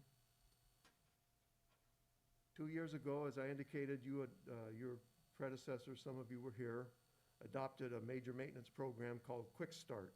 And that used Measure G and SB1 funds to get going, and 12 projects have already been completed under that program.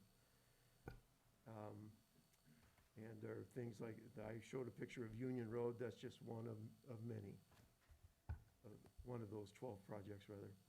There are 12 bridges currently in design or under construction, including Hospital Bridge, which is expected to be completed by the end of this current calendar year. And Mr.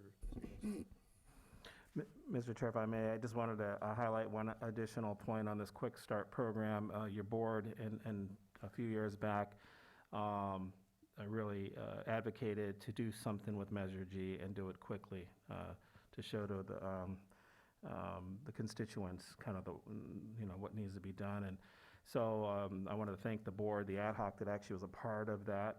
Spent a lot of hours working on that, going to the state, and working with Vanner, who has been a partner, and TRC. And they really were instrumental, along with staff, RMA staff, and others as well, to move these projects forward. So I just wanted to share that, a little background with the Quick Start. It didn't happen just by chance. There was a lot of work that actually went into it, a lot of planning, and a lot of good partnerships as well to make it a success. So I just wanted to share that. And I know we said we weren't going to interrupt you, but, I can't ever say I won't. You're the chair of the board. I know Mr. Tiffany was going to ask a question about Hospital Road, because I know you brought it up last time. Just wanted, I know we might forget later on, so if you have any questions on Hospital Road, let's go at them now, because I think your constituent's been waiting years and years and years for that, so. Yeah, no, I think we did talk about it a little bit, and that's in the process, I know. And it's due to be completed when? By the end of the current calendar year. Yeah, which will be, and how long's it been out? I'm trying to remember now. 15, 20 years? What? I think since Mr. Monaco. Over a decade. Yeah, it's been over a decade. So you came in on a good time, Benny. You're going to take credit for that. I came riding in on the backs of others who've done some great work, as Mr. Espinosa appropriately indicated, and you ought to be complimented for that work, Mr. Espinosa, and the staff, the previous staff at the RMA. Sorry about that, Mr. Young. Oh, no worries. You're the chair, Mr. Chair. I'm here at your disposal. This is just to show you that we do have maps available, and they're online through the county GIS that show all the current road program projects, and they're color-coded, under construction, completed, under design, and pending. And then I put this particular list in because it shows some of the near-term work that we are currently moving ahead with and hope to be under construction shortly. There are 10 projects under design and another half dozen pending. Those top 6 that you see there, Wright, Shore, Cienega, Cole, Anza, and Carr, we hope to have under construction this calendar year, those 6 projects. It's kind of the next round of SB1 Measure G projects from Quick Start. Those are the current and planned bridge projects. There's a dozen.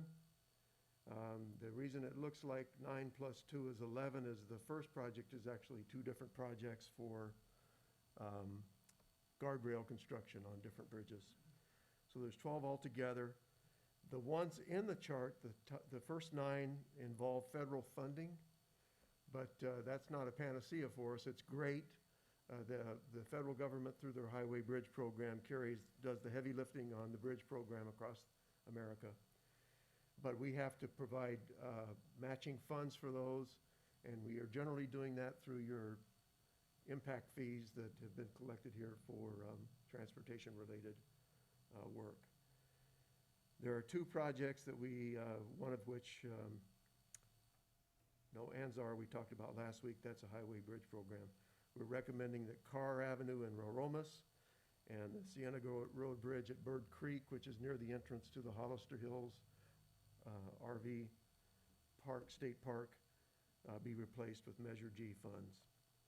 The rest are all highway bridge funds. Those 2 bridges are in need of help as soon as we can get to them.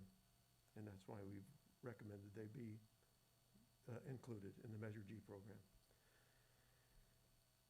This is just another map that shows the major bridge projects, and the one that's pending that you worked on last week with us on the right-of-way acquisition is Union Road. The Union Road Bridge will be replaced by a bridge that will lie just south of the existing bridge on Union Road. I think the community is making great headway on this, and this just illustrates some of the recent progress associated with the Quick Start program, and it's dispersed throughout the community. Those are just 3 samples: Cienega, South Side, and Hillcrest. But there's work to be done, and I don't need to show you a lot of pictures of county roads that need attention, but they're out there. And so we need to keep, I'm hopeful to be able to maintain the progress that's been made so far. And when we bring you the CIP recommendation later on this spring, that will set the stage for continuing work to, particularly on major maintenance. I think that needs to be a county priority in my opinion, and I recommend that to you, to move from that to this. 2 quick questions on the roads real quick. I know we had it already figured out, I just don't know where they're at on the list. Is Best Road? That's, yes. That's imminent also. It was on one of those lists I showed you and just kind of went by in a hurry, but we are doing the design for that now and hoping to be under construction this spring. Okay, and so just so everybody knows, that's paid through the Enterprise. landfill enterprise zone. I just want to make sure. And then Fairview? And Fairview, we're doing another major segment of that this spring. Spring. We'd knocked off at McCloskey, is it? Anyway, we're going to, Rosa Murata. thank you very much. I'm still struggling with the geography here a little bit, but So, it's going to continue. so that'll be spring of this South. year? Yes, sir. Okay, I just wanted to, I know those were 2 that we've been speaking of for many months, so thank you very much. Oh, you're welcome. I wanted to make mention of the regional program, even though Mary's going to cover it in more detail. This is maybe a few years old, and Mary can tell us exactly when, but the regional needs here are estimated to be almost $600 million. That includes not only major maintenance, but also roadway widening and improved functionality for the spine road system here. And the county has almost 80% of the roads in San Benito, so you can imagine of that total estimated need of 585, maybe all but 100 million of it is San Benito counties through the COG and then through our own program.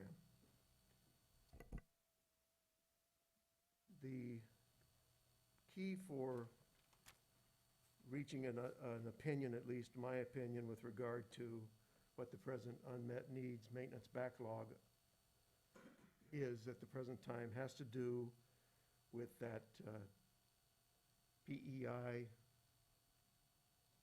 PEI is the name of the firm, PCI, Pavement Condition Indexes, that I referred to earlier, the 37 system-wide.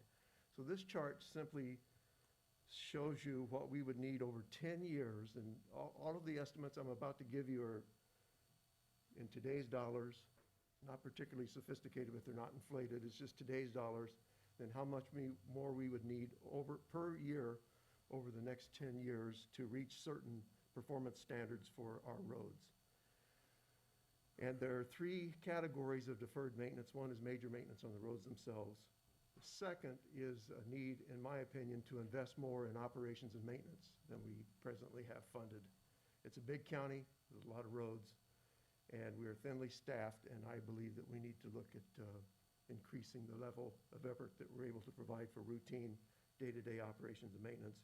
And then the third category is bridges. Fortunately, the bridges is not a huge component of our unmet needs, thanks to the federal funding.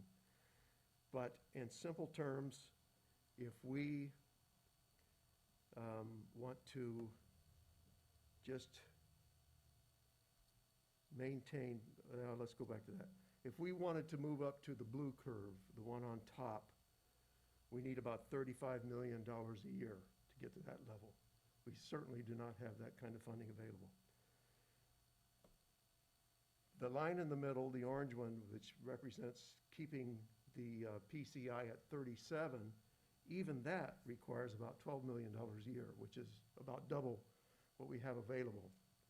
So if you start to look at the net effect of that over 10 years, it ends up being some pretty large, substantial figures.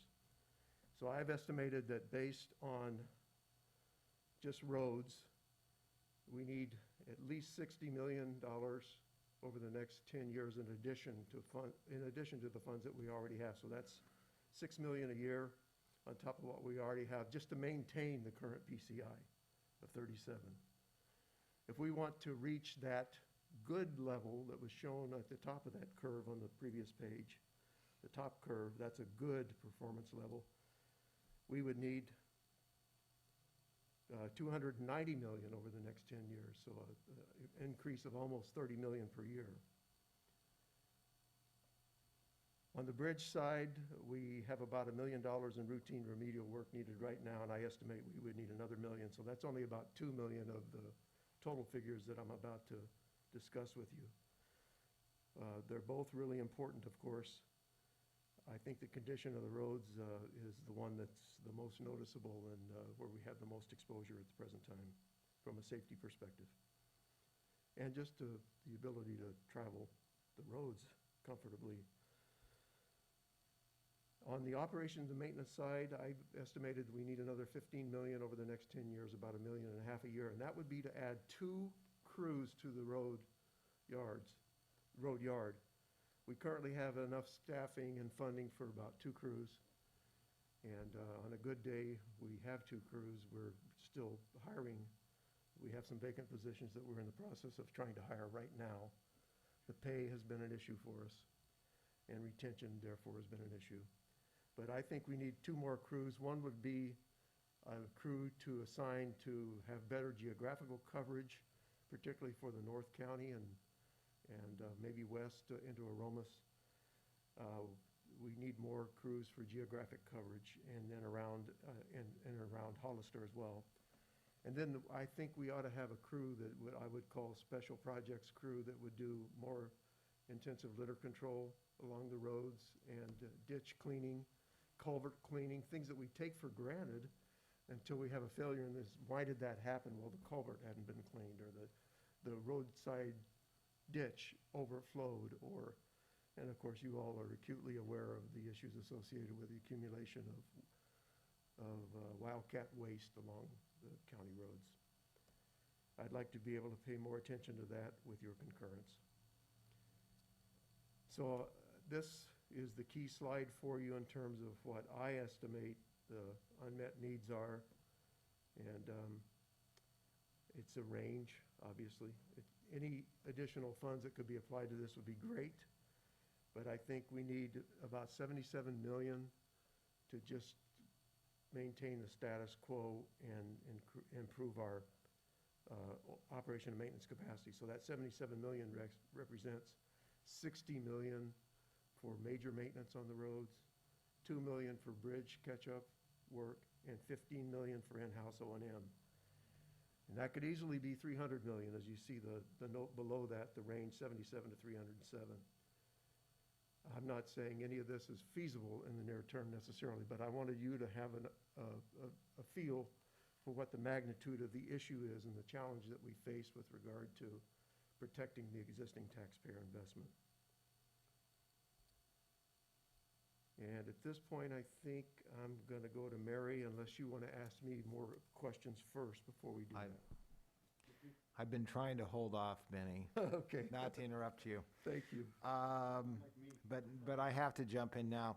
So, and I've spoken to Benny as well as the county road supervisor, superintendent, Jason DeRosa, quite a bit about this. But of the, 450 or so miles of roads, almost half of it is in District 4. A huge part of it is in South County.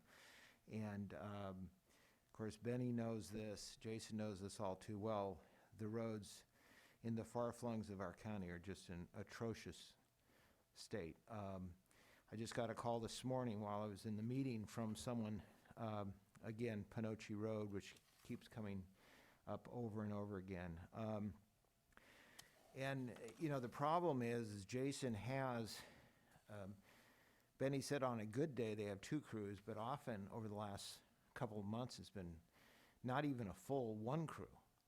And of course then we had the storms on top of everything else. But so it's an enormous problem, and I keep getting calls from constituents down South County wanting to know, when something is going to be done.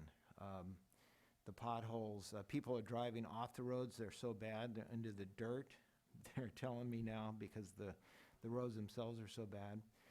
So with that kind of as a precursor, a couple questions, Benny, and I know we've talked about this.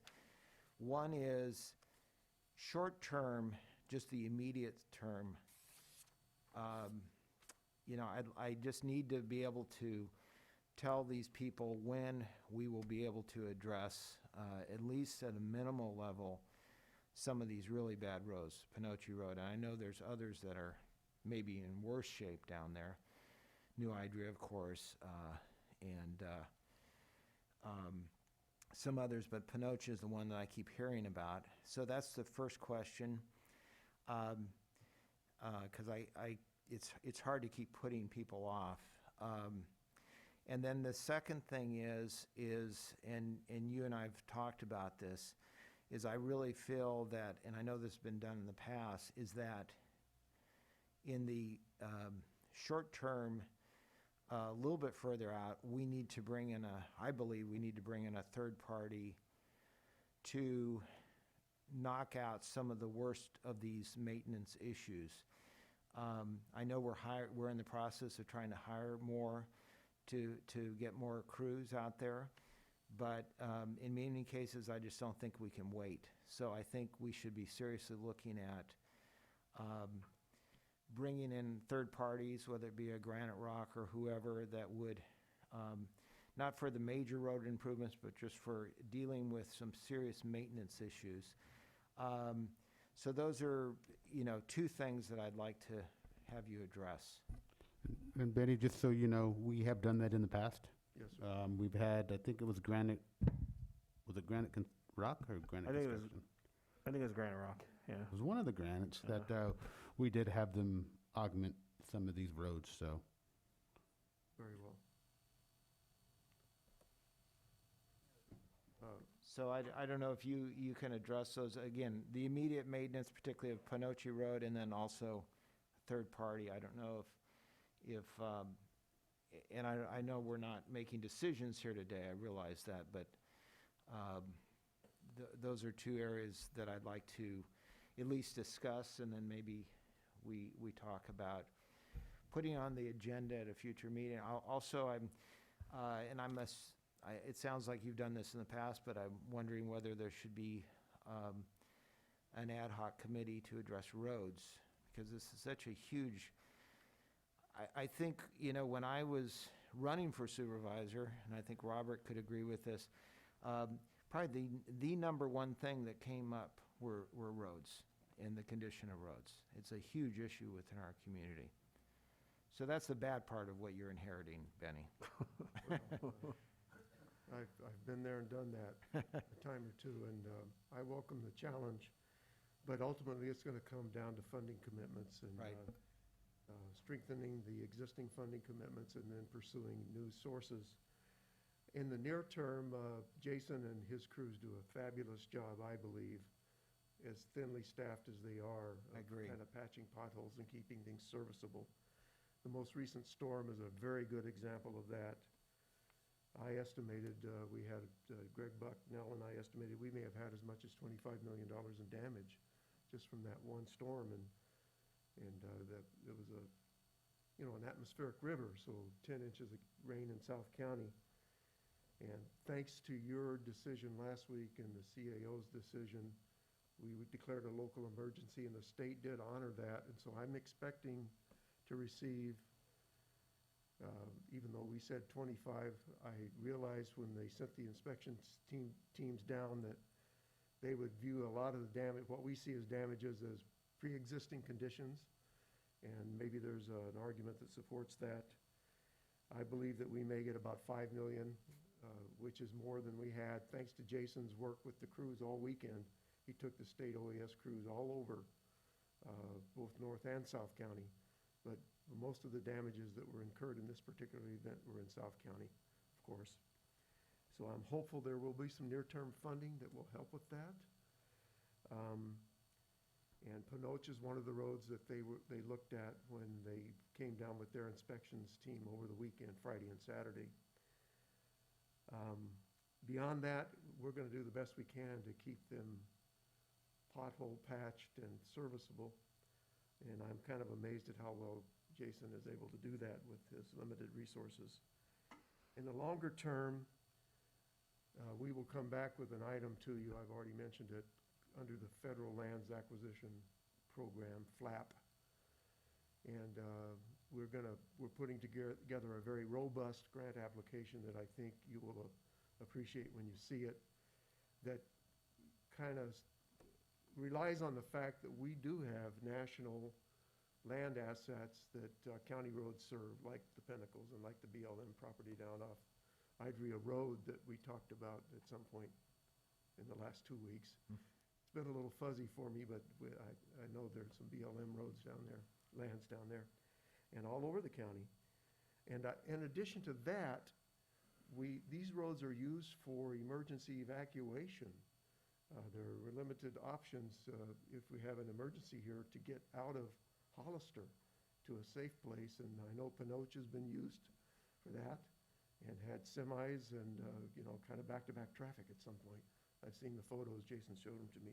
So I think we'll position well for this Federal Lands Acquisition Program grant. How long it'll take to get the money and how long it'll take to get things going is another question. In the meantime, we'll just do the best all I know to do is the best we can to hold things together. With regard to the possibility of having another quick hit program this spring, Mr. Espinosa and I have discussed that, and it's not if it's the board's pleasure, we could have a program that we would bring back at a future board meeting in the near future that would kind of repeat the good work that was done last year around this same time. Yeah, I think that's certainly necessary to do something like that. I would like to,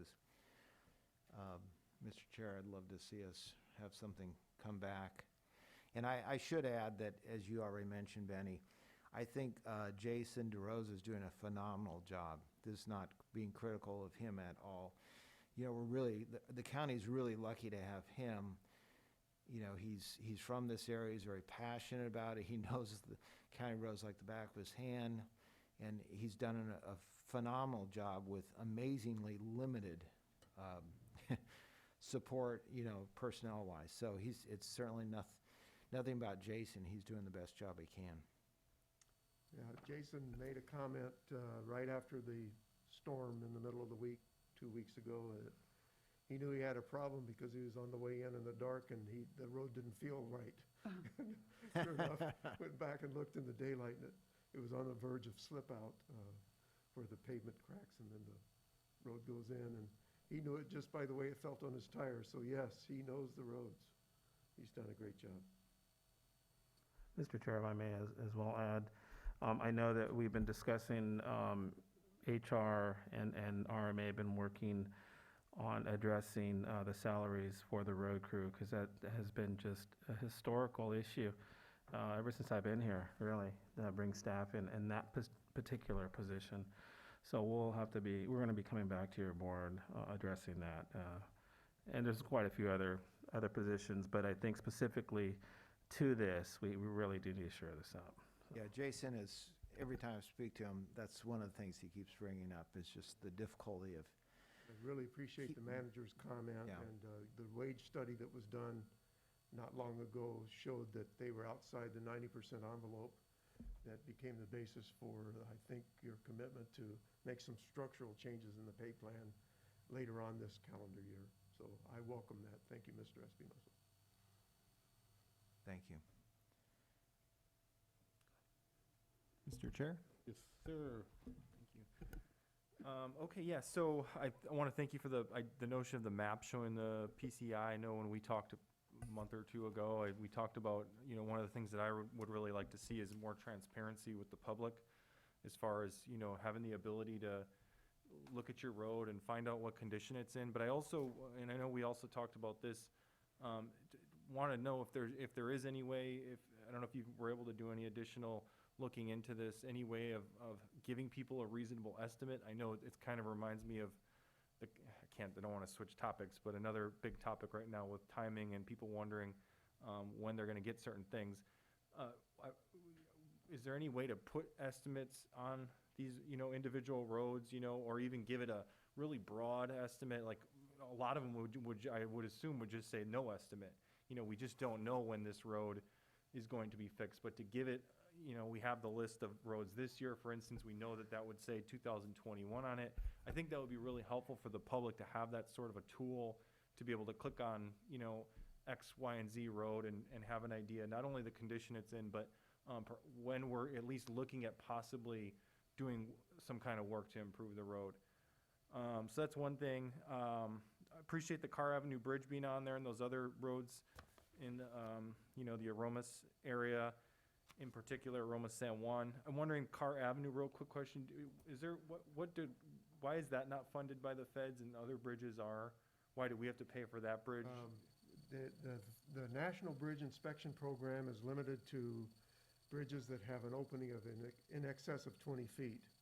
And so neither Carr nor Bird Creek on Cienega meet that.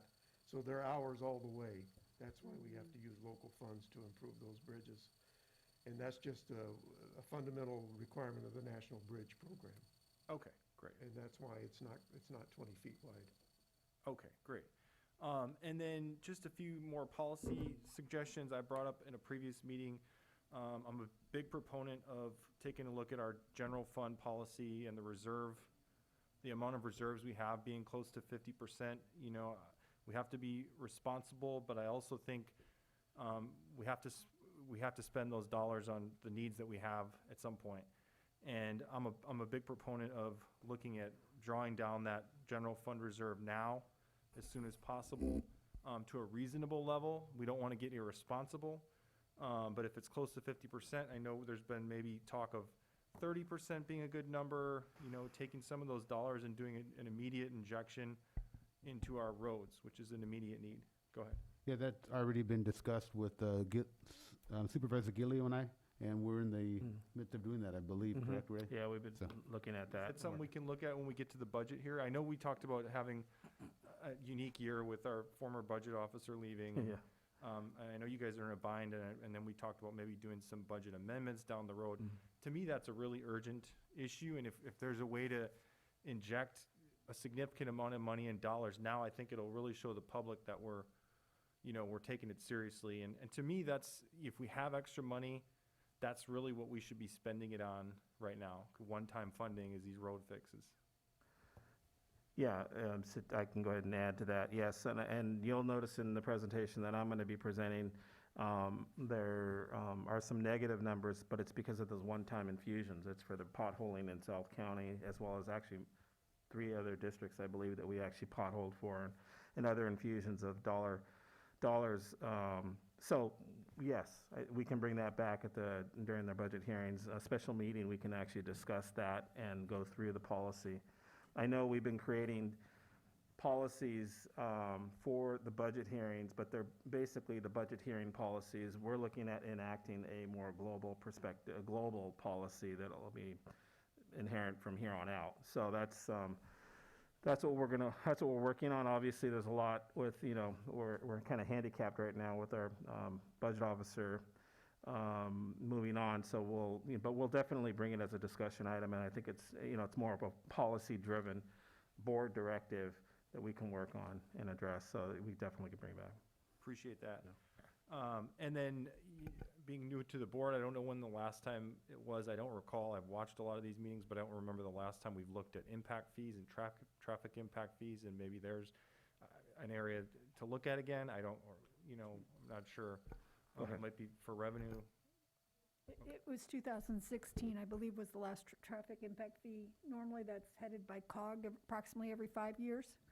So when Mary presents, we could ask her when COG was gonna present the next traffic impact fee.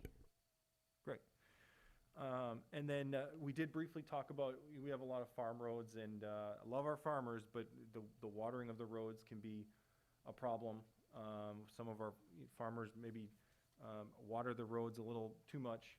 So I'm wondering if that's something, if it, maybe it's not worth looking at, but just to put it out there, is it worth looking at some sort of ordinance that restricts, our agriculture industry from the irresponsible use of water onto our roads, which causes a significant amount of more damage to some of these rural roads.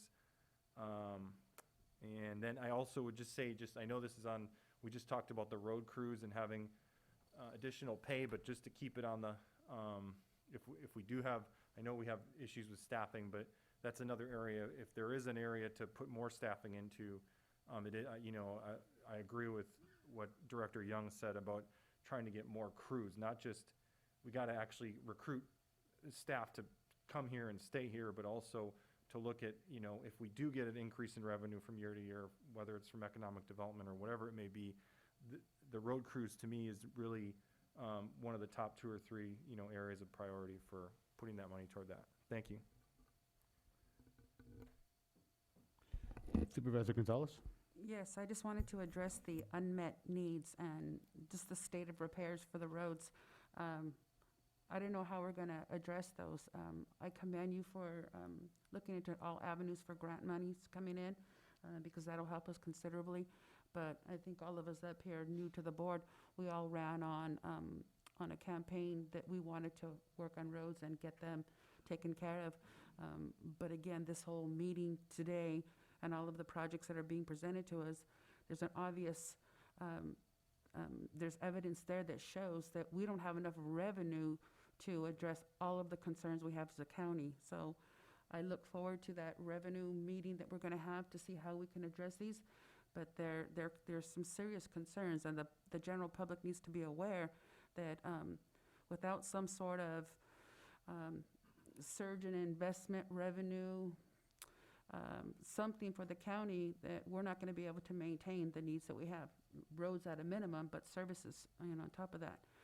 So I'm just concerned. But again, I encourage looking into grants, because that will help us with one-time money for specific purposes. Thank you. Supervisor Hernandez? Thank you, Mr. Chair.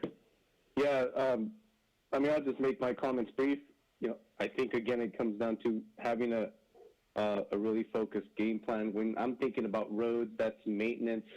That's something that's going to have wear and tear, ongoing costs. To spend, we have a general fund. It's kind of like the savings account. When you spend that down, it's a bad sign, I think, ultimately to the community.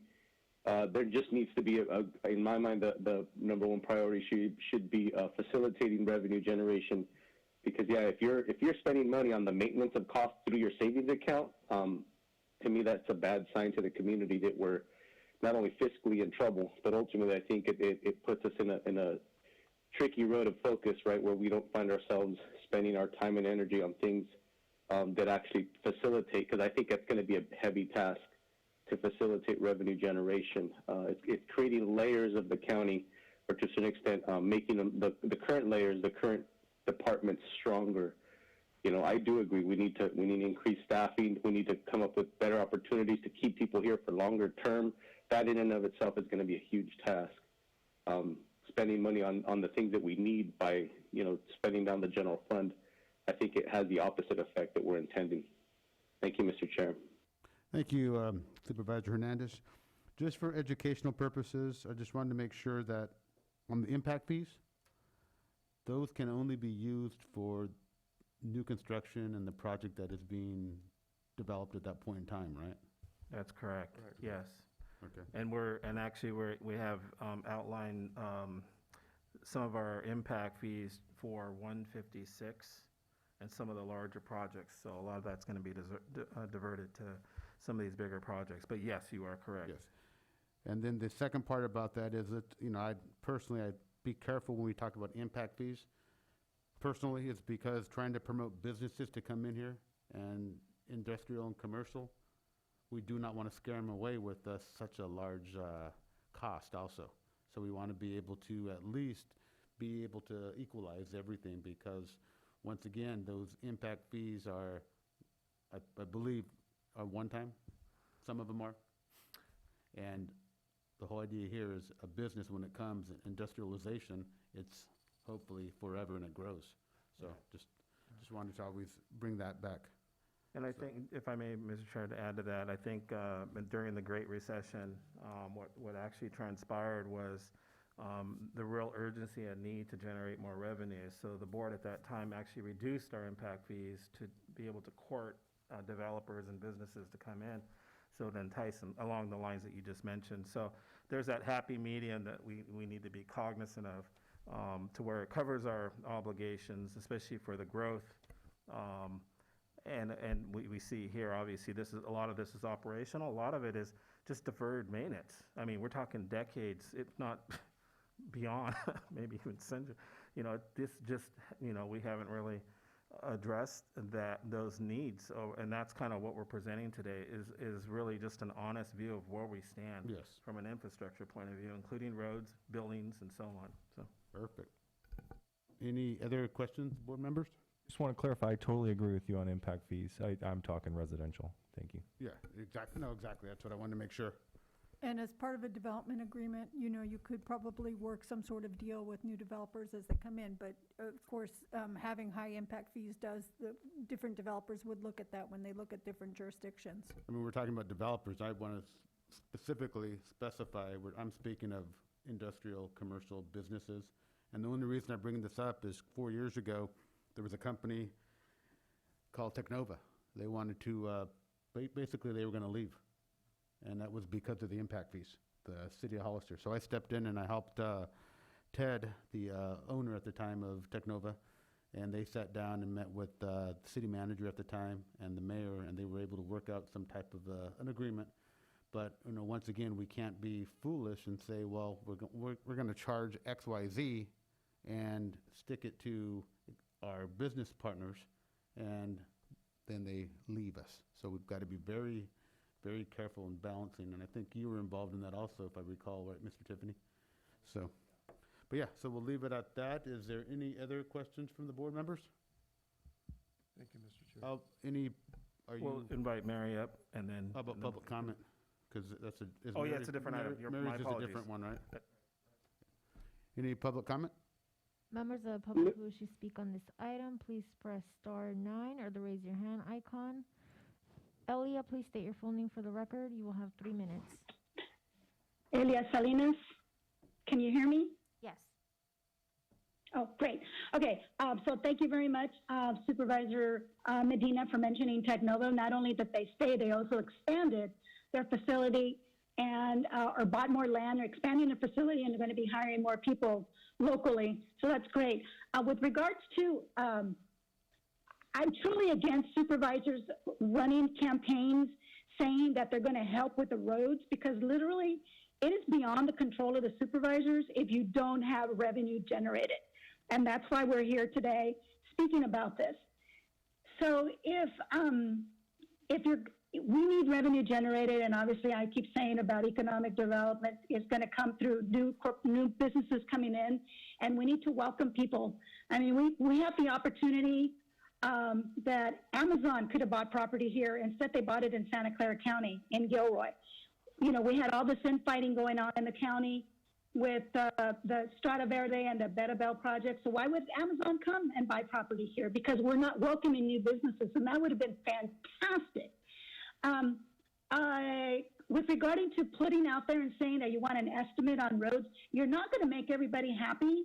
So if one supervisor says that the road on their certain district is going to be done between this period of time, and then it's not, then there's animosity with your constituents. You're not going to make anything happy. Even if you put a window that it's going to be done in 2021 and 2022 comes and it doesn't get done, realistically, it can only be done because of revenue that needs to be generated. And they don't really understand that. Supervisor Tiffany, you said something about doing maybe an ad hoc committee with regards to infrastructure. And I guess my question would be to County Council, if 2 planning commissioners could also be added to that type of ad hoc, because they're the ones who also need to know what's going on and make decisions with regards to infrastructure and businesses coming in and what roads are done or whatever. So I'm just hoping that maybe if you do something like that, that you would also include the planning commissioners. I don't know if you can legally do that. That's why I'm asking that directly to the county council. And lastly, if there can be a banner somehow, because it's really difficult to navigate through the website, can we do some kind of a banner where it gives you something regarding road updates so that people can look it up? I realize about transparency, and the county's not hiding anything, but it's just difficult to find that information. Thank you for letting me speak. County Council, I know we had an ad hoc committee with 2 supervisors and 2 2 planning commission members. That was the affordable housing, but that needs to be a regular Brown Act Committee. Yes. Which we can do if I don't see an issue with that. So we can talk about that later on at a different meeting. Any other public comment? Anyone from out in the public here?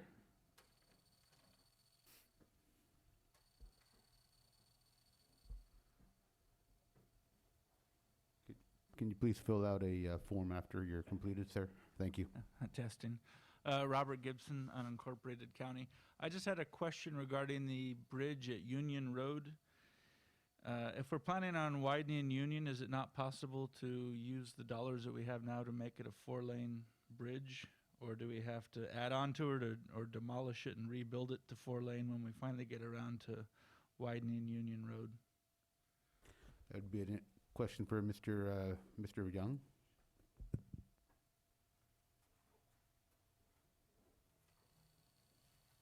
If I understand the question right, Mr. Chair, members of the board, Mr. Gibson, I think we are widening.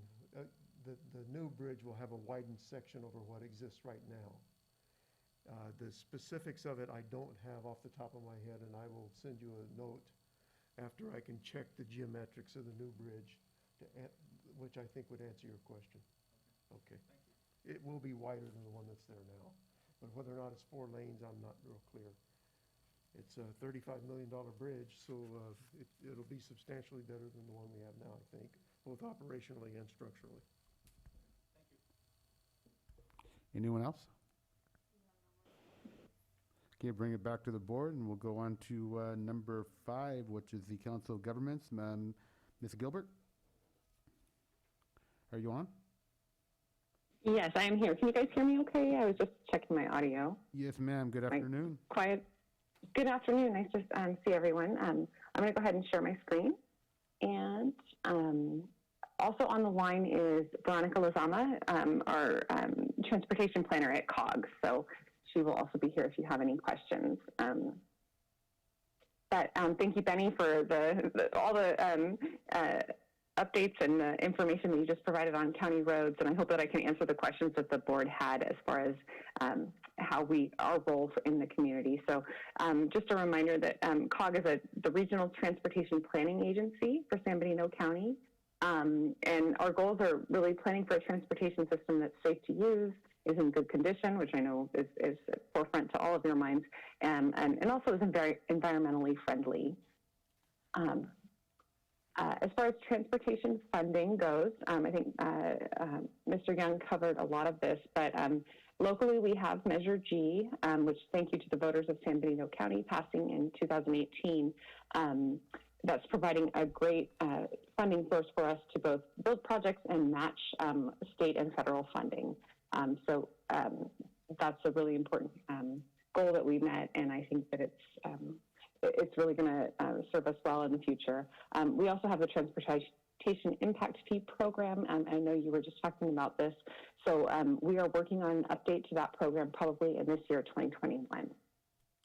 At the state level, the State Transportation Improvement Program, I'm sorry, I left an acronym in this presentation, but that is what that STIP stands for. And that is where a lot of the highway funding comes from for highway projects.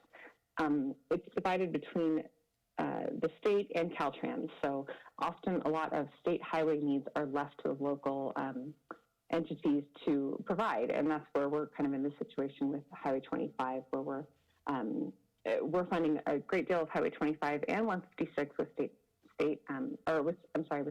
local funds because the state has some limits to what they can provide. But as Benny mentioned in his presentation, Senate Bill 1 has been a great resource as well. And then federally, there's also funding for transit and highways on the federal program, and we work with our representatives there to make sure that we utilize all the funding we can for those projects.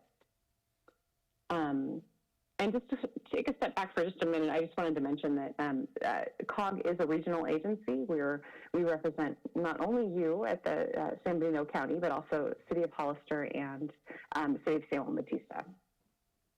As you all know, we passed Measure G in 2018, and the balance right now in our Measure G account is $14.9 million. I know you had a sales tax discussion earlier this morning, and we are, tracking the balances that we have, and we've had minimal impacts from COVID-19 pandemic to date, but we are updating our financial projections and hope to have more information, but it has been interesting. We were part of the Self-Help Counties Coalition of California, and all of the counties that have transportation sales tax measures are tracking what's going on and seeing what the impacts of the pandemic have been to our transportation needs this year. So I know that you were interested in the highway projects update, so we wanted to update you on our projects. Highway 156, as you all know, has been a great need for this community. Project beginning construction this summer. The bids will, or Caltrans is the lead for this project, and they'll be going out for bid for this project in summer of this year, and with construction starting in the fall. So look forward to a groundbreaking for the project. There's some utility relocation work that's going to be the start of it. It's not going to be that exciting, but things will look like they're underway. So we will be working with the community to make sure everyone knows what to expect.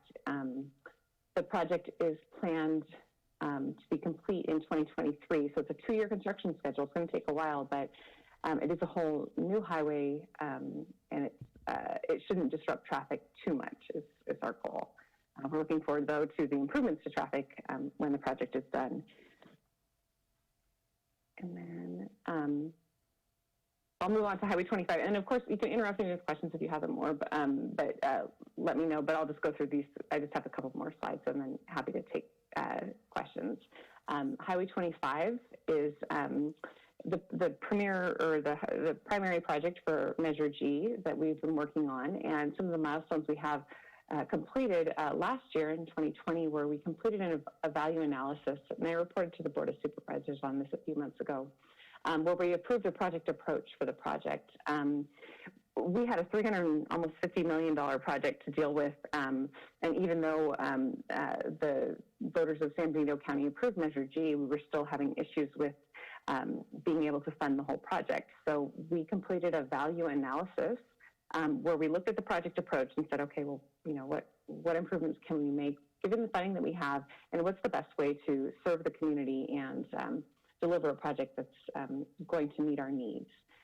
So we completed that value analysis back over the summer. We have secured $5 million in state matching funds, which is those were incentive funds for communities like ours who passed the sales tax to help the state with the funding needs. So that was a $5 million incentive that we received for passing Measure G. So we've been coordinating with Caltrans, San Benito County, Hollister CHP, and Santa Clara County VTA to make sure we have a project that we can deliver to the community. And my next slide here has the schedule for the project. So right now we're working on an environmental document for Highway 25. We need a cooperative agreement with Caltrans. It's their highway, so we have to work with them cooperatively, and we'll be doing that over the next couple of years, doing the environmental approvals for the project, working on final project design following the environmental approval. Of course, we have to acquire right-of-way and get other approvals from the state. And then our goal is to start construction in 2026. So this is our aggressive, we really want to deliver to the public, and we know that this is such a community need that we want to make sure we accelerate. So we also, though, work on community projects, and this is part of our Tier 3 Measure G funding. We serve the community by providing public transit, and all of this sort of helps to alleviate some of the issues that we have as far as safety and congestion on the highways. But we're offering express bus service to Gilroy, alternatives to commuting alone, and providing new options for mobility on demand. And then we also have our active transportation program, where we're looking at a safe multimodal system, providing bike facilities and other projects that will help people get around the community as they need to. So that's my limited presentation, but I'm happy to hear any ideas that you have and also your questions. Veronica Lazama is on the line too, of our staff. I know we talked a little bit about the regional transportation plan, so that's something that we're working on right now too. And we're going to be going out for feedback from the public over the next year on that. Start off with Supervisor Gonzalez. Thank you for the updates on both Highway 156 and 25. So going back to 156, you have the bids in 2021, construction starting the fall of 2021, and expected completion in 2023, correct? Yes, that's right. Okay. So on 25, it looks like the environmental review won't even start until this year, with an anticipated start date of 2026, correct? Construction start, is that? Yes, yeah. So yeah, there is a lot of work to do. So yes, that's our schedule. It's just a time frame that we need. I can remember 10, 15, 20 years ago, 25 was supposed to be worked on. And I know there's been some major improvements since then, but the volume of commuters on Highway 25 is just so significant. It's a big population of the community that is driving in and out of town on a regular basis, and we need to stick to these dates. 2026, it seems like it's a long way away, but is that a realistic date, or is that just a date that is potential start? That is our targeted date, and I apologize. I did miss a part of what you said from on my end here. So, but that's our target date. Veronica, I don't know if you have anything to add. Sorry. It's just that we're Oh, I'm sorry. I was just going to say we're just answerable to the community, and I know the constituents. They want to know. They're tired of commuting on the 2-lane highway, and we need to give them real answers that we can rely on. And I don't want to have someone come back to me in 6 years and say, well, you said it was going to start in 2026, and it still hasn't been started. So we really need to be able to rely on these dates if we're going to be sharing them with the community. And so I'm going to state and share that 2026 is a target start date. Yeah, and I think that, as Mary was mentioning, that's kind of, our aggressive target date. We want to make sure that, we're working as fiercely as possible to deliver this project. However, if you're familiar with the transportation world and just how transportation projects are delivered, oftentimes, we come across delays. There could be a situation where we have an environmental issue. It's just by the nature of things, California has a lot of restrictions under their CEQA. So that's something that, we're going to have to discover once we start and go through the environmental process. So I think during that time, we'll have more of an opportunity to look at the project schedule and hopefully provide something a little bit more refined. But until we know those factors, as Mary mentioned again, that's kind of our aggressive schedule. But we hope to provide you an update as soon as we have that information. But thank you. Okay, I appreciate that. Thank you. Supervisor Hernandez? Yeah, thank you, Mr. Chair. My question, Mary, has to do with the impact. After COVID-19, I know that there was a big shift in, basically driving habits. You had people now working remotely. there's obviously less people on the road. SB1 depends on, the gas tax depends on miles traveled, right? So how has that impacted our funding, and what do you foresee as far as loss of revenue? Yeah, that's a great question. So far we have not seen a major loss in funding, or everything's been pretty much what we have anticipated. But there's a shift at the state where we don't look so much, or we're looking now at miles traveled, vehicle miles traveled. And so, in a place like San Benito County, a lot of people are traveling a lot of miles to get to work and other areas. So we're looking at how that might impact the funding that we receive. Veronica, did you have? Yeah, he's kind of our expert on this topic, I will say. Sure. I was just going to mention that I think it was mentioned earlier that the federal government approved the Coronavirus Response and Relief Supplemental Appropriations Act of 2021. So we are looking at a one-year stimulus and federal funds that are going to be coming to the San Benito region. We're still having discussions with the state and to look over what San Benito's apportionment of that funding will be. But for California, we're looking at about $912 million in transportation dollars across the state. And again, we'll have more information on that. The California Transportation Commission is looking at deciding how those dollars are going to be distributed to the local agencies at their March meeting. So again, more information to come. Thank you. Thank you, Mary. Yeah, so on that note, what about so there was a question, and thank you, Veronica, for your explanation too. It sounds like there's kind of this definitely the shift in funding distribution. I know that there was a concern, Supervisor Gill last year brought up the way that the formula was going to be reallocated, that it actually would hurt counties like ours. So there's different, basically things that create instability, and I feel like that's one of the concerns. But then also, and I get the sentiment, which is good as far as the like multimodal transportation, transit. Basically you're putting more folks, which I raised the question when I was on I think it was the mobility we talked about, multimodal, but basically you're gonna have more folks in one vehicle or rail, then you're gonna I know I'm worried to a certain extent of how many folks are going to actually use that service now in the days of COVID. But apart from that, when it comes down to those things, that's obviously taking more vehicles off the road, which is good for the environment. But then obviously that means that you're going to have less gas tax, right? Or I would assume. So I don't know if there was any estimation on what those impacts would be on basically funding that we're getting from outside of our community for our roads. Yeah, that's all the stuff that we're tracking at COG.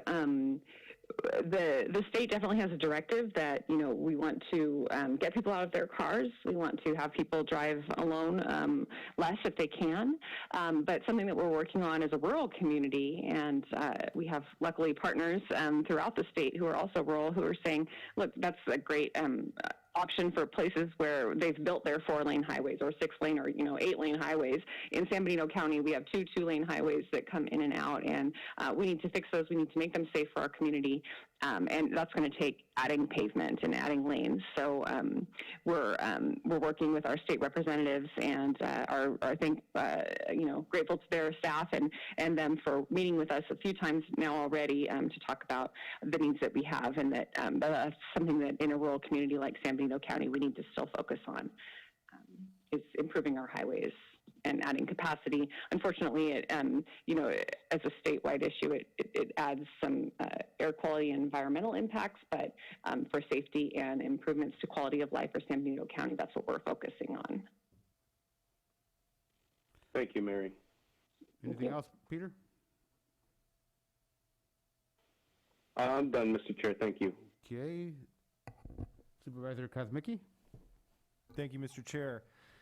One quick question on 156. I had a constituent ask me actually this morning about the crossing at the Alameda and just how dangerous it is there. It's a really long crossing. I don't know how many seconds you get to cross it, but it's really long.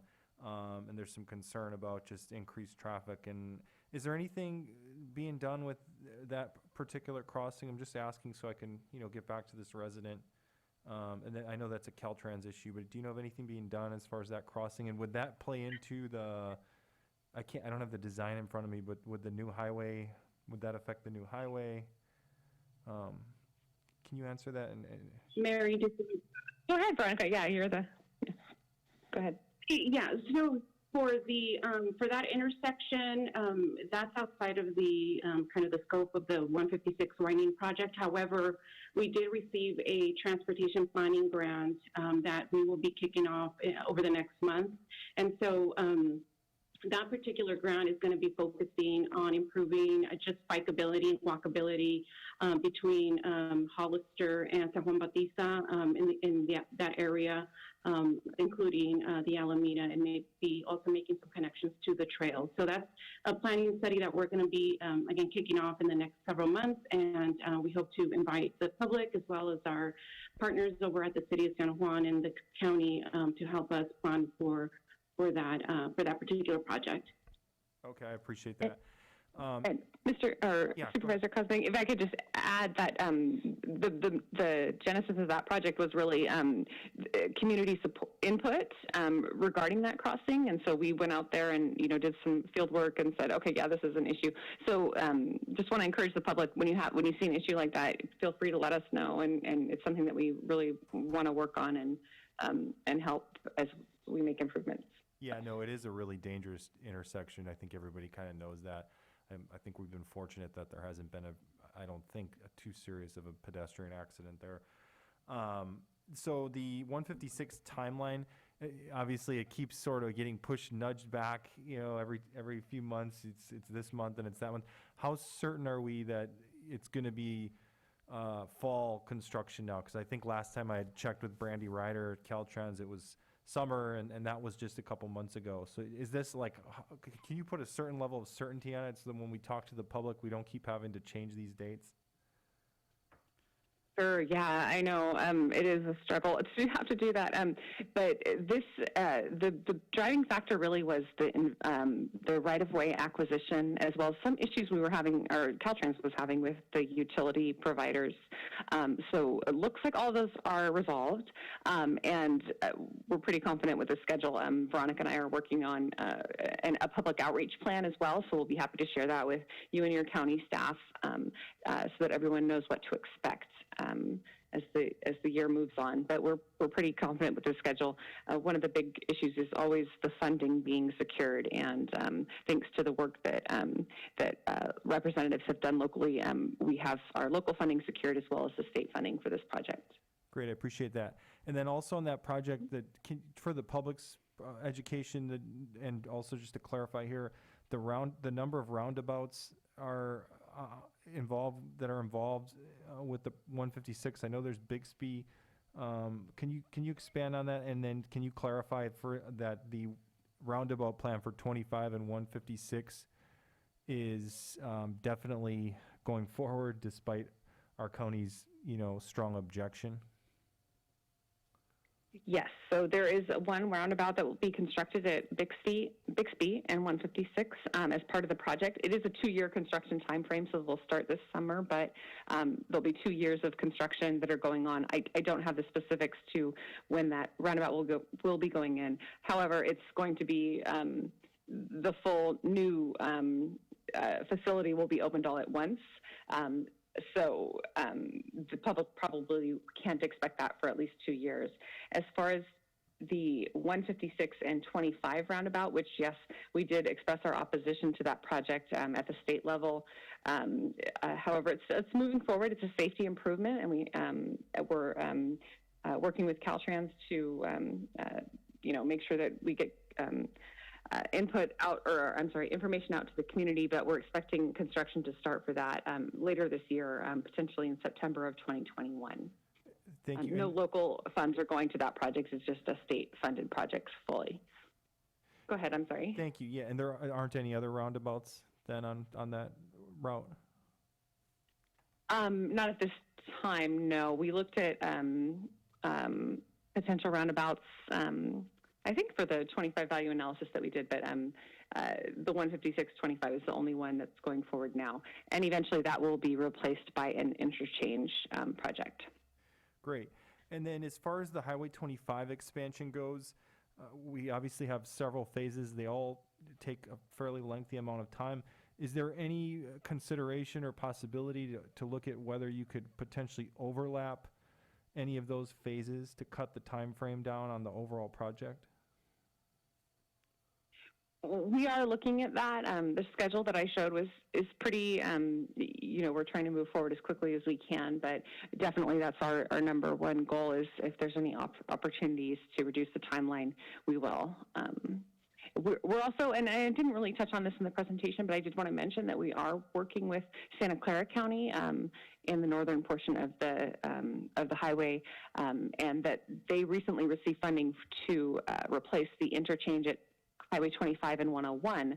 So that's going to be a great improvement to the community, and we supported them on that.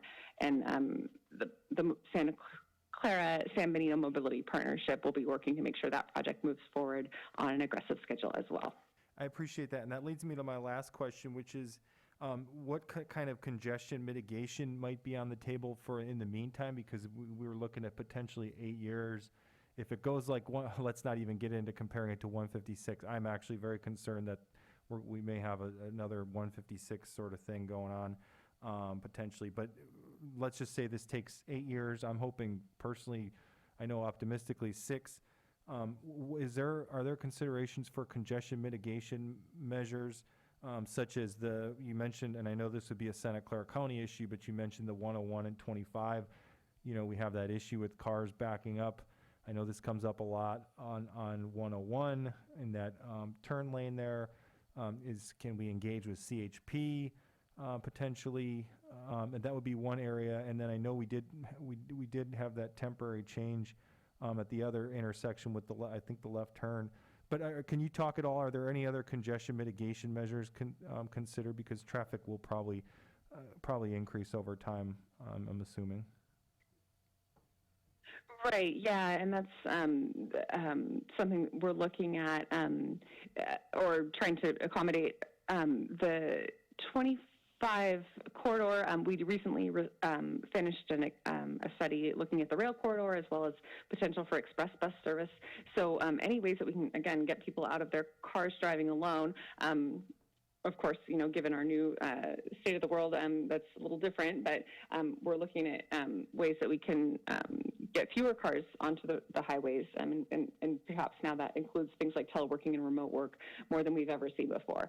But also, we did have a project to prohibit left turns from Bolsa Road onto Highway 25. That was both a safety and a congestion issue. We're working with Santa Clara County on that. They were looking for some feedback locally, actually, at the last time I talked to them, and I let them know that we were still supportive of that. COG is funding additional hours for CHP to be on Highway 25 and be monitoring the roadway out there. So we're trying to do all those kinds of things also to improve safety and reduce the congestion. And I hope that answered your question. I'm sorry. No, it does. I'm not expecting a magic wand. I just, it's kind of like the brainstorming thing we talked about earlier.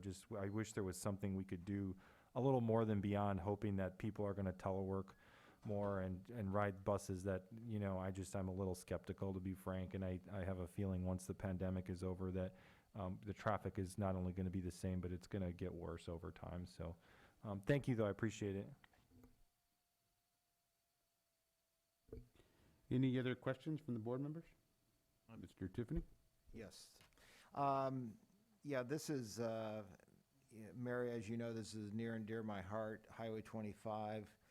I was a co-chair on the Measure G committee. So I think as has already been said by the other supervisors,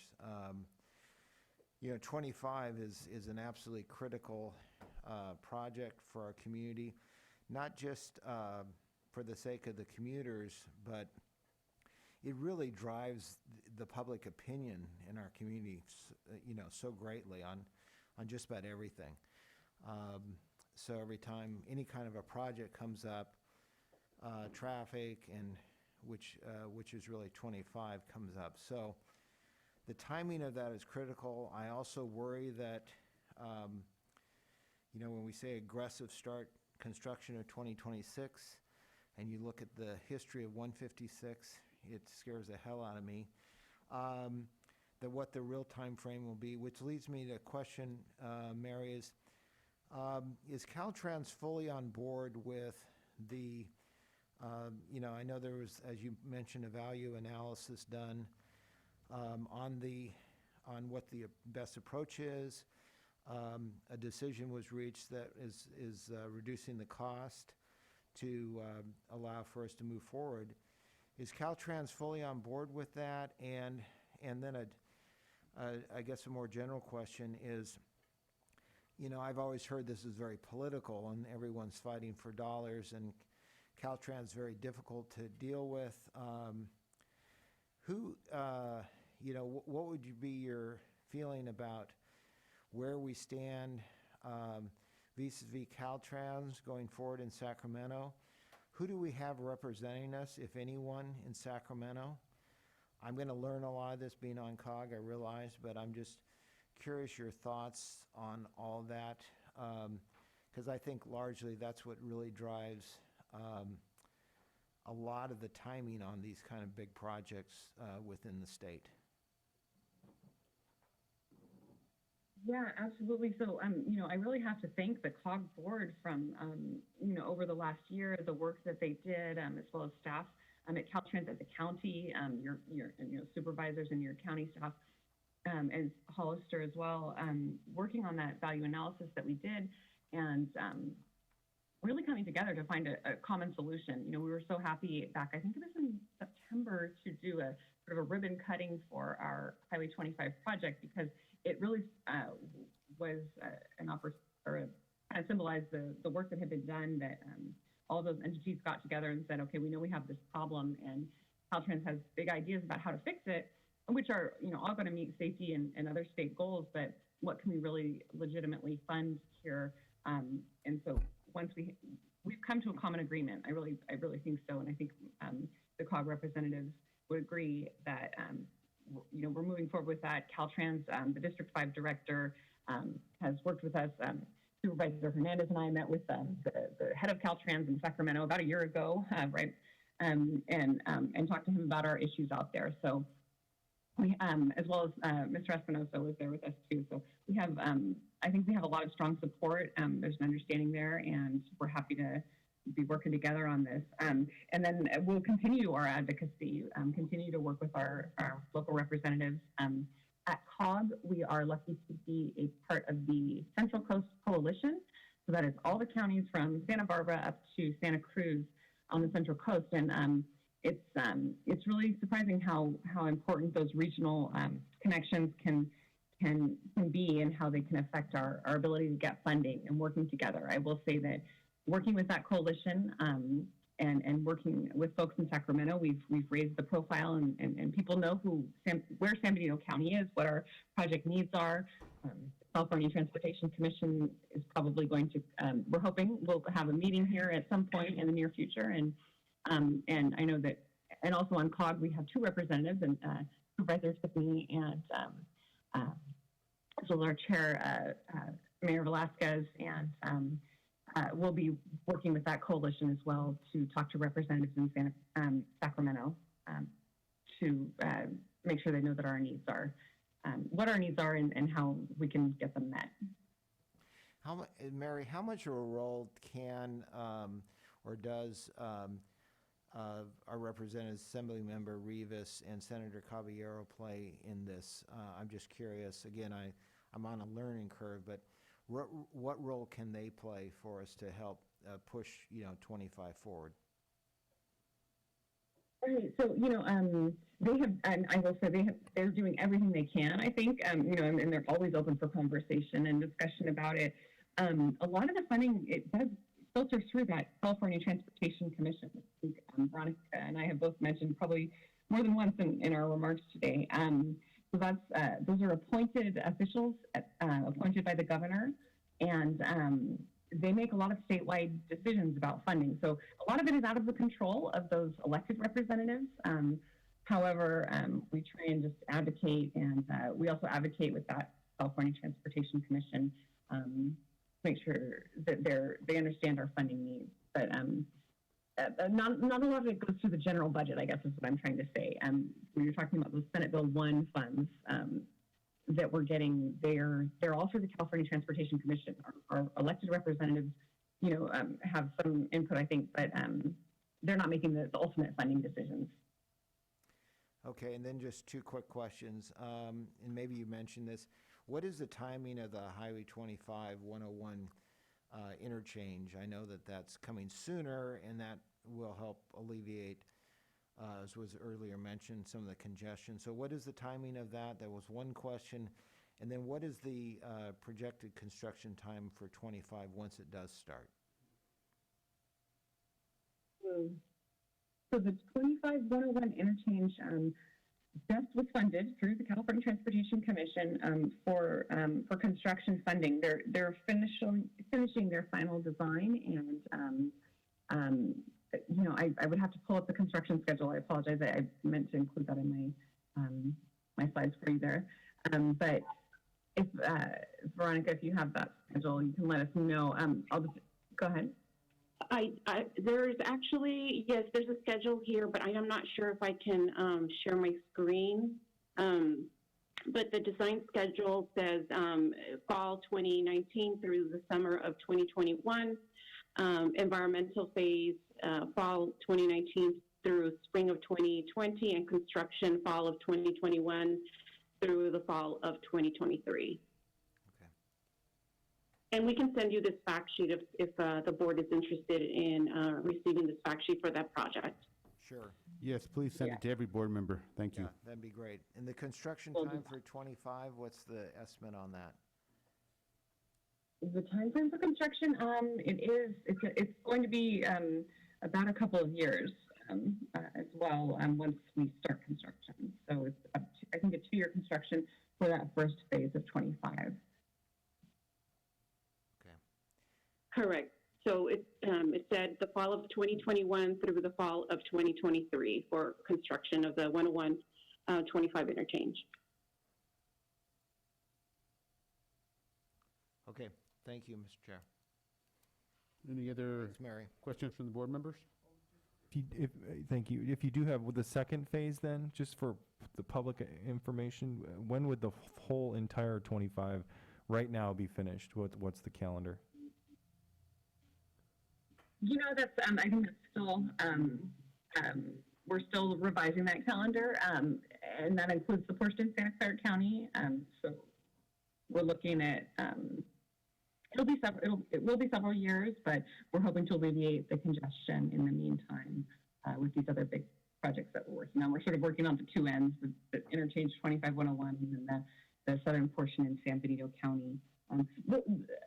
Another big long-term planning thing that we're working on as well is with the mobility partnership in Santa Clara County is Highway 152. So Santa Clara wants to move Highway 152 and make some improvements there. And a benefit that that we may see is incorporating the Highway 25 improvements in that area as part of that project. So sharing the cost and getting improvements up to our area. Okay, thank you. Mr. Chair, one last question. I don't know if this is for you, Mary, or for Benny. How does the county decide the money? I hear, this project is Measure G, SB1 funding. Where is the decision made as far as where the funding comes from, whether it be G or SB1?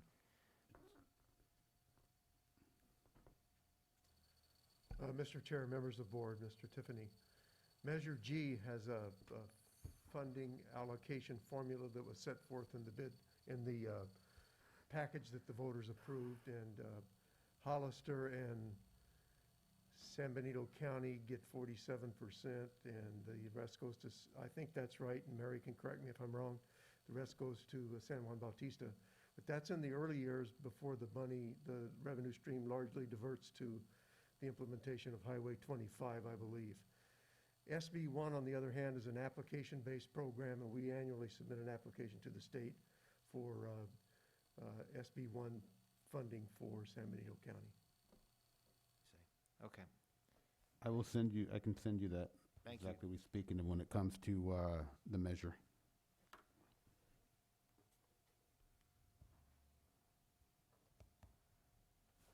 Any other questions? I just have one comment. I feel for everyone. I've been saying that for 4 years, talking about the highway. I've been talking about 25, the highway going from Hollister to San Juan. It was supposed to start 2-3 years ago. No disrespect towards COG. It's a moving target. And unfortunately, it's not acceptable by any of us, but those are the cards we're dealt with. We'll just wish people at the state level, whether they're appointed, whether they're elected, whether it's the California Transportation Commission, whether it's Ana Caballero or Robert Rivas, they will look at this and help us as much as they can. I know they're helping right as we speak, but just 4 years, I don't see any traction. I mean, we talk about, yes, we had a groundbreaking ceremony a couple of months ago. We need to stop just fantasizing and make sure that this turns into a reality. I also appreciate the aggressiveness of setting dates with COG, but they also have to be attainable. We can't say, okay, well, it's an aggressive date, we're going to put this year down, and then we, as the elected officials up here, we reiterate that to our constituents, and guess what? We're 2, 3, 4 years off. I've always been optimistic. Unfortunately, over the 4 years, I'm becoming more and more pessimistic, which is not a good thing. But I'm learning that I'd rather give the constituents the truth right up front and say I'm not sure, or possibly 2026, or we're not sure, and that's the conundrum we're all in, and that's the hard part. And I feel for Veronica and Mary, because you're in the same boat we are. You're always uncovering something, and guess what? It's another year delay. So I just don't know what to say on these dates, and that's unfortunate thing to say for me. So, but I appreciate all you do, Veronica and Mary. Thank you for the update.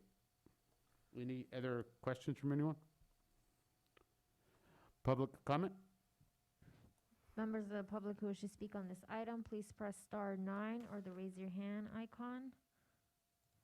Valerie, please state your full name for the record. You will have 3 minutes.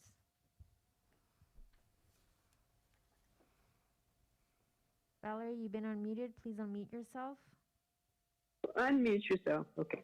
Thank you. I'm Valerie Eglin, out of San Juan Bautista. And I want to congratulate COG, Mary and Veronica, for all the work they're doing. It's just brutal, the amount of detail that they have been put through. But I also want to say, reiterate what Supervisor Kosmicki said about the Alameda walk over at 156. I came through with my bicycle a couple of days ago, and the amount of time to get across was just not doable. I was stuck in the middle of the road, getting on my bike so I could go faster. But the incline going up to 156 from the peak side is uphill, and so it's difficult to kind of stall and wait there to go across. But there has to be something that happens there. The other thing is the bicycle path from San Juan to the Aromas San Juan High School, or Amzar High School. It needs sweeping from time to time. And I know that our public works is just overburdened already. and I do understand that aspect, but if in the future some kind of aspect can be added to keeping up that bikeway, because it was the first one ever done in San Juan Bautista in San Benito County, and it is used all the time by runners, walkers, bicyclists. So it's an asset that we need to guard. Thank you, and congratulations on all you do. Thank you, Valerie. We have no more speakers at this time. Bring it back to the board here. Any questions out yonder? Seeing none, we'll bring it back. And any parting comments, Ray? Just want to thank Mary and our new RMA director, Benny, on all the work that they're doing, as well as with staff. I have to say one thing, that I think COG has an uphill battle, obviously dealing with the state and Caltrans and all the different nuances and the complexities. So I sympathize a little bit with that, and I know that they're working hard at it. And I think another avenue to look at it too is our board should be commended, as well as staff, for being able to address our local roads with the Quick Start program and seeing how fast we've been addressing that. With the money, the little money that we are receiving between SB1 and the Measure G, it's really important to understand that we just went ahead and grabbed whatever we could and started rolling these programs out in each district, by the way. It's not just one area. We're tackling all the districts, to be commended. I just want to share that one point. That's all I have. Okay. That completes number 5. We'll go on to number 6. This is a presentation and discussion of the facilities master plan and safety plan overview.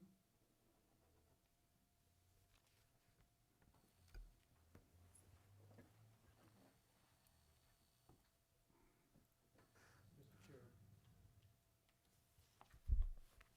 While they're setting it up.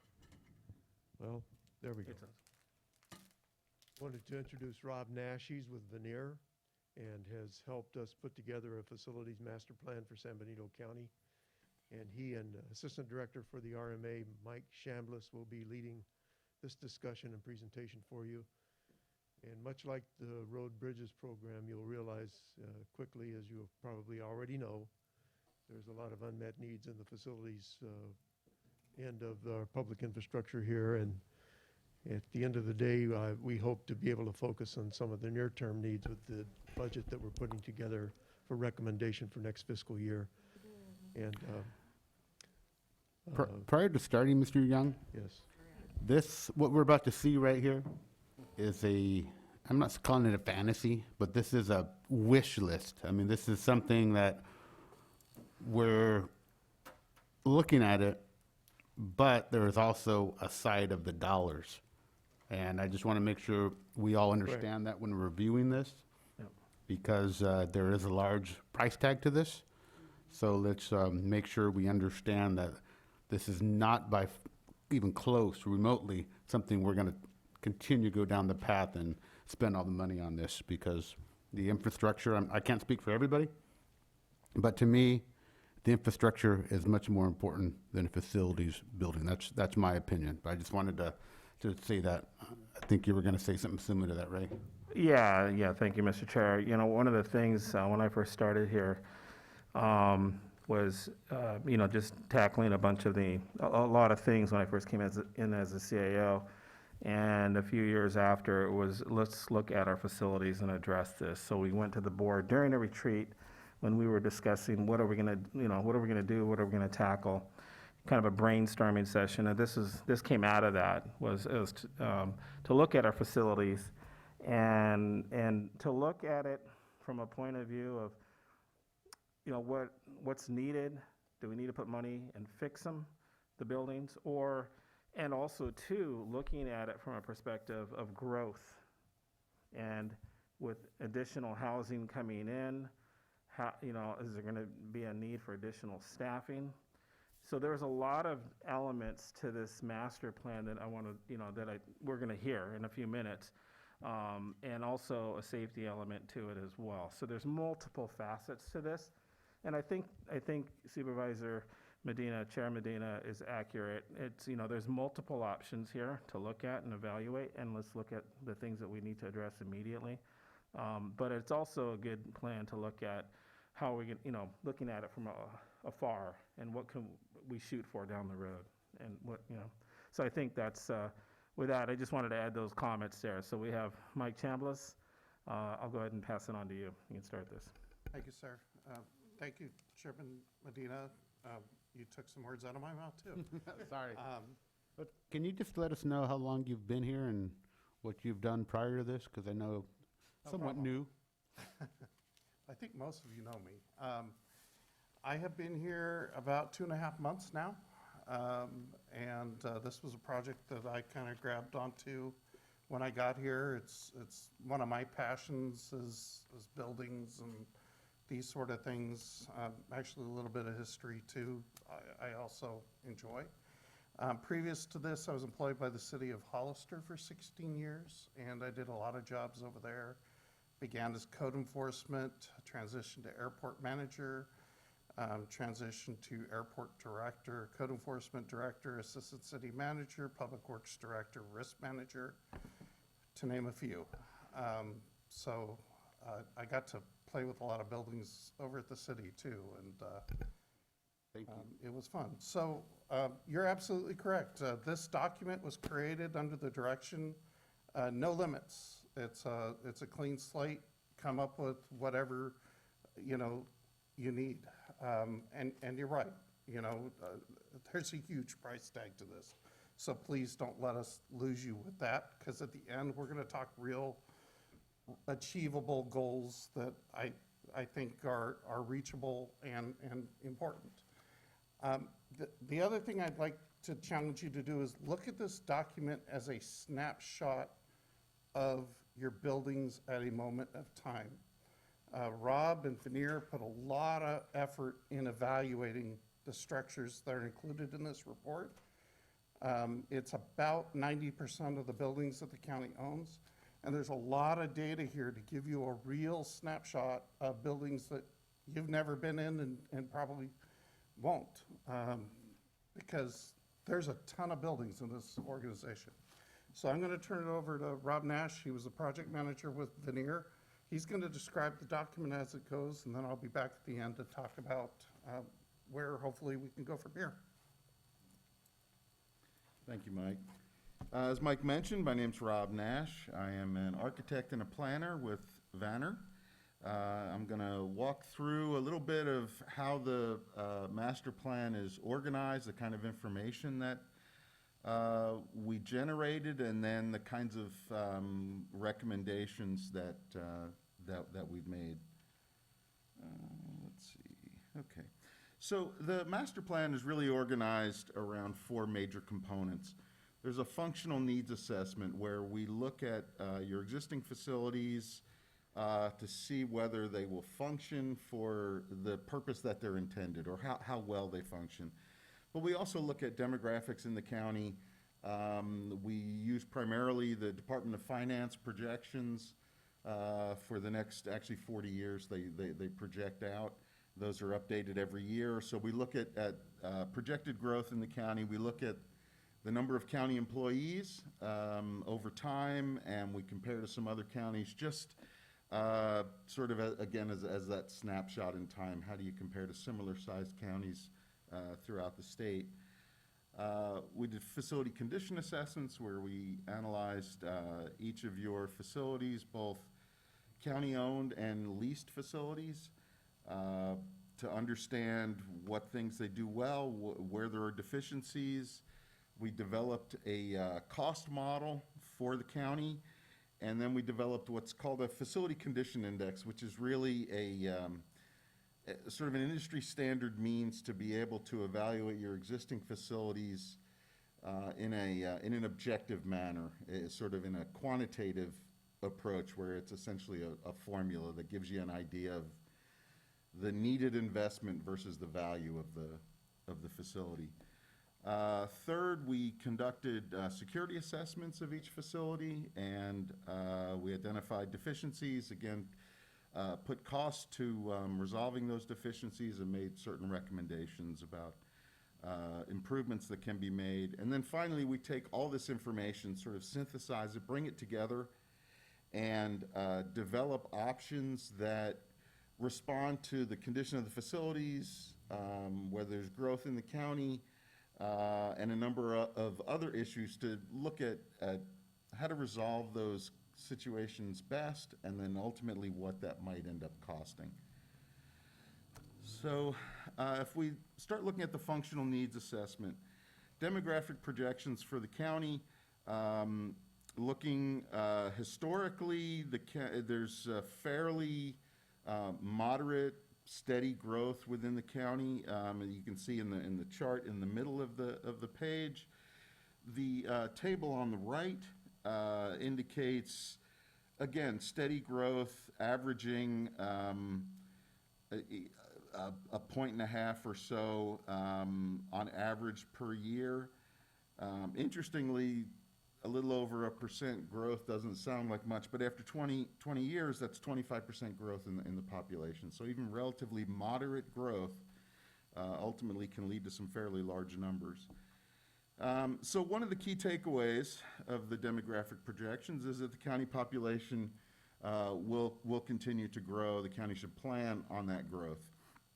An interesting wrinkle within San Benito County is that looking at county populations over time, the population is getting older, and a significant portion of the population is now will be projected to be over 65. That may have impacts on the kinds of services that you want to deliver as a county, the locations of those services. So again, just something to keep in mind, that your population is aging. That may also have impacts potentially on revenue as well, if more people are retired here as opposed to working. So, and now moving on to our look at your county government.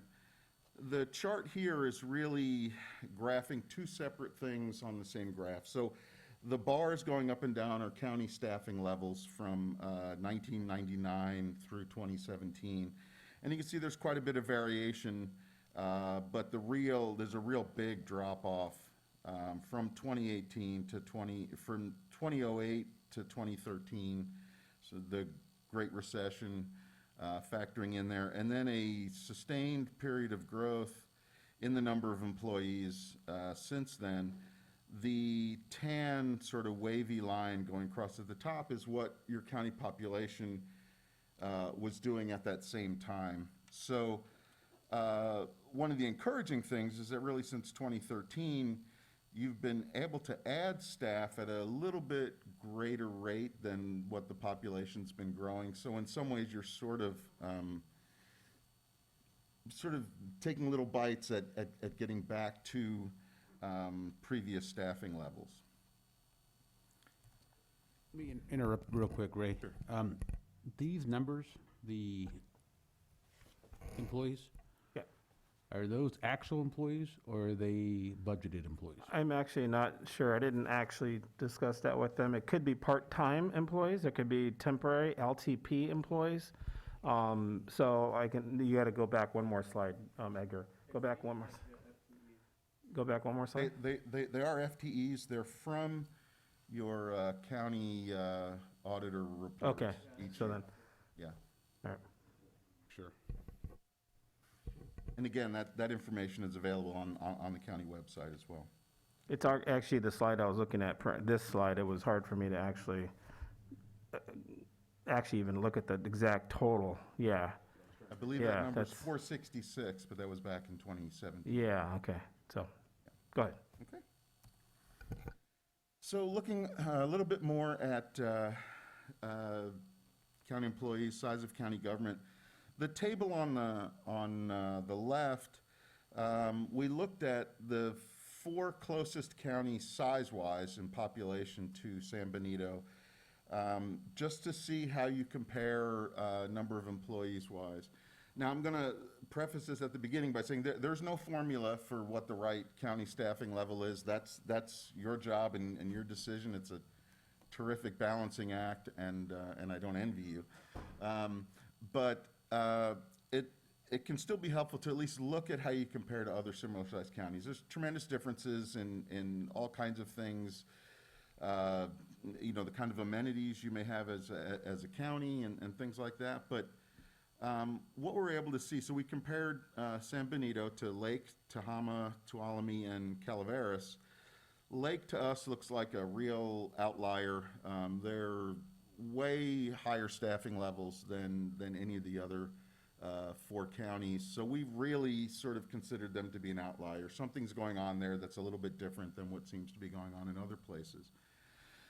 But so for the other 3 counties, San Benito, which is in gray in the bar chart, is always the lowest staffing level per 1,000 county population.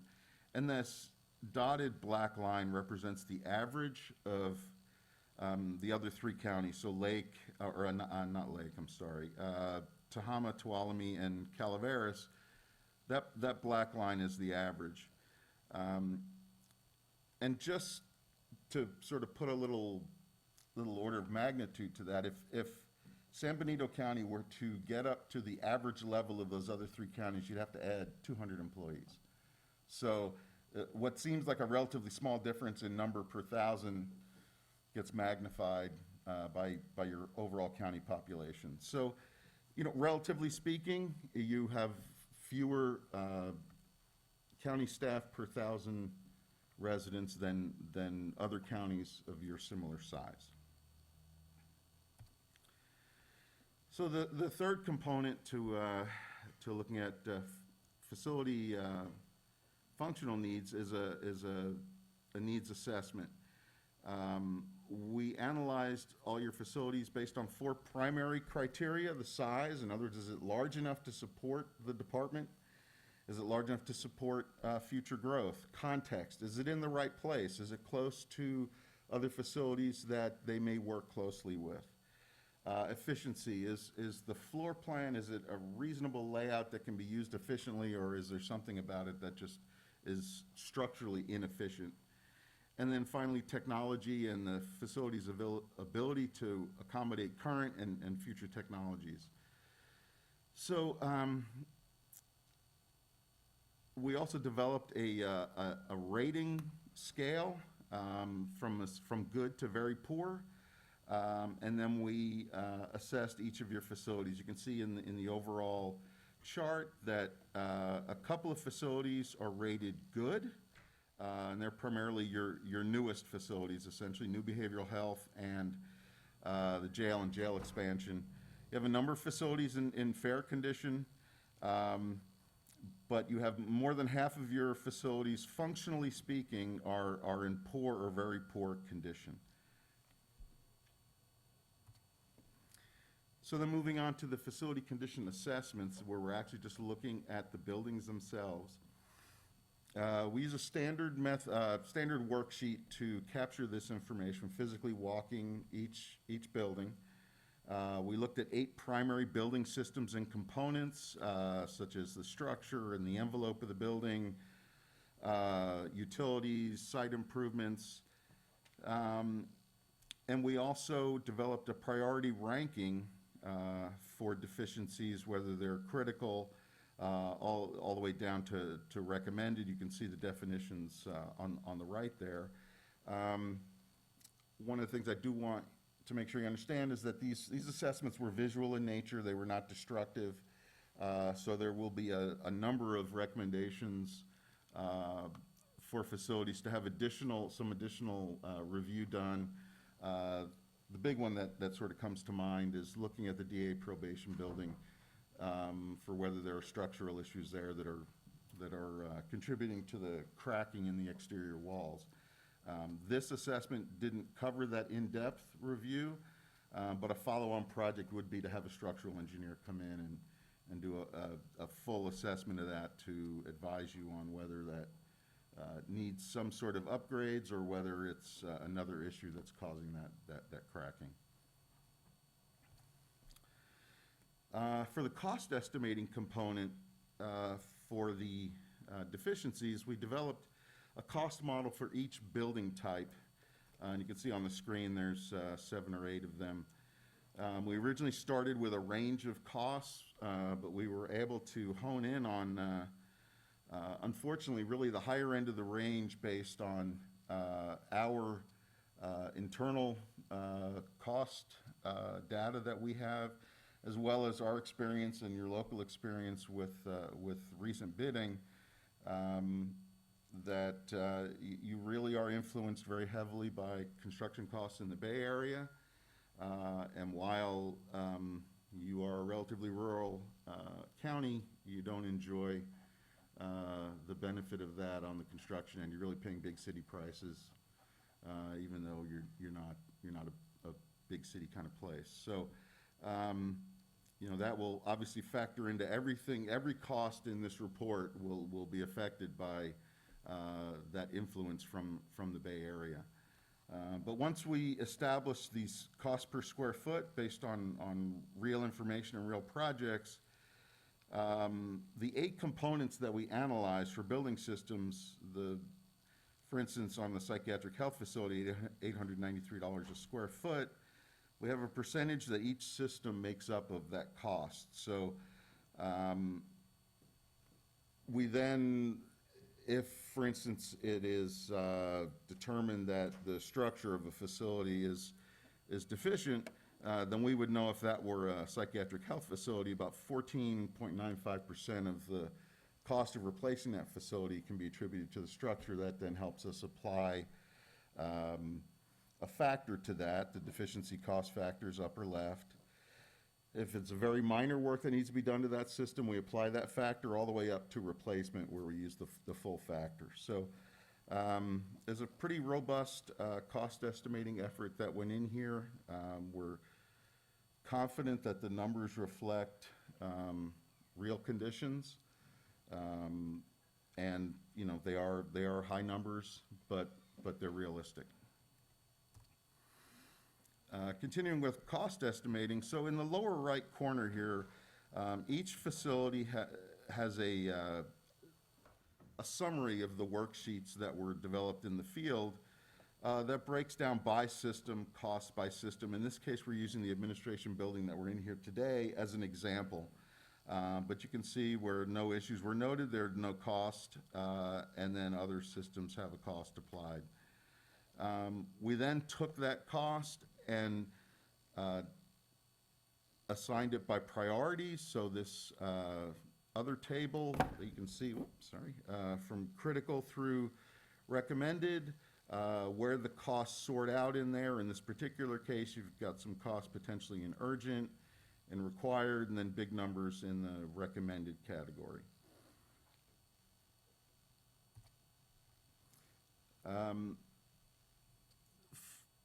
An important component of facility assessments is some objective measure of, is this a good facility? Is this facility need a lot of work? There's an industry standard convention called Facility Condition Index, which is really a formula that's right here. It's the cost to repair versus the current replacement cost. So it generates a percentage, essentially. If it's $1 million building and it needs $500,000 in repair, then it would have an FCI of 50%. So immediately below that is the table of FCI ranges, and so what we would define as good condition, all the way down to repair beyond useful life. And we've used a color coding from green to red to indicate good to very poor condition. So the table is showing you 8 facilities right now in the very poor or replaced category, another 4 in poor. So of the 20 facilities in this chart, 12 of them are poor or considered for replacement.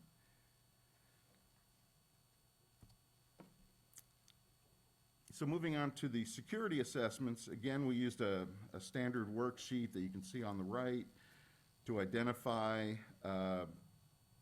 issues, and we were looking in 4 major categories: the site, the building exterior, the building interior, and then electronic security.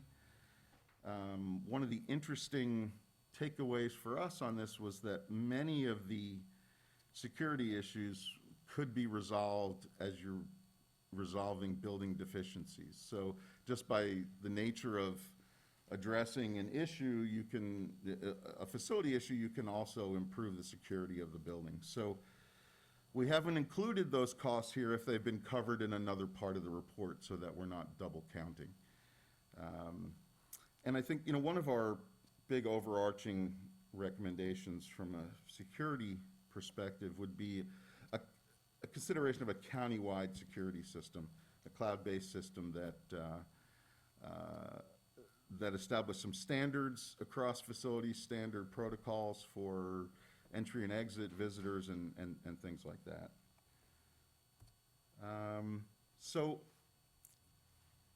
the first three sections is really about gathering information. The long-range plan is now the opportunity to take that information and begin to develop solutions. And in this particular case, the solutions were not encumbered. It wasn't, there wasn't a budget applied initially. So what we're synthesizing here on this slide, this chart on the left, the important thing about this chart is where the dots fall. This is a combination of the facility condition index and functional needs index. So dots in red are not good, dots in green are better. So really looking at a number of facilities that are functionally and condition-wise in poor condition, along with a growing county population, is obviously not the best situation to be in. So the county facilities are really organized into what we call campuses. There's the downtown campus that we're on today, this sort of super block of county functions. The public safety campus where the jail and juvenile hall is. Public works campus with public works as well as ag and the UC Cooperative Extension Service. And then the public health campus with HHSA and behavioral health.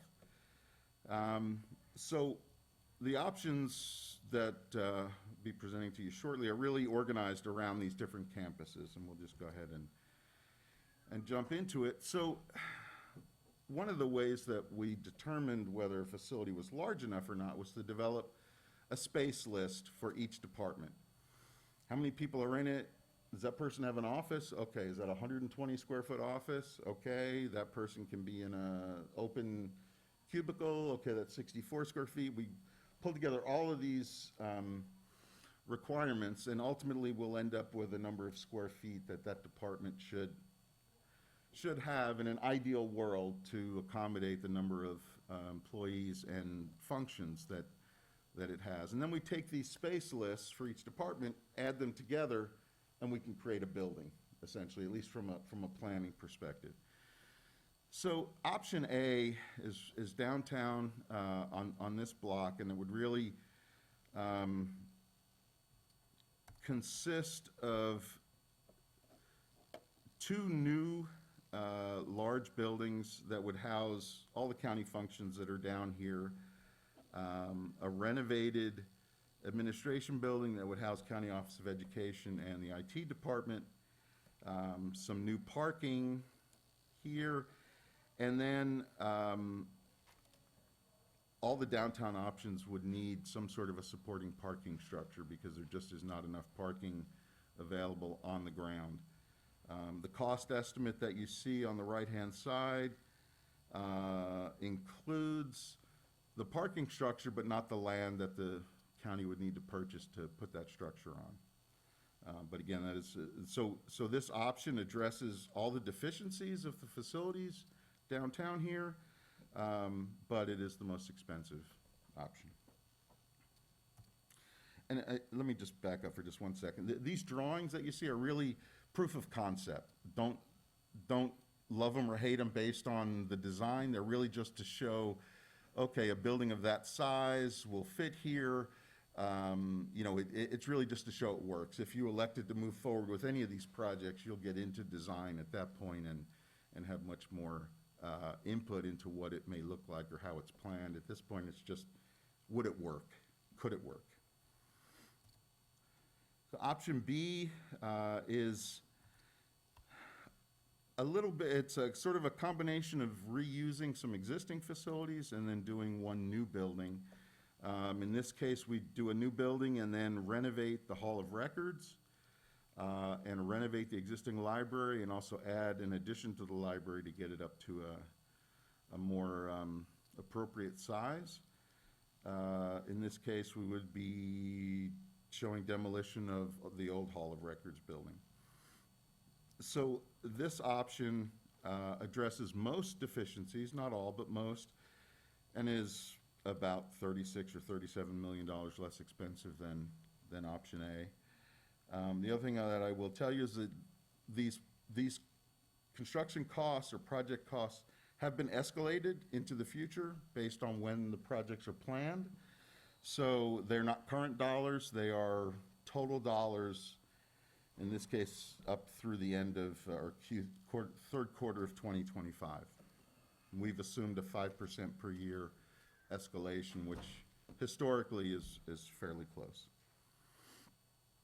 So moving on from the downtown campus, we looked at the public safety campus. Sheriff's Department ultimately would be best suited in a new purpose-built facility. Their existing facility with RMA poses some challenges that really are sort of fundamental in nature and how that building is constructed and where it's located. Ultimately, it's not ideal for a sheriff's office. Moving it closer to the jail and having it built specifically for that purpose would be best. We're also showing a psychiatric health facility, which there's been some robust discussion about in the past at the grand jury level, and for anybody who may not be familiar, there is a very good discussion of the whole issue in the grand jury report that's attached to our master plan. Some great background information there. And then we're also showing an upgraded facility at the Sheriff's Tactical Training Center, which is on Bolsa Road, just down a little bit from the jail. And again, this represents a best-case scenario. Currently, the Sheriff's Office officers have difficulty meeting their training and educational requirements within the county and often have to travel outside the county to access the facilities that they need. This facility would accommodate all of those needs. It could also potentially be available to be rented out to other counties who may need the facilities as well. But the projected cost here for these two new facilities would be approximately $60 million. One of the advantages of this location, this site, is that the county owns all the land. The public health campus, so you've got a new behavioral health facility that will be opening soon.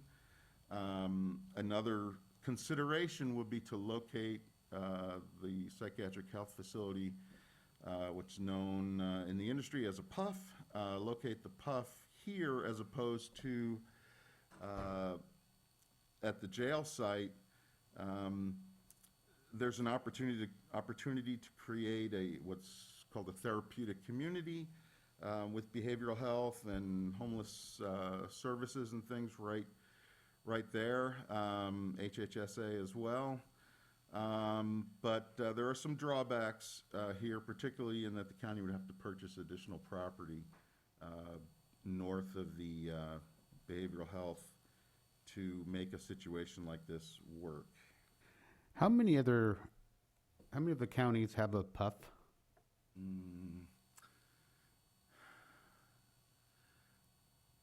I don't know off the top of my head, but most, not all, but most. And obviously smaller counties, it's a greater challenge. Yeah, the big thing is a $16 million for the infrastructure, and then, of course, to staff it is going to be where the ongoing cost is. Absolutely. Yep. And then finally, the Public Works campus. we're recommending really that ag, the ag commissioner, UC Extension, and the Public Works buildings themselves should all be replaced at some point. It's a fairly detailed exercise to make sure that this is designed properly. You've got a number of different user groups and public and staff that need to interact. So it's a little bit of a design effort, but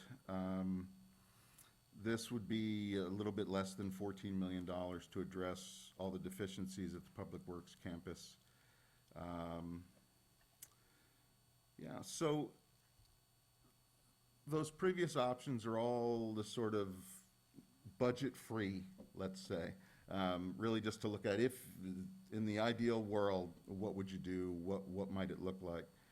But another option to consider, at least in the shorter term, is basically repair and renovate only, to take all the deficiencies that have been identified and fix those. That's still a significant amount of money over time. It's still a total of almost $64 million.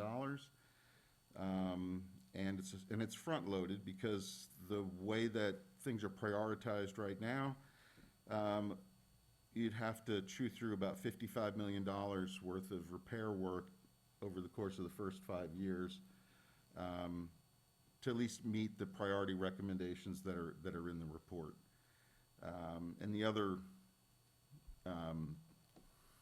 issue with this solution is it really only addresses your current physical concerns, doesn't address growth, and doesn't address functional issues. So it would at least keep you from deteriorating, but it doesn't quite get you to the next level of beginning to tackle long-term sustainable facilities.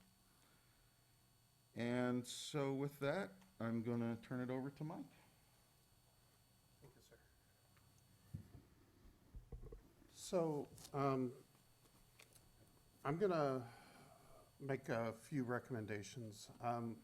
With behavioral health moving out of their current building and us having severe space issues and a need to get child support services into a building before they don't have a building anymore, I'm going to have staff come to you at your March 9th meeting and request an appropriation of $50,000 to make some immediate life safety improvements to that building in about a month period when that building can be empty. Currently, there are exiting issues in that building where if you try to follow the emergency exit signs, you wind up at locked doors. Other places in that building, there are no exiting signs, and you have no way to know which way to go. Walls have been constructed that have interfered with the fire suppression system. There are fire devices that have been disabled for convenience. So there are some significant issues in that building that need to be addressed immediately before we put people back in there. There's a 2-year plan that we just developed over the weekend to do improvements to that building so it can house both child support services into the future and probation or another division. But we really need to address these things immediately before we put people back in there. And hopefully there'll be enough left over that we can actually have the HVAC ducts cleaned, because they're probably about 30 years old, and I doubt that's ever happened. And one of the things you want to do is promote healthy work environments and healthy buildings. And then we could take a moment, and Benny and I are going to work and make a proposal through the normal budget process to allocate about $1 million to begin the serious life safety repairs that are addressed in this report. Try to take that $700,000 of that year one critical functions and take care of those. Mr. Nash gave you a prelude to one of my major concerns, which is actually the probation DA building. You got doors that are getting stuck. You got severe cracking on the outside of the building. that building is moving a little more than can be explained by the earthquake faults in this area.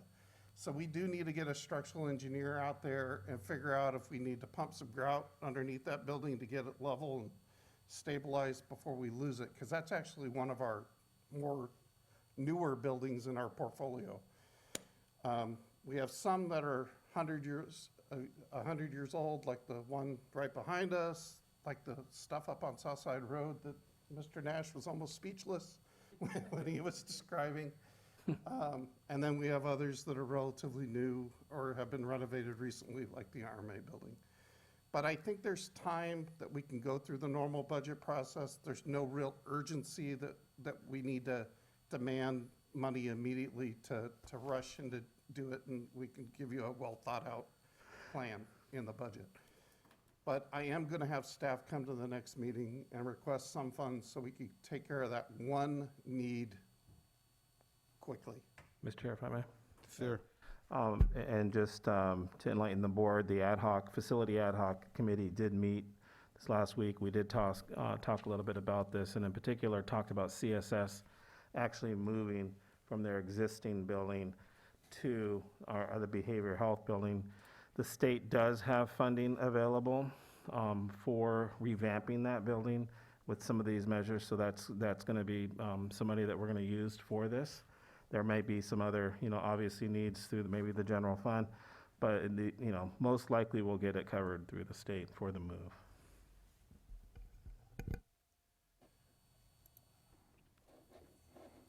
Where'd the mouse go? There it is. With that, Mr. Nash and I are available if you have any questions.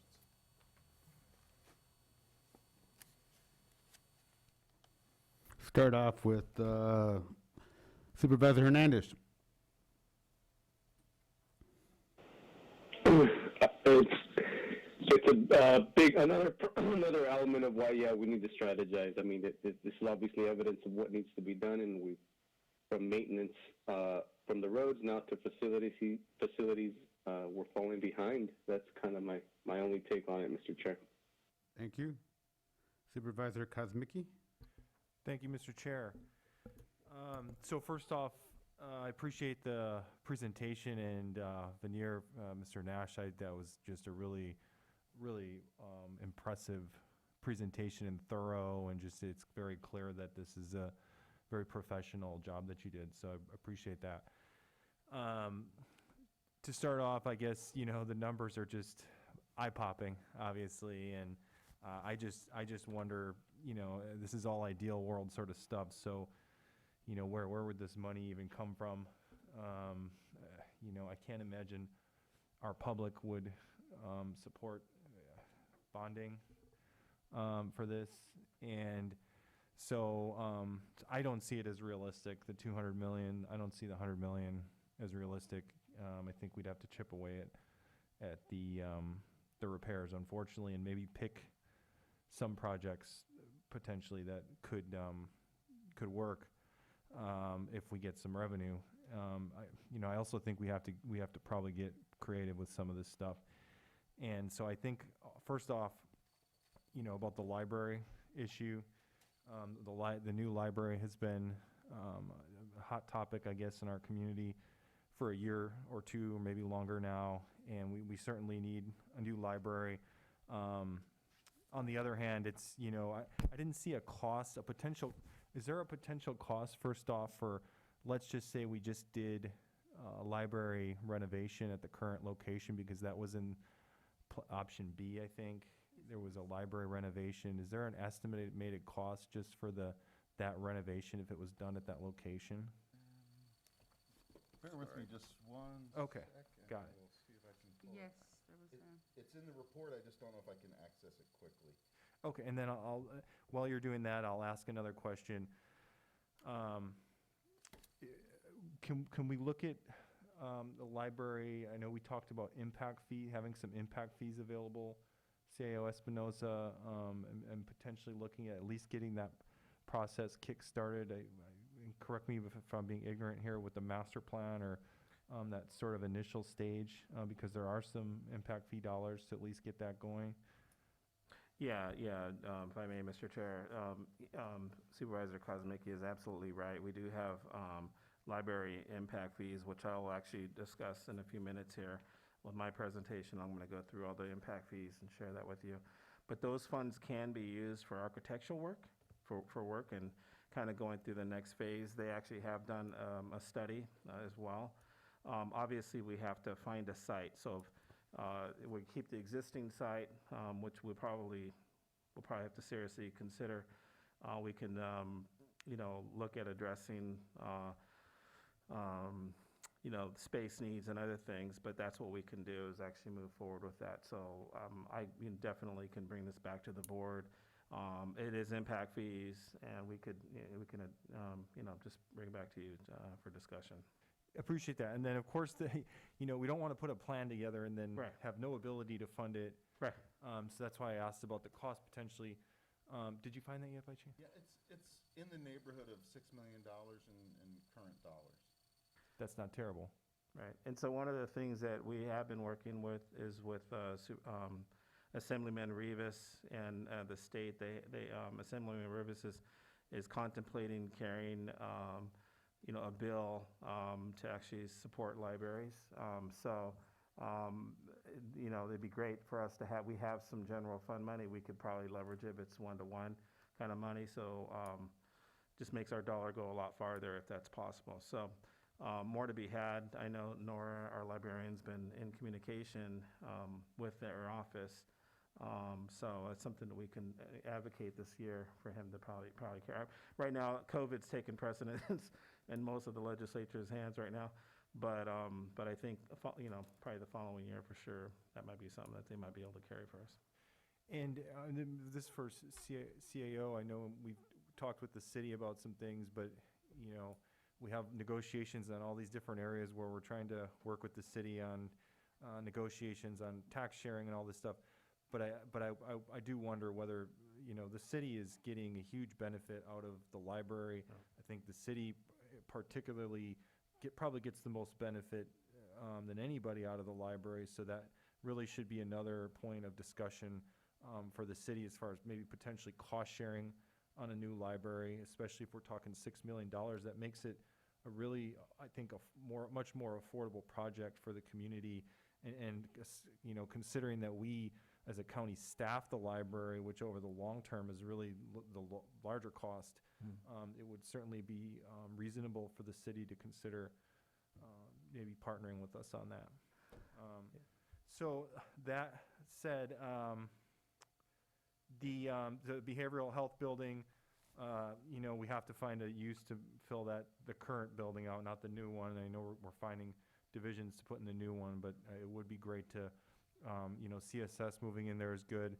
I'm really very hopeful that we can get probation in there, and I know there's some issues, behind the scenes with that, but if we can't get, we have to maximize the use of our facilities, the facilities, especially the ones that are in that area that are, I know that was in the green, is it green with the dot, the decent, it was one of the decent dots.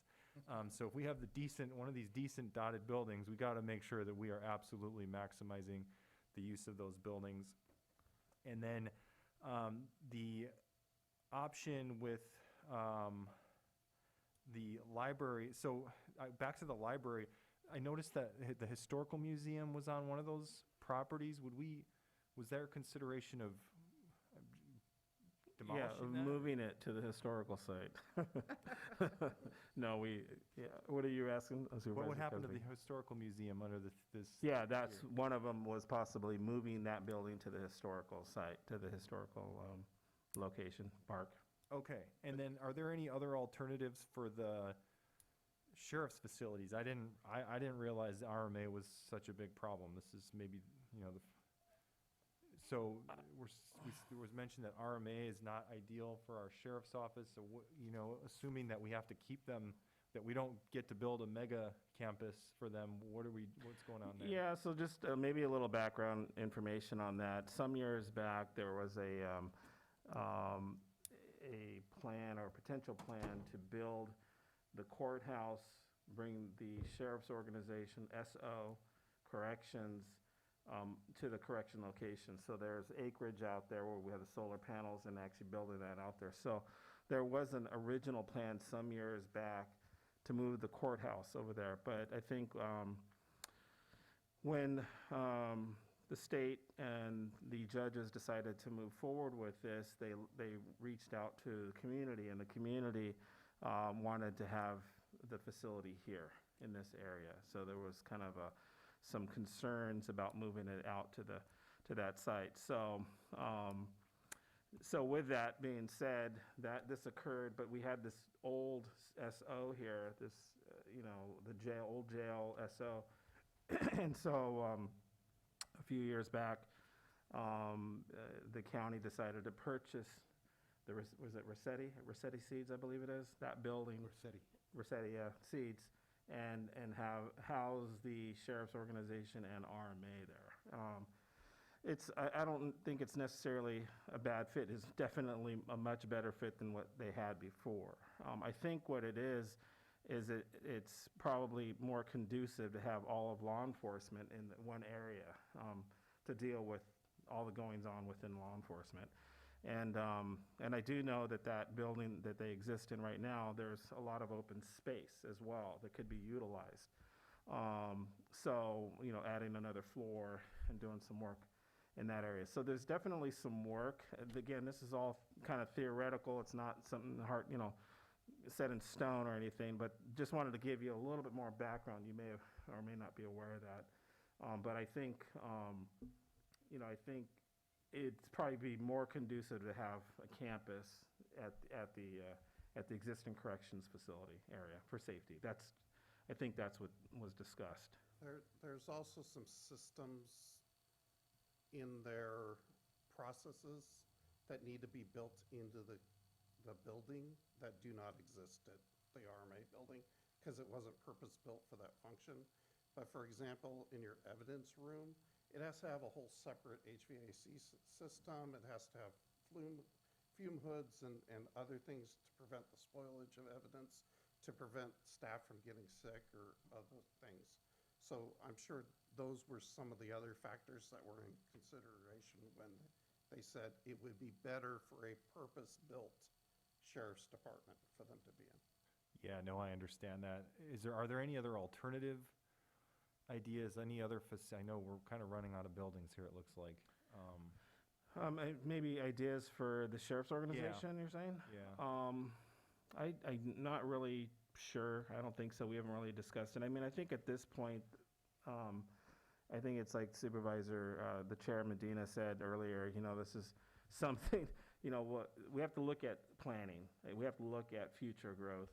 And I think as of right now, even the next few to 5 years, it's going to be fine, but we do need to start looking at other options and investing money into the existing buildings to retrofit some of the offices. That's basically what it boils down to. Yeah, and just being prepared. That's really, I think, if anything you glean from this is looking at, what those costs are. And there's some important safety measures that need to be dealt with. I mean, not just with the DA's building, but also the old courthouse that we have. That's a really big one as well that we have to address. So there's quite a few offices we need to address. I appreciate you saying that. We're talking about 200, 100 million. But when we get into anything that's life-saving or anything that is, we have to invest in those things, and we have to do that as soon as possible. In I'm one supervisor, but yeah, thank you. That's all I have. Supervisor Gonzalez? Well, the two takeaways I see here is that as county employees, we're woefully understaffed. And then the second issue is in terms of the functional needs, the demand is greater than the resources. And so what two supervisors are on the facilities ad hoc committee? Who are those? Myself. Okay, so you two, okay. And am I at liberty to contact one of you for concerns that I might have? Contact me. Contact Ray. You can contact me. Brown Act if we did. Right, well, that's why I'm trying to make sure, okay. Okay. So, again, I really look forward to that brainstorming session that we're going to have about revenue, because somehow we have to solve the problem that we have a bigger demand than we have the resources for. I like the idea about you bringing that, the immediate need on the March 9th meeting. I look forward to that. And we definitely have to take care of those that are life-saving issues. So I look forward to that. I don't have the answer. As I read the packet, I walked away from this entire agenda just like, we're going to rob Peter to pay Paul, and then we got to go borrow it from someone else to cover the deficit. And it's mind-boggling of what we're going to do. And so I look forward to working with all of the supervisors to find creative ways to meet the needs of all the unfunded needs that we have. Yeah, thank you. Mr. Tiffany? Yes, thank you, Chair. I'm going to reiterate, I think, what was already mentioned here. Obviously, it's a huge number. It seems like one has to prioritize, of course, and I would say it seems to me you look at what facility upgrades are going to have the greatest impact on the community, number one, and I would agree, in my mind, that's probably the library, and I think that, to me, when, that's a facility that really addresses all age levels from, young people all the way through seniors. And as you said, as we're aging, it's a critical area to have more technology, and it can serve, particularly as being downtown, serve the underserved population that may not have access to the internet and stuff like that. I think the library is a huge priority. But also, it seems like we have to prioritize by, what buildings are most impacting, maybe not being able to have a proper staffing level. And, as Supervisor Gonzalez just mentioned, that certainly stands out, that you mentioned just come up to average, we would have to add 200 countywide employees. And that's when we have, that's what, about a 50% increase or something. So, anyway, how many of those, we're not going to add 200 right off the bat, obviously, but we do have some real desperate needs for additional employees, and in what areas are facilities limiting our ability to hire employees simply because there's no place to put them. And I don't know how many buildings that's the situation. And then lastly, I would just join in with the other comments. You said that you're going to focus in on looking at the immediate safety needs, and I think you threw out a number of $1 million, which seemed to me pretty low based on, some of the buildings that we're talking about, ancient buildings. Is that realistic? And I would agree that seems like that has to be our first priority for the safety of our employees, for liability reasons, for all kinds of reasons. We've got to make sure we address that as soon as possible. For year one. It's just year one, so when you look at the multiple years, there's a lot more money the following year and the year after. Yeah. So, yeah, sorry to cut you off, Mike. That's fine. A short answer, no, it's not realistic. I mean, you see what the need is. Yeah. But I also know what the global needs are throughout the organization, and I think $1 million was the realistic number to propose. Additionally, in addition to the structural deficiencies, also included in this is the ADA evaluation report. There's millions of dollars in ADA improvements required throughout our system also. Those also need to be looked at, and that's what our division will be doing during the budget process. So not only are we going to be bringing you some life safety deficiencies, we're also going to make proposals on some ADA efficiencies that are going to make the most impact to our community because, as Mr. Nash said, our population is aging out.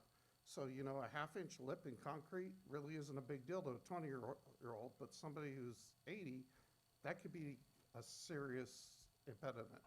So you also have to look at those, and that's what we're going to do. Well, I appreciate that, since I'm soon becoming part of that aging population, or actually I'm already there. At any rate, excellent presentation, very thorough, and thank you. Thank you.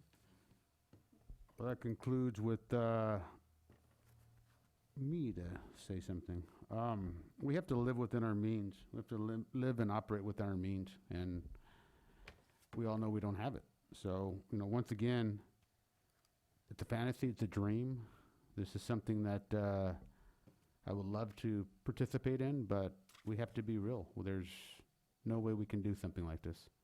We have to worry about our infrastructure. We have to worry about the roads first. We shouldn't even be discussing this before we really put all the money into the roads, because we can have these beautiful buildings, but no roads to get there. I mean, drive down Fairview.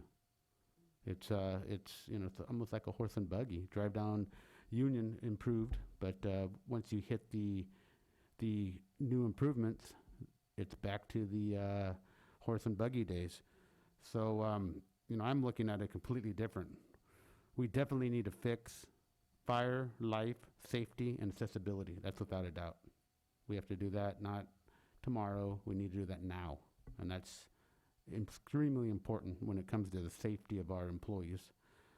Then when we talk about comparing ourselves to other counties, looking at a shortfall of 200 people, how do we know the other counties are right to begin with? We have to really look at that and say, just because it's right for them doesn't mean it's right for us. So I'm in a whole different boat. I'm very cheap by nature. I'm also looking at different facilities that I've operated in, and I know government's a little bit different, but my saying was always, I want to do more with less. And when I speak of that, it's not just people, it's buildings. It's trying to figure out how we can leverage everything. And by looking at some of the price tags, and I appreciate what you guys did, and to me, it's something where if I even thought about this and talked about this to our constituents, we'd be laughed out. I mean, there's no way any reasonable person would agree with some of these things. They would agree with the life, safety, fire, accessibility, but anything else, the first thing that comes to everyone's mind is our roads. And, some of it is roads that are far away, like in Supervisor Tiffany's area, but we have roads, just main arteries that are deteriorating. So that's where I think all of our focus should be on. That's my opinion. But I do appreciate the time and energy you put into this. I know it's, once again, if we had a magic wand and we had the money, all this stuff would be fantastic. But once again, we have to learn to live within our means. And unfortunately, our means aren't billionaires. We're more of the nickels and dimes. But I appreciate everything. Anything from the CAO? No. Any other comments from the board? Any public comment? Members of the public who wish to speak on this item, please press star 9 or the raise your hand icon. Anita, please state your full name for the record. You will have 3 minutes.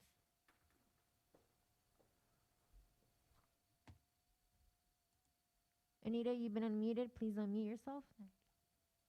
Yes, hi. Can you hear me? Yes. Hello, can you hear me? Yes. Yes, we can. Okay, hi. I'm Anita Kane, Hollister resident. I'm speaking for the San Benito County Historical Society. We're a 501c3 nonprofit organization for the newer board members. As the county develops its facilities master plan, we certainly hope that our two facilities, the Waffle House Museum and Research Center, and the Historical Village, which is located within the county's historical park, are included in the planning efforts. And from your presentation, I see what is on tap for the Waffle House Museum.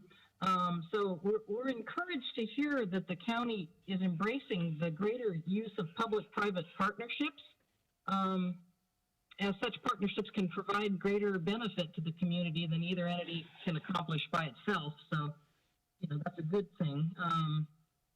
But our two facilities are an important part of our mission to preserve and protect and educate the public about the history of the county. And they are unique facilities that offer the public cultural, educational, genealogy, and recreational opportunities They're also in, like other county facilities, they're in dire need of upgrades if they're to effectively and safely serve the public. Implementing the ADA requirements and upgrading the water system at the park are some specifics that come to mind. But after watching the presentation here, you know, I see many other things too. There's so many mutually beneficial opportunities for partnerships, and we would really welcome discussing, you know, looking at the library edition that was mentioned. In the past few years, we've tried to bring up the idea of combining our research room facilities, which are currently in the Wapple Museum, combine those with a new library edition. And now that you're talking about the Hall of Records going away, you know, somehow combining those records with our facility, with our archives that need to be in a more appropriate storage situation with climate control and such, you know, that would be an opportunity to combine forces and provide the appropriate facility for these community assets. So, you know, that's another example of a partnership that might be possible if we're kept in the loop as you consider these facility improvements. So, yeah, it's a huge job, but the benefits are there for the community. And Thank you, Anita. Any other public comment? John, please state your full name for the record. You will have 3 minutes. John, please unmute yourself. You've been unmuted.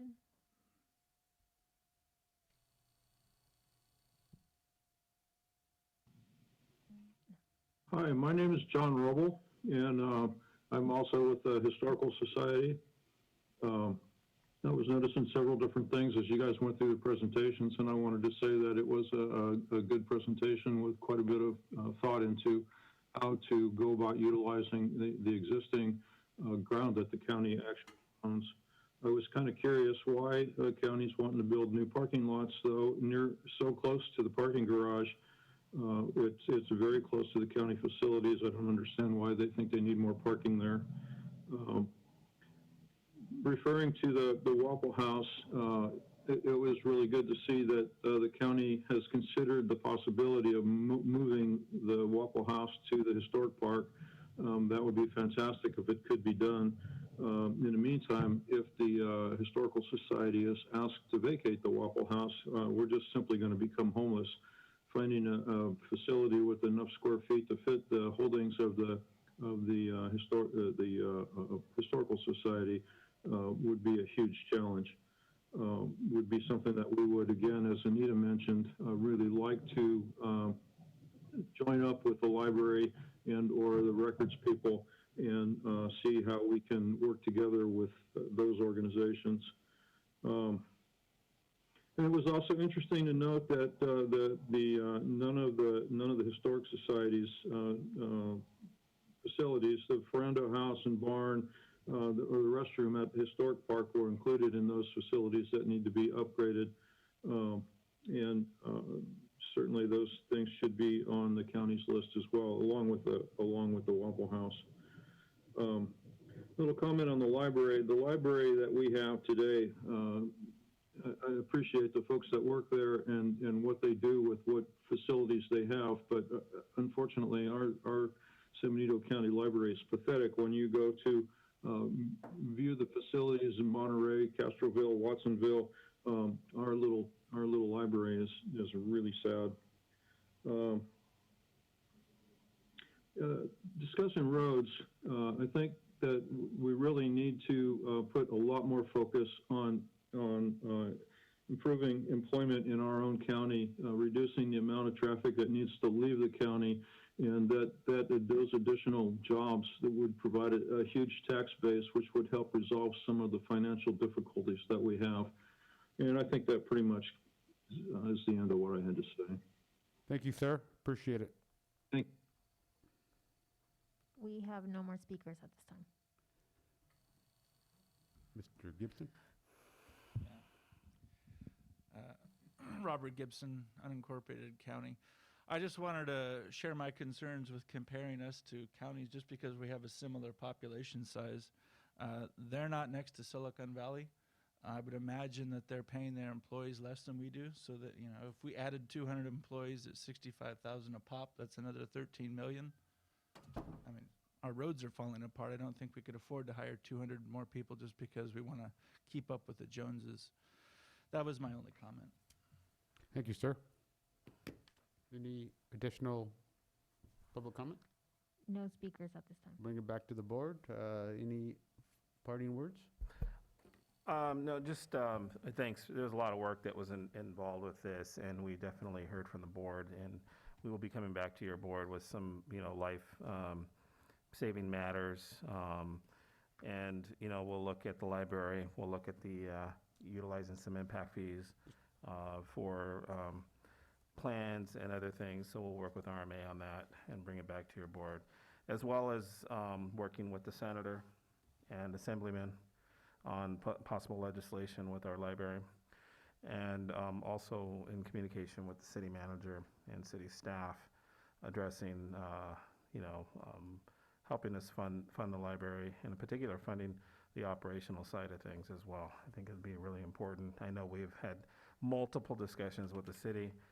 I know our librarian has met with staff and the city council to discuss funding more. I believe that they're infusing about $15,000 to our almost $1 million on the budget, and there's about 70+% of the people that actually go into the library are city residents. So there's definitely you know, skewing there, but we'll address that. We'll have some discussions with them and look at gleaming some more funding for that. Not that a decision is being made, but I just want to be transparent about one thing. When we're talking about life and safety, you do have a budget that you can pull out of. What is that, is it 25,000 or 50,000? It's 50,000. So if something needs to be done today, Ray has the authority to cover that. So I don't want to hear that we are waiting for the board to make a decision on a life or safety issue. Please, that's why we delegated that authority to him, and I just want to make sure we all understand that. Thank you. Yep. That's all we have, Mr. Chair. Okay. We'll go on to number 7. This is a presentation and discussion on our county financial overview. Yeah, so originally, we were going to have our budget officer present this, but in light of him departing last Friday, I'll be presenting it. But I do have a segment of this presentation that will outline, has CalPERS, has staffing. It was kind of a point Mr. Gibson brought up a few minutes ago about cost. What are our costs for our employees? So I'm going to invite Edgar up. He's going to give a quick, brief 5-10-minute discussion on that. It's a different presentation, though. Okay. And just keep in mind, too, board members, you know, we're not here to, it seems like it's gloom and doom with a lot of these big bills, but, you know, I think we just want to make sure that you understand what the costs are. We don't want to have anything hidden. You know, there's a cost to doing business in government, and it's a lot more at times than the private sector. To get roads done, there's a process. There's a long process to go through to get things done. COG and the highways is kind of living proof of that. It just takes a lot of effort. But you know, with this particular presentation, we'll be discussing you know, kind of what those costs would be. Supervisor Bob Tiffany had asked, hey, what about, you know, a road crew? Let's get some more staff. Well, what's that gonna take? What's that gonna cost? And where do we stand from a budgetary point of view on leveraging either our resources for that or thinking out of the box and how we actually address that through contract or other things. So, but in any case, we did want to share a presentation from the administration office. We have Edgar Nolasco, our deputy CAO. He's going to be presenting to you a brief outline on CalPERS, staffing, so on and so forth. So, Edgar? Thank you, Ray. Good afternoon, Chairman, members of your board.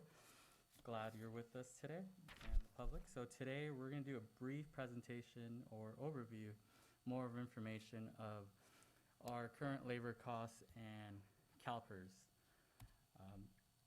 So I wanted to inform and tell everybody really what our county salary and benefits look like. And when I say county salary and benefits, these are the items that previous boards and some of you have approved for the budget.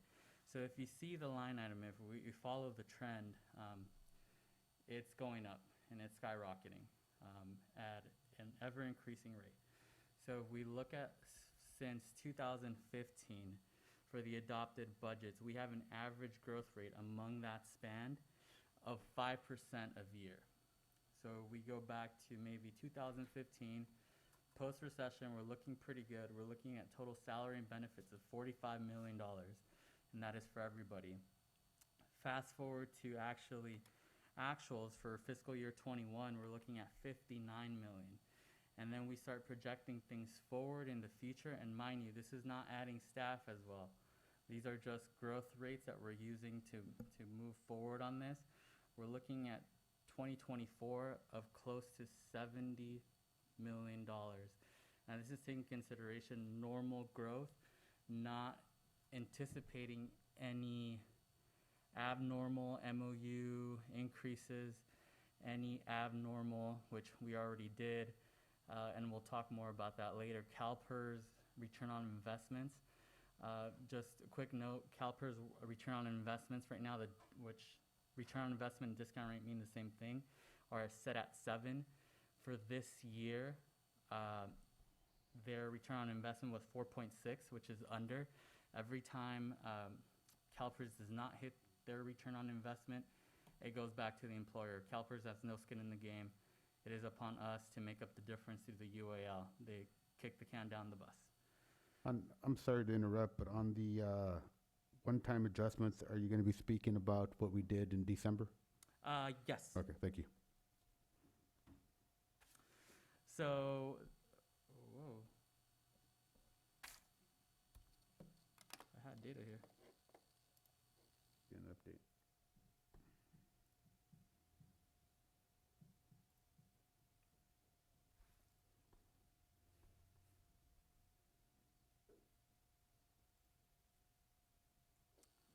Don't know what happened to my data.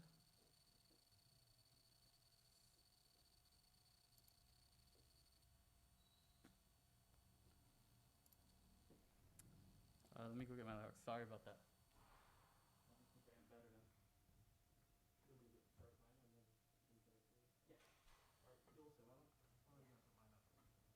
All right, so I'll go ahead and get started while Edgar works on his. So I have a fiscal overview presentation, and really like any other presentation or plan, I should say, you know, whether you're a homeowner, whether you're a family member, whether you're a business owner, you always look at your budget, you always plan, and if there's a need for maybe a larger storefront or maybe addressing your roof for the year, whatever it may be, you have to plan for it and you have to address it. And so that's what we're here today to talk a little bit about. And as you've seen kind of our roofing, so to speak. You know, all the other infrastructure, there's definitely a need, and it's been decades, if not longer. I mean, in some cases, I think even a century, to address some of these things. So, and we have been doing, I just want to share that with you, that the county has, since in the last decade, we've actually done a lot. We've done heating and cooling throughout the county, because that was a pretty big issue. There were individuals, I mean, almost hanging beef, so to speak, inside there working, and we had to address that because we had a few years where the heaters were breaking during the winter time. So we were just immediately out there replacing that, but they just kept breaking. So we just eventually had to revamp everything. So we have much better cooling and heating systems in place, and we have a solar, we have lighting, better lighting, cheaper LED lighting. And also, too, we're addressing the jail. You know, we spent a lot of money on the jail. We've addressed that, and now we're addressing behavioral health and mental health services to really kind of make our mental health a priority within our county. I think it's really important to have the right facility that can help individuals. So, are you good? Yeah. Okay, Print so. PDF, sorry, I didn't want to. Okay, You're on no, the that's roll, fine. sorry. That's my opening part of mine, and we'll pause mine, but we'll come back to mine in a minute. Edgar? Yeah, sorry about that. Board.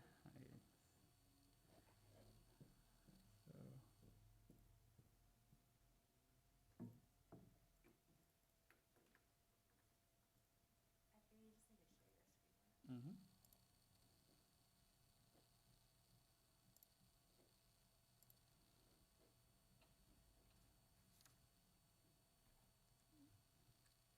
Now is this loading? What's working right now?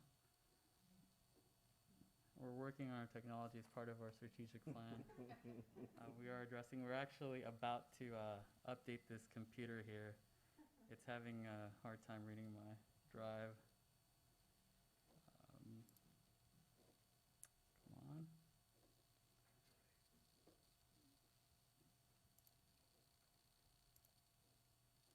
There you go.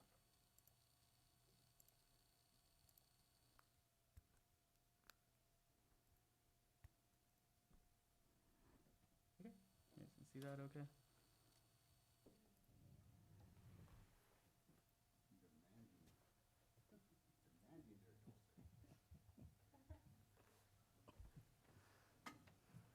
Okay, so where were we? Sorry about that. So breaking down, I broke down the 2021 total comp of $59 million. And there's a makeup of what makes up that $59 million. Most of it, 67% of it being salaries, which is the hourly wages that our number one asset, which is our people, receive. The biggest other cost is CalPERS. And I'm going to go more in detail of why. Every time we give a dollar, we usually have about depending on if it's safety or not, we have about a 40% overhead on the dollar.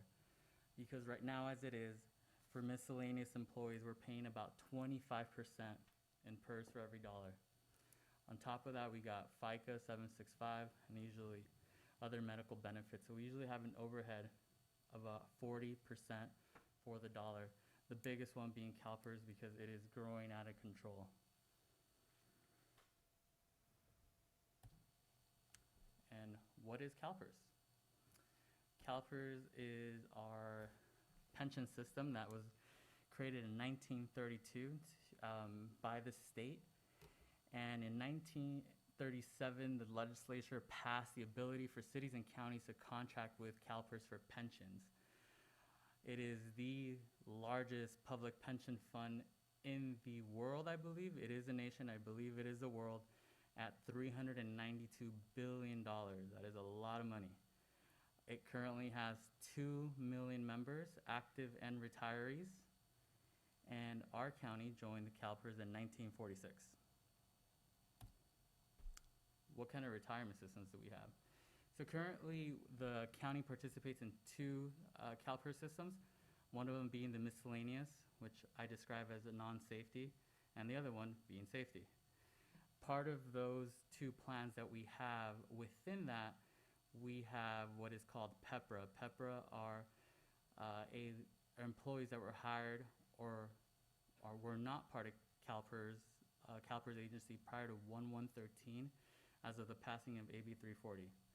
This was the legislation's attempt to reduce future ongoing pension costs. If you will hear me say later death by pension, I really do mean death by pension. This was an attempt to reduce our future liabilities, our pensions, that many cities and counties are facing and public agencies are facing as the big elephant in the room. Our classic tier that we have for miscellaneous employees is 2% at 55. That is the benefit formula. which is not as rich as other entities around the area, in the Bay Area. Usually you have a 2.5 I-55 for miscellaneous. Some really generous agencies like the City of Monterey is 2.7 I-55 for classics. So there is a lot higher cost for those folks. Our safety plan for classic employees, it is 3% at 55, not the normal 3% at 50 that other agencies have. It's less of a benefit. However, it is a safety formula plan that has incentives for safety folks. PEPRA tiers, this is because of AB 340, an attempt to reduce future ongoing, what they define as Cadillac benefits as pensions, 2% at 62. So I believe the entire board is our PEPRA. So you guys will fall on this formula. Most staff in the county are PEPRA. Right now we have 144 classic miscellaneous employees and about 229 PEPRA miscellaneous employees, about 50 classic safety members, and about 31 PEPRA safety members. So as we move forward and we have employees leaving and retiring, and we hire new people, the future costs will go down because of a lesser benefit. However, we're not paying this down as quickly as we could.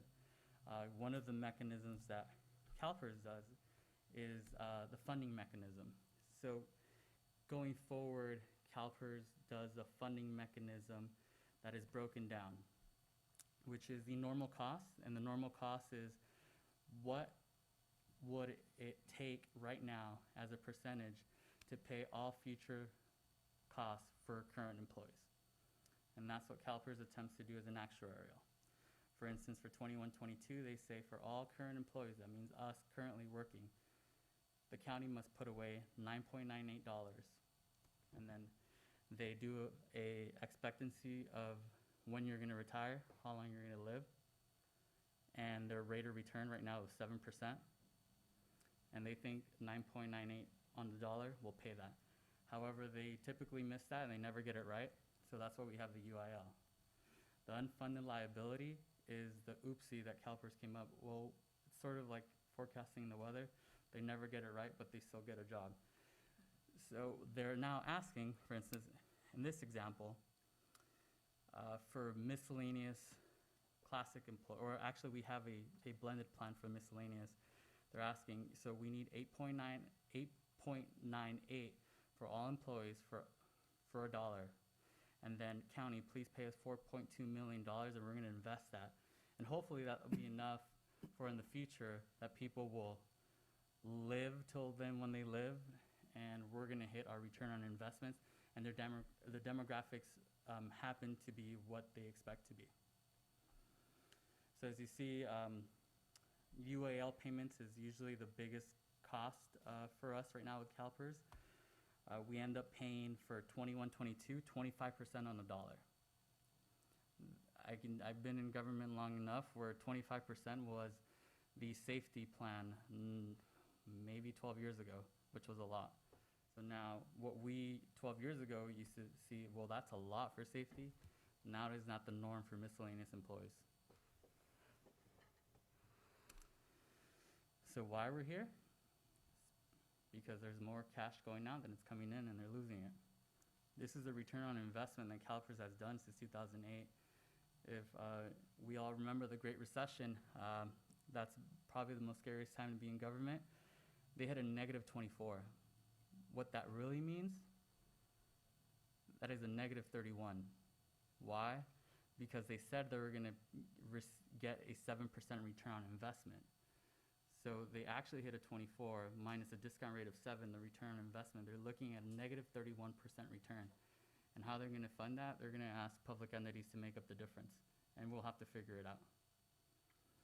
If you look at their funding model, based on the numbers that I have in front of you, you see the last number, that's 4.7.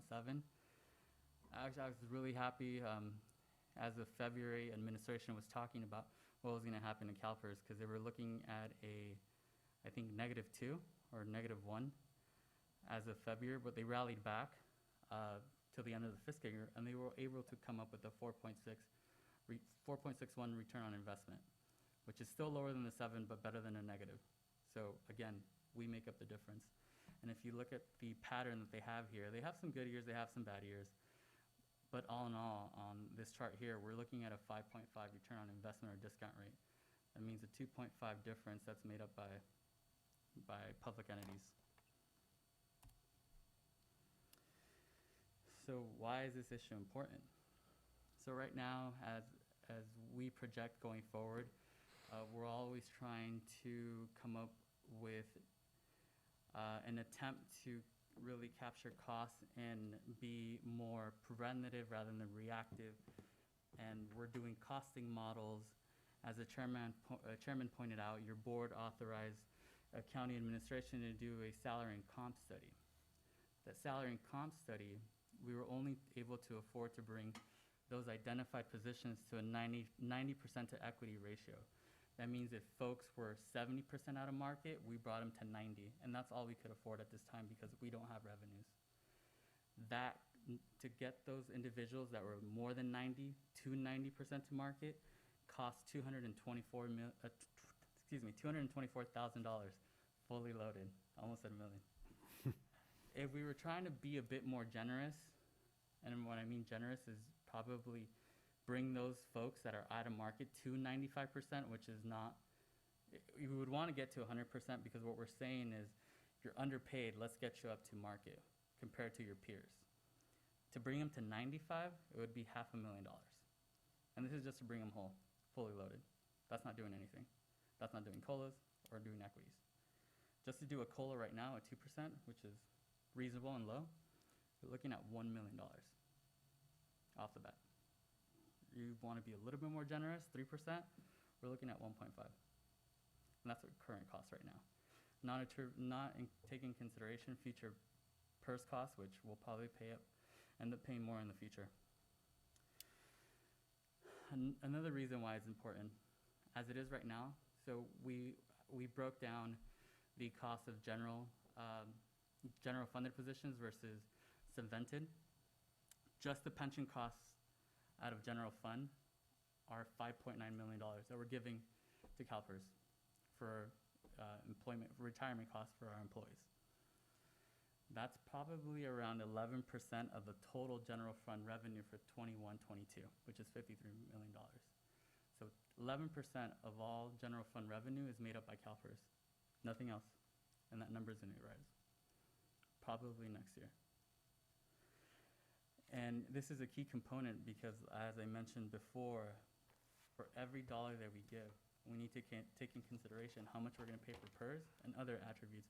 But PERS is our number that we never know. It is a wild card to a certain extent. CalPERS does provide actuarial forecasting, which we follow closely, and we do our own forecasting with the help of the auditor's office and administration here. However, if we look at our other overheads like taxes, we know what our taxes are going to be, 765 until we hit the cap. With CalPERS, we don't know what that is. And these are our 10-year, displaying the 10-year projection of CalPERS rates for miscellaneous employees. Just a little asterisk. Years 22, 23 to 24, 25 are projected. I projected those amounts. However, those are small projections that I gave, not taking consideration huge impacts that CalPERS would receive by not hitting their discount rate. So if you see, we go back to 2011, which it seems like it was yesterday, it was a modest 12%.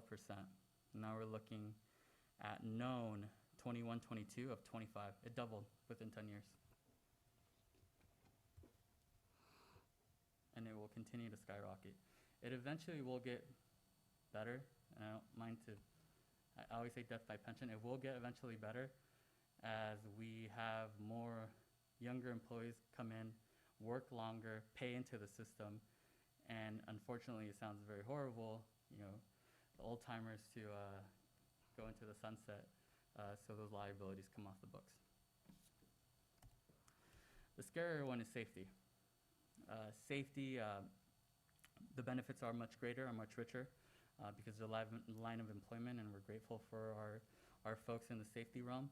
However, if you go back to 2011, 32%, which we all believe in 2011, that was a huge percentage. It's almost what we project in 2 years for miscellaneous. Now it is doubled as well. So what means is known 60%. So for every dollar we give to our safety members, 60% goes to PERS off the bat. And if you see, we did a 10-year, we did a 3-year projection for the very end years. We're looking at 66%. And these are modest projections. This is not a doom and gloom, worst case scenarios. These are modest projections with an average increase of 6%. If you look at the math, it's just skyrocketing. It's not keeping up. Questions? I know it was a lot to go over. And I could have one-on-one with everybody in the future. I could nerd out on CalPERS all day. You just depressed me even more. I will start off with the Supervisor Gonzalez. I have no questions. Supervisor Tiffany? I don't have any questions. It's just like blows me away, though, looking at those numbers. It just, I come from private business, and I wouldn't be in business for over 100 years if we had to deal with those kind of numbers, trust me. Anyway, it makes our life difficult, I can see If I that. could share some comments. That is one of the difficulties of being in government. Like we were mentioning roads. Our roads folks that leave us don't sometimes really see the entire benefit of being in public because of the pension. They don't see that we're paying for every dollar 25% into this account, but they don't see it in their pockets. Well, they go to Granite Rock and they have maybe a modest 2% that goes into a 401k. The difference, that 23% right now, is being paid in salary, right? Yep. And that's where we're at a disadvantage, because we have to pay all these other costs that keep skyrocketing, but we still need to maintain a business. We don't have revenues to offset, and now we're stuck in a lose-lose battle, especially with positions where we compete with the private sector. We're on the losing end if employees don't realize what they have. It's a defined contribution versus a defined benefit. So the defined benefit is obviously much richer than the contribution to the private sector. No, I know exactly Yeah. exactly what you mean. What does the county do in terms of education of the employees so that they maybe better understand what they do have relative to the private sector? I have personally gone onto the roads and explained that to them. Yeah. In all honesty, they do understand it, but what they've told me is that that's a great benefit. However, I got to feed my kids today. Yep. Yeah. And we educate, Yeah. we tell people, we have, educational folks come in from nationwide and sit down with employees on financial planning, what includes 457. It encompasses a holistic entire approach of your pension, 457. We put education out there, but it comes to employees like, well, I got to pay bills today. I mean, that's nice that I'm going to get this pension. Like Ray was saying, this defined benefit that, you're going to receive money and technically till you die, but I need that money now because I got to make purchases now, not later. Yeah. So it's a really personal choice, and it's Yep. really hard. Well, 30 years from now, they'll come back and thank you, Edgar. Yeah. All right. I don't have any questions. Thank you. Supervisor Kazmicki? Thank you, Mr. Chair. Well, first on the CalPERS return on investment, this is just basically, is this just poor investment decisions institutionally over there? Correct, yes. So, I mean, S&P was up 16% last year, 29% the prior year, 4.5%. Yeah. Oh, my goodness, who's there? Who's They right? actually just hired a new guy, the chief investment officer. I don't know who he is. However, the way that they set up their investment policies is, I think most of it is cash right now, and because of the market being so low and the 10-year yield bond being low, the return on cash isn't all that great. They do have some risk investments, but those aren't, the cream of the crop. Most of their investments come from, bonds and, hard cash. They're safe investments, but they don't bring much in return. That's ultimately the difference between government and like someone private. They have to be safer investments, that's where you're not getting the return at right now, and that's part of it as well. So it's a combination of multiple things, but that's one big one. Why even like our PARS system is a little better, because we have a little bit better return, obviously, because their programming is, they have a better investment program or portfolio that we can actually get a higher return on, so. Yeah. And there is some investments that CalPERS by board action can no longer do. Like during the crash, they were doing a lot of short sales investments and investments that weren't probably the most. Hope not GameStop. Yeah, I mean, we should have, we're late in the game. I should have told Melinda, go all in. But, yeah. No, I don't think so. Or Bitcoin. We would have been doing really good. Yeah, that was it. And my only comment, I understand what Supervisor Tiffany's saying, but the market in the end is the market, and the market's much different in the public sector. And, so our employees can certainly look at going elsewhere, and that's the challenge that we have here, as we all know. So, but I appreciate it. Good presentation. Thank you. Supervisor Hernandez? Yes, thank you, Mr. Chair. Yeah, in general, it sounds like the investments are conservative, but the demand is not conservative for the pension plans. So it puts us in a really tough situation. Yeah, that's my only comments, Mr. Chair. Okay, thank you.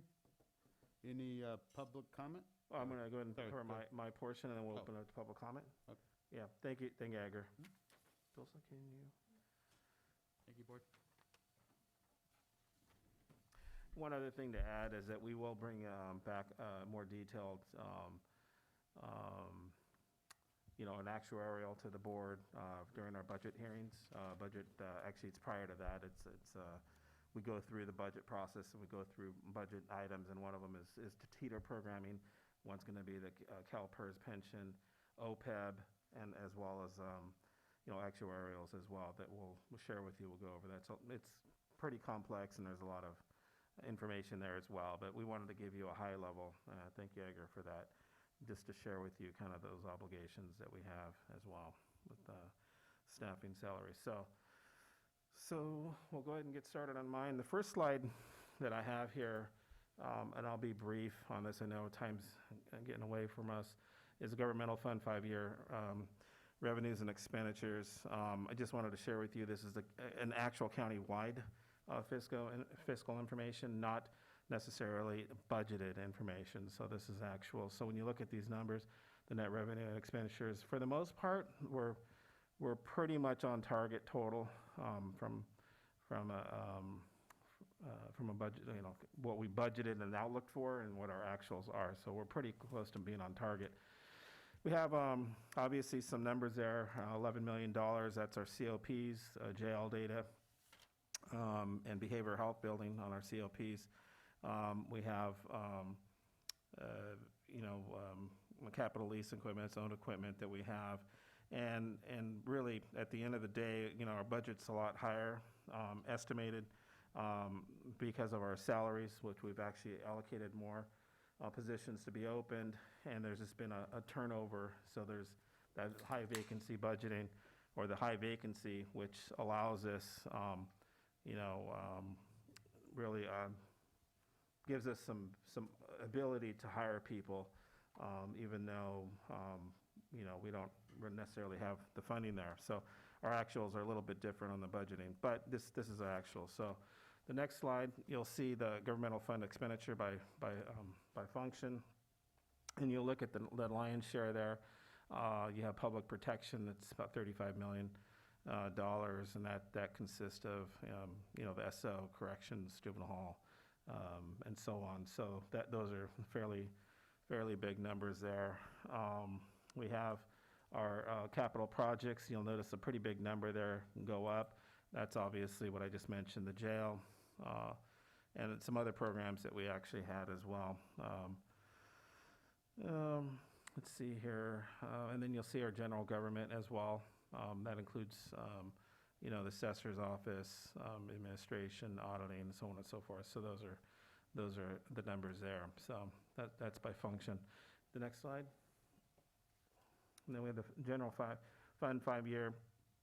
And here you'll actually look at the numbers there. When you look at the net revenue and expenditures, that number is a little bit higher, the 1.3 and 1.371. I don't know if you noticed that there on the bottom for fiscal year 18-19 and fiscal year 19-20.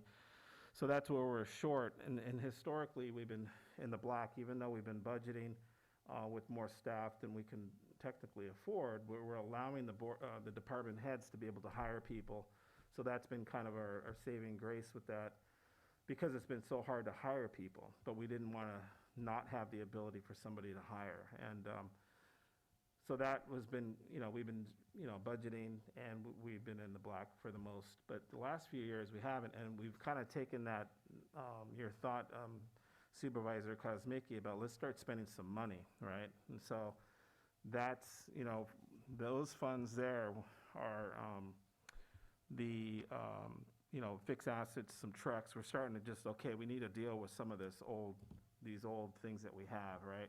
Also, we had the landslide. I don't know if you recall that. So we had to address the landslide and a few other things that we actually had to account for. So those are just some examples of, where, what we had to spend a little bit more than what we budgeted for was unanticipated, even beyond what we had planned for. We are addressing that, and we are trying to get that, the funding back to replenish that fund. Also, there's been increasing of litigation costs. There's been a lot of that as well, and other things that have actually increased in that area. So, go to the next slide. And general fund expenditures by function. As you can see here, it's similar, and you'll notice the same thing. It's public protection and general fund. The public protection is taking most of the expenditures there. Next slide. And the general fund balances. This is something I think we can probably now take a stop and ponder a little bit over. Supervisor Kosmicki had asked, "Hey, what can we do? Let's start tackling some of what can we do? Let's spend." Let's just say 50%, right, of our general fund. So this right here gives you kind of an idea of where we stand, a little bit over 26 million total. But when you actually look at, the committed, assigned, restricted, you'll notice that we have some obligations that are tied to our general fund balances. We have our Trindle Pool balance of insurance, our insurance that we have, that's actually that actually makes up our assigned. We have teeter funds as well that make up that. And then under our restricted, we have PARs that we have allocated there, about 3.5 mil within that section.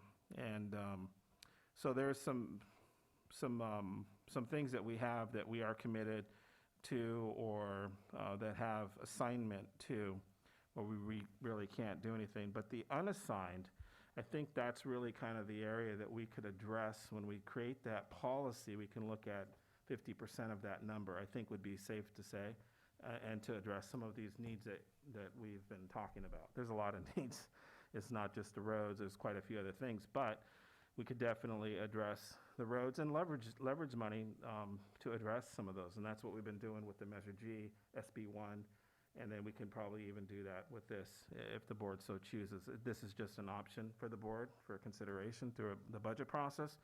But you see here, there's about 8.8 million, which we have here that, depending on whatever the policy is, allows us to put some money to some of the projects that you guys were requesting, or that you were requesting. So with that, we'll go ahead and move on.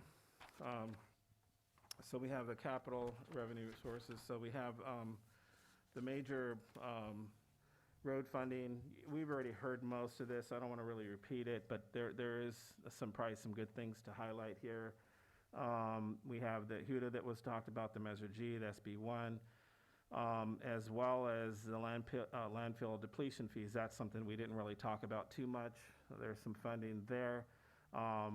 And we have, that was one thing that Supervisor Medina had mentioned for Best Road to actually address it. So we're using some of these funds to address Best Road and other roads that we use for the thoroughway for the landfill. Also to John Smith, the realignment. So those are just options that we have available, as well as, the traffic impact fee funds. So we'll go to the next slide, this one right here, capital funding sources. Here's obviously like the general fund, the transfers made for cash flow for the renovation projects.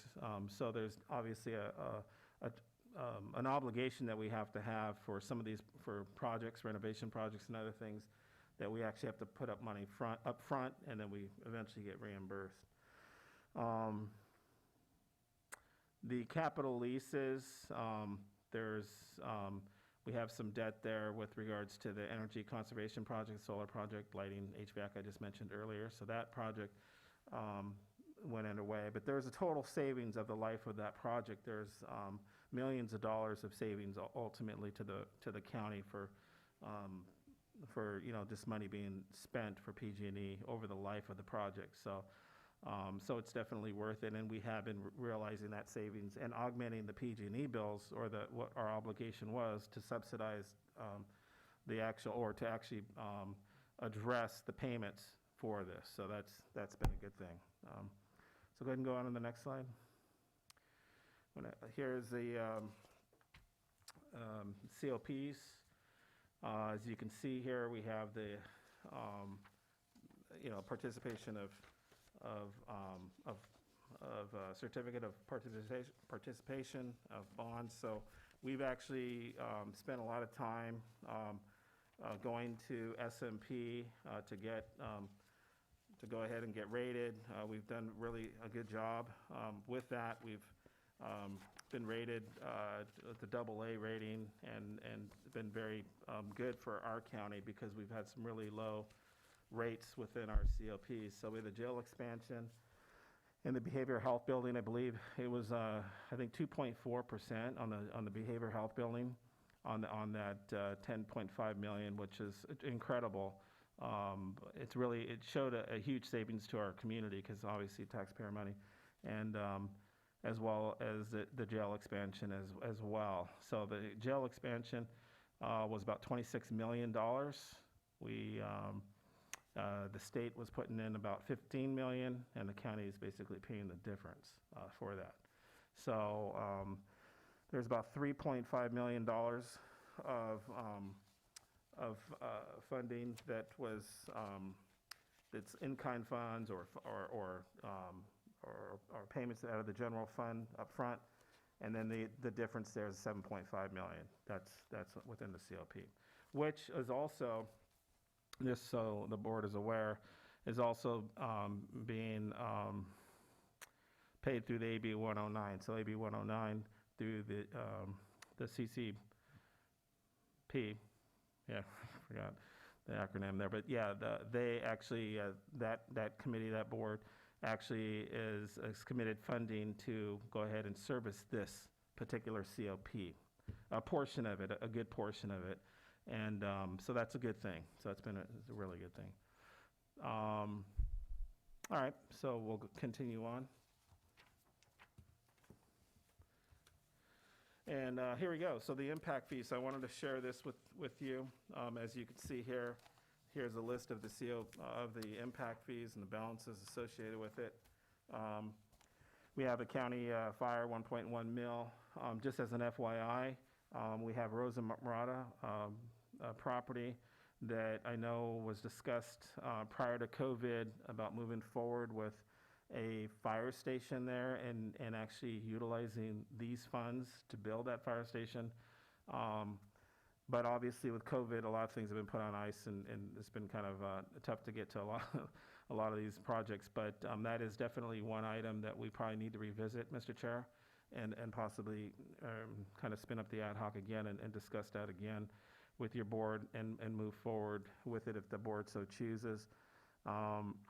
You know, we have plans kind of drawn up. There's been a lot of work that's been done on it.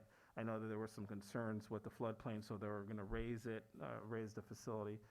But there's definitely been some work with that, and there's obviously some money here for that. It has to be a county facility, county land, to invest these impact fees into that. And then we have, you know, obviously these other impact fees, and, you know, we have, I mentioned earlier about traffic impact fees. There's going to be portions of that going to 156, going to 25, going to some of these bigger projects, as well as some of the other programming locally that we'll be addressing as well. So, yeah, we'll continue on. So what we did is we wanted to kind of present to you some scenarios that kind of, I think you've already got the point, but I think it's good to discuss that with you. Is this particular scenario is a road crew scenario that we just did. We thought, you know what, this is a need that our county, we need to invest in road crews. So let's go ahead and do an example, kind of a case study for your board. So we have the background here. It talks about, you know, where the funds historically have come from, the county need, obviously everyone knows the need, and, you know, the reason for the request, everyone knows that. So this is the FTE count that we're looking at as an example to add, and this is what the cost would be associated with that add, or those FTEs, approximately. So, continue. And here you have the normal funding source that, you know, we were talked about earlier today. Benny talked about it. We've talked about it at length. Continue. And so let's go back. Actually, let's go back for a sec. So with that, you know where we stand from a budgetary point of view. And, you know, I think even scenario 2, there's going to be, go to the other slide. I'm sorry. Yeah, there you go. You know, there's options that we can do. We haven't really talked about cannabis or hemp yet. We're spinning those up. There's been some cannabis facilities that we're working on, or that are being worked on. There's hemp as well. We haven't received any funding yet. There are some potential revenue sites that could be used. That's finding money or special areas of funding that we might be able to look at for ongoing. I think the key really to take from this or glean from this is what Edgar just shared with you, that ramp up of costs associated with an employee. So really, I think at the end of the day, we have to have some source of revenue, ongoing revenue for staff. That's what it needs to equate to. It can't be one-time money. So, for instance, Supervisor Kosmicki, you had requested, hey, we got to do something with these roads. We got to, tackle this. Supervisor Bob Tiffany said, hey, what about the contract we had before? Let's do something like that. That's perfect example of one-time money. Let's get Granite Rock or Chapin or whoever. Let's tackle those things with the one-time money, because we're not tackling this ongoing. Once we start doing ongoing, then we're going to get in trouble down the road. Then we might have to do layoffs, and we don't want to have that happen in our county. So that's really kind of the mindset I'm hoping to share with you, to think about and ponder over. With those one-time monies, I think those are great places to address. The fixing the buildings, those safety issues, some of those one-time monies, great to deal with that. It's the ongoing staffing that we really have to work diligently, work really hard at. What can we do to increase our revenue so we can get ongoing staffing or additional staffing? We know the staffing that we have now, those costs are continually rising. So we have to deal with that plus additional staff, it's really important. So I just wanted to share that with you. The similar example with the library, it's very similar, same thing. We're looking at increasing the size of the building, and with that is going to come an increase of staffing. It's just logical. Just like the courthouse. I think doubled in size, right? Well, there was a need for additional security. I think you were part of the process with the state Supervisor Medina, that we had to go lobby the state to address funding those additional safety folks that were out there for, handling all the exits and the entrances to that building. So there's definitely going to be a need for additional staffing. And, one of the things that I had written down here, but we had already talked about is maybe leveraging, obviously for the building itself, leveraging, our senators or legislation or even some of our, general fund that we have to possibly match other funding that we may be able to receive to expand that building, just to get the building. But again, it kind of goes back to that same mirror image of the road crew, where we really have to look at, ongoing revenue to address staff. And there's other options, though. There can be volunteers. I know that there's a lot of volunteers with the Friends of the Library. There's other things. So we can look at, I know that San Jose State University has programs, and other universities, Monterey Bay, they actually have programs for their, juniors and seniors to come out and do special programs. So there's probably other options that we can look at, but obviously we have to address unions. We have to do, there's a lot of things. So we can look at the internship programs, which is fine. Yeah, so just to point,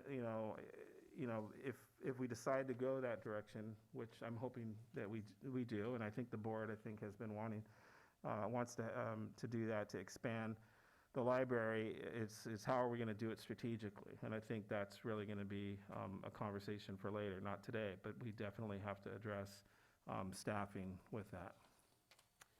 So next one is local development. We'll go ahead and continue.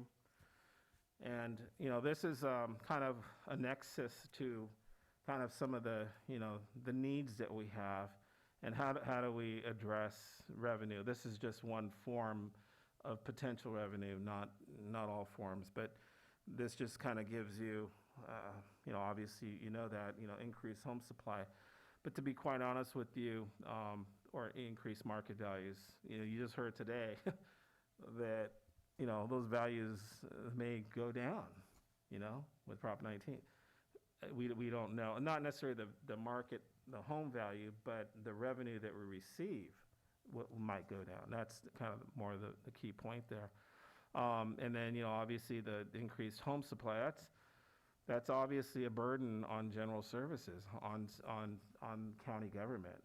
There's definitely more work that needs to be done with that. And Prop 13, you've heard that presentations from more than one person today. So go ahead and continue on to the next slide.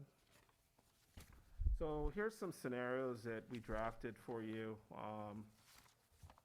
And one of them is just kind of a highlight of the of homes, of developing homes.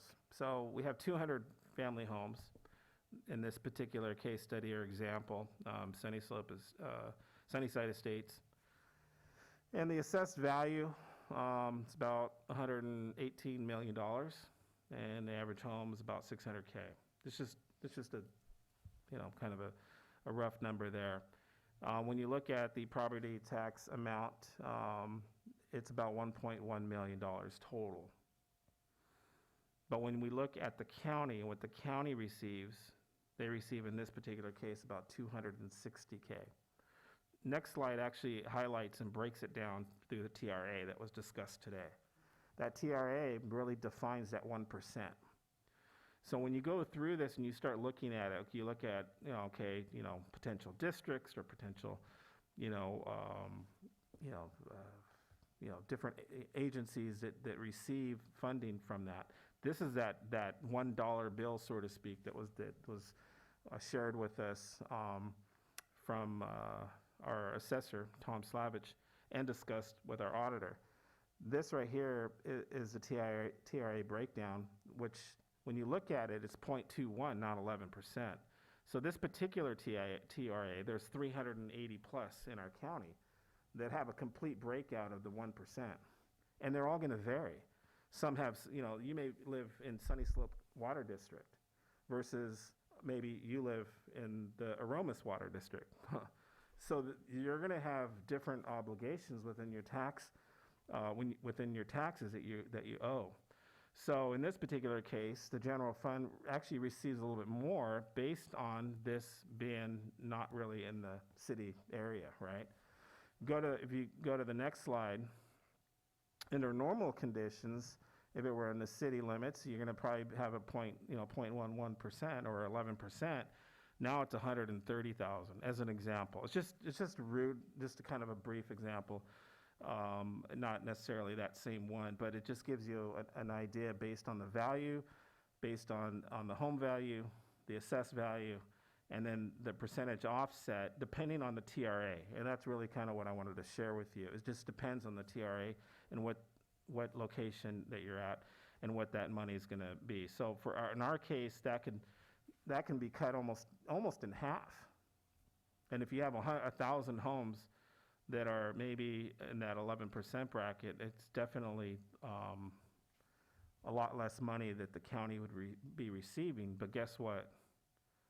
The county still has an obligation to take care of 3.5 or 3.4 residents within that household on an average. So depending on that's usually a rule of thumb whenever there's studies done on development.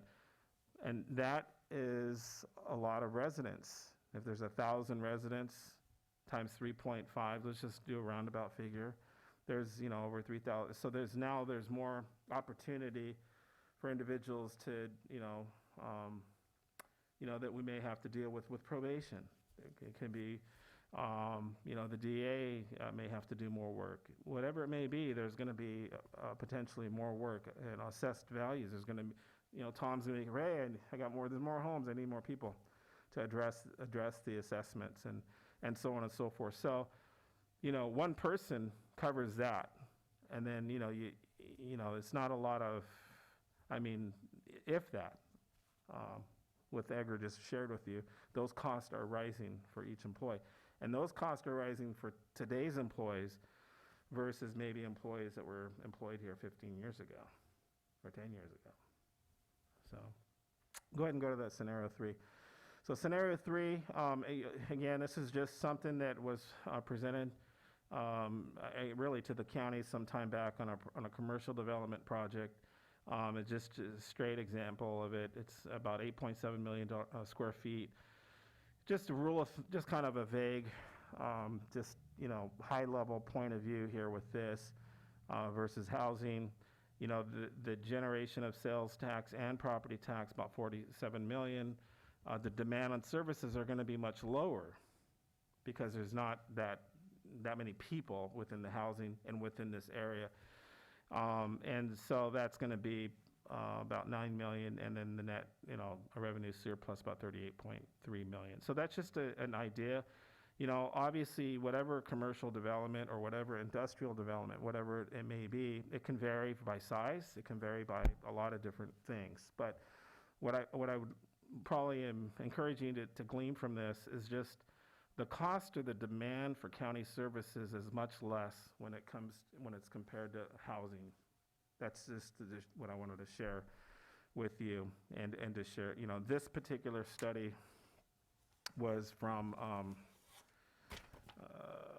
what was it? Applied Development Economics, and so just gives you an example of a potential commercial development. Go to the next slide.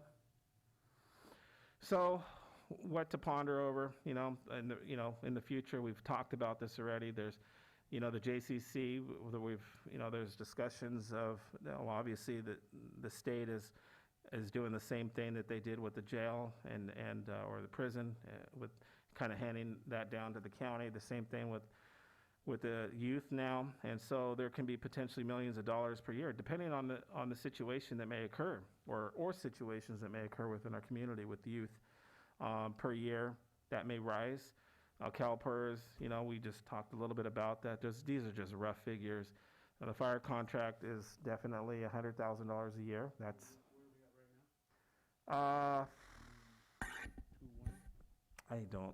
off the top of my head, I don't want to give you a wrong answer. But we'll come back with that. I'll get you the numbers on that. I think we're I think we're over 2 now. I think we're 2.1, 2.2. So that's rising every year, $100,000 every year. And then we have services and supplies that obviously, it can go up because costs are going up for materials and supplies. And then Edgar just talked about wages. And then we have, obviously infrastructure maintenance.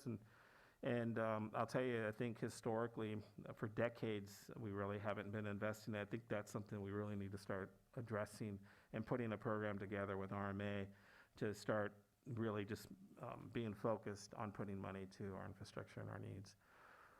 So the next item, and so this is a comparison to that based on revenues. The AV is about 7% historically, other than the Great Recession, as you saw earlier. And so that's approximately $500,000 to $700,000 a year. That's basically what it accumulates to in the general fund for all of the operations that we're responsible for. The sales tax, as you saw, there was an increase because of fire clay. I think it was approximately $400,000 is what was infused, but we actually lost revenue on our sales tax this year.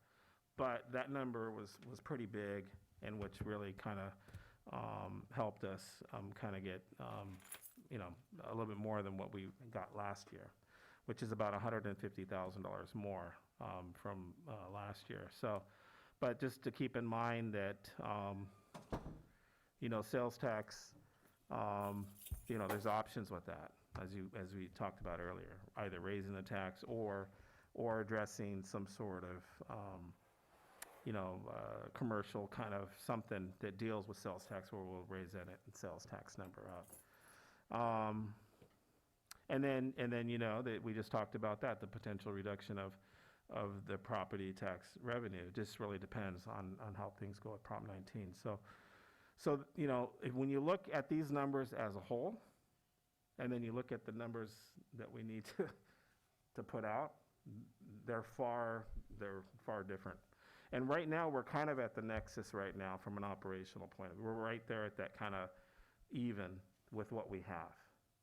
But anything that we, moving forward, we're going to have to do something to generate more revenue. That's just a plain, or, and I hate to say this, but, we have to really look at services and addressing, either reducing our services or changing things or looking.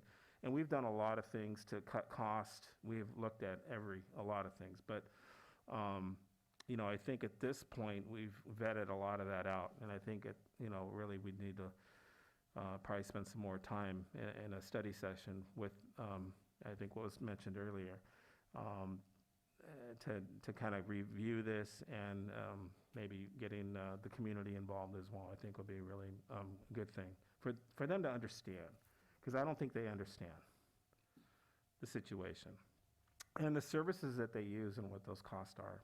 It's, I think, really important to share that. So that's all I had for my presentation, and I'll turn it back to you, Mr. Chair. Thank you. Any additional questions from anyone? Supervisor Tiffany? Well, just a comment. Ray just said they don't understand, and I think what they also don't understand, because unless you're in the middle of it, it's not readily something you think about, is that, we talk about businesses and commercial and industrial growth and how critical that is, and we're going to have a presentation by the EDC on all that, but if it's not in the unincorporated area of the county, it does not, unless there's some kind of a, sharing agreement in certain situations, it does not, that revenue doesn't flow to the county. And so there's just really limited situations where we can, I'm all for bringing in business and industrial development, bringing in more jobs. If it's in the city of Hollister, city of San Juan Bautista, that's great. This is my community, it doesn't matter. But from a county standpoint, and we're the ones that provide a lot of these services, it makes a big difference. And I don't think the general public understands that. And I think that there has to be a lot of education to address that. So anyway, just comment I would make. Supervisor Hernandez, any questions? No questions. I definitely wanted to chime in and agree with Supervisor Tiffany. I think there's definitely some wisdom in creating a healthy dialogue with the public so that they understand not only the county issues that we're dealing with, but what does support look like for San Benito County, because everybody has their own ideas of what we need, but something that would create a consistent message, I think, to support, ultimately to create a two-way dialogue for us to be able to a certain extent, use them as a sounding board with whatever plan the Board of Supervisors supports that it references the needs of the community. Those are my only comments, Mr. Chair. Thank you. Supervisor Gonzalez? Just to reiterate, I'm not really looking happily at the options that you presented in terms of the third one, reducing services. That's not going to go well. But I think a major component, and what I'm taking away from this, is that we definitely need to educate the community of the resources that are coming in, the expenditures are going out, and how we are trying to do the best to service their needs. And I think we all five of us up here need to focus on the education aspect, because just going through the various presentations, I personally learned a lot today. And I did my homework and so forth, but just hearing the presentations, we need to be very vocal about what's going on, and we have to convey the messages that we need commercial industrial development in order to raise revenue. And we really need that message to be heard. And I look forward to the economic development presentation shortly, because it sounds like it's a nice segue for the next one. Thank you. Supervisor Kosmicki? Thank you, Mr. Chair. Well, a few things. One, I think the presentation reiterated as far as housing growth goes that, housing growth is not necessarily a winner when it comes to revenue. And, there is a certain level of growth that a community needs, I think, to grow in a smart way, especially to support future commercial and industrial. But we are a county, and I think it makes it additionally hard on a county when you build larger subdivisions in unincorporated areas that aren't near services. It adds a lot of additional costs that maybe sometimes aren't considered. As far as commercial industrial, I'll talk a little bit more when the EDC presentation happens, but just in general, I'm a believer we have a lot of potential here to do things in a smart way that the public can, we can work with the public. I truly believe that. And then just a couple of quick things. The habitat impact fees, I noticed, were $1.27 million. You don't have to go on, extensively, but what's going on there as far as, where does that money go toward? What can we use that for? Yeah, so I know we actually had a presentation on last Tuesday with RMA. They're actually going to be moving forward with an item for that, a study. That's part of it to address our needs within our community with habitat. So there's going to be a portion of that, if not a good portion of that money being expended for the study. When we come back, we will come back to your board to execute that. It was just more of a discussion item, if I recall. And I do know we had talked with the UC system as well to go ahead and move forward with something. That was one thing, but RMA, I think wants to go a different direction, so which is fine. We just need to get it done. So that's been, we haven't done anything with that for a while, so that we need to address it. It's very important. That's all. Thank you. Any public comment? Members of the public who wish to speak on this item, please press star 9 or the raise your hand icon. We have no speakers via Zoom at this time. See none, we'll bring it back to the board. Any comments from anyone else? Okay, we'll bring up do you want to take a 2-minute break, or do you want to continue to? Your call. It's up to the board here. We'll keep going. Peter, you're at home, so. So we'll invite. I'm good. We'll bring up the Economic Development Corporation. Yeah. Mark Fontes, Executive Director of EDC. Thank you, Mark. Mark, for coming down. Who switches the slides for me? You are, so it's Okay. just This press one? the arrows. All right.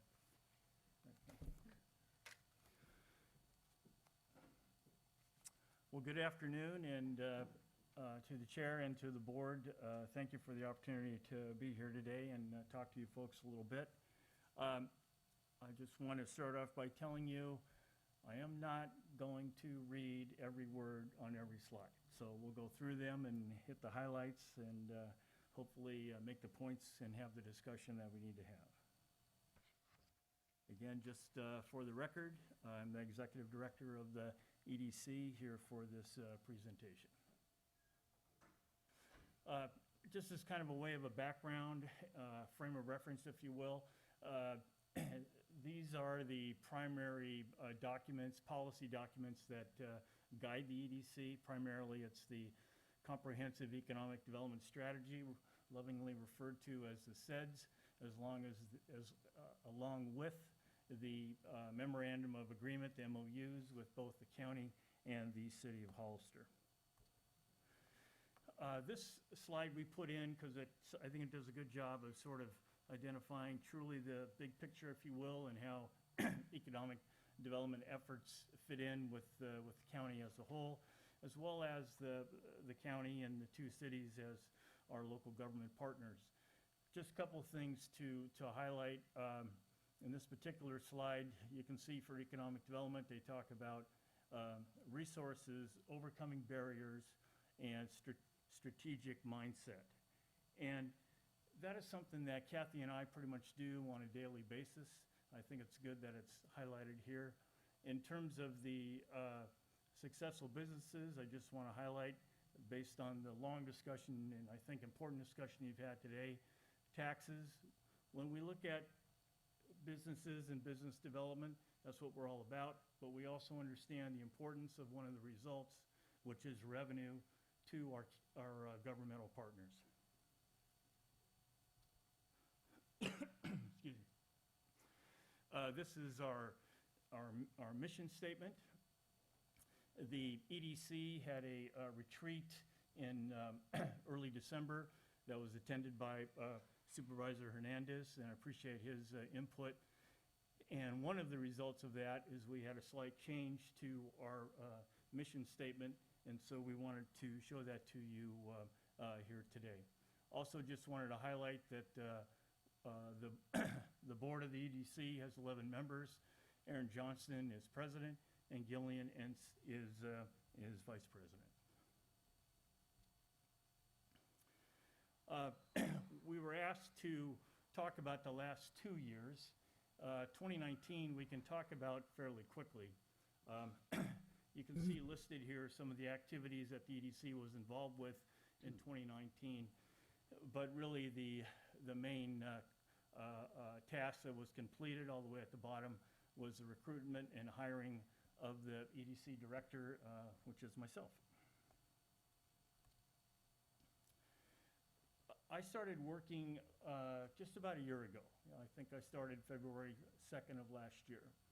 And we started meeting with folks and talking to stakeholders and learning about resources.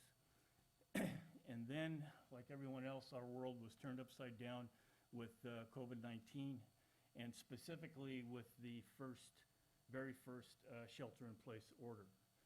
So what happened was we had to define our role, if you will, and this was done, frankly, in a bit of an informal way, but definitely in consultation and in conjunction with the other business organizations as well as the county. So we immediately began to research and promote and issue press releases about these new programs and new resources that the county businesses had, and through the CARES Act. It was primarily the PPP and the other SBA loans. Excuse me. We updated our website, we distributed this information, and we also worked closely with the business organization as partners in terms of how we got that information out to their organizations and to the businesses that they work with and represent. Excuse me. We also work directly with county staff on a direct mail out, and that was done in both English and Spanish. This was about all of the health issues related to COVID, but also specifically to give information as soon as possible to the businesses in both English and Spanish. As a follow-up to that, and this was something that Kathy really worked on with Dulce, facilitated and moderated 11 business-specific forums with county staff. So I don't know if you recall these, but there was a number of these, and we had quite a bit of participation, and we'll get to that in a minute. And then on an ongoing basis, many direct calls from local businesses about resources and reopening questions. When can I reopen, et cetera, et cetera. So in effect, we work directly with county staff to get the word out, to have people understand that there are plenty of resources available and where to find them. Now we'd like to talk about some of the major accomplishments. Oh, thank you. Oh, bless you. Excuse me. Oh, all right, back up. Always have to have a plan B, right? Sure.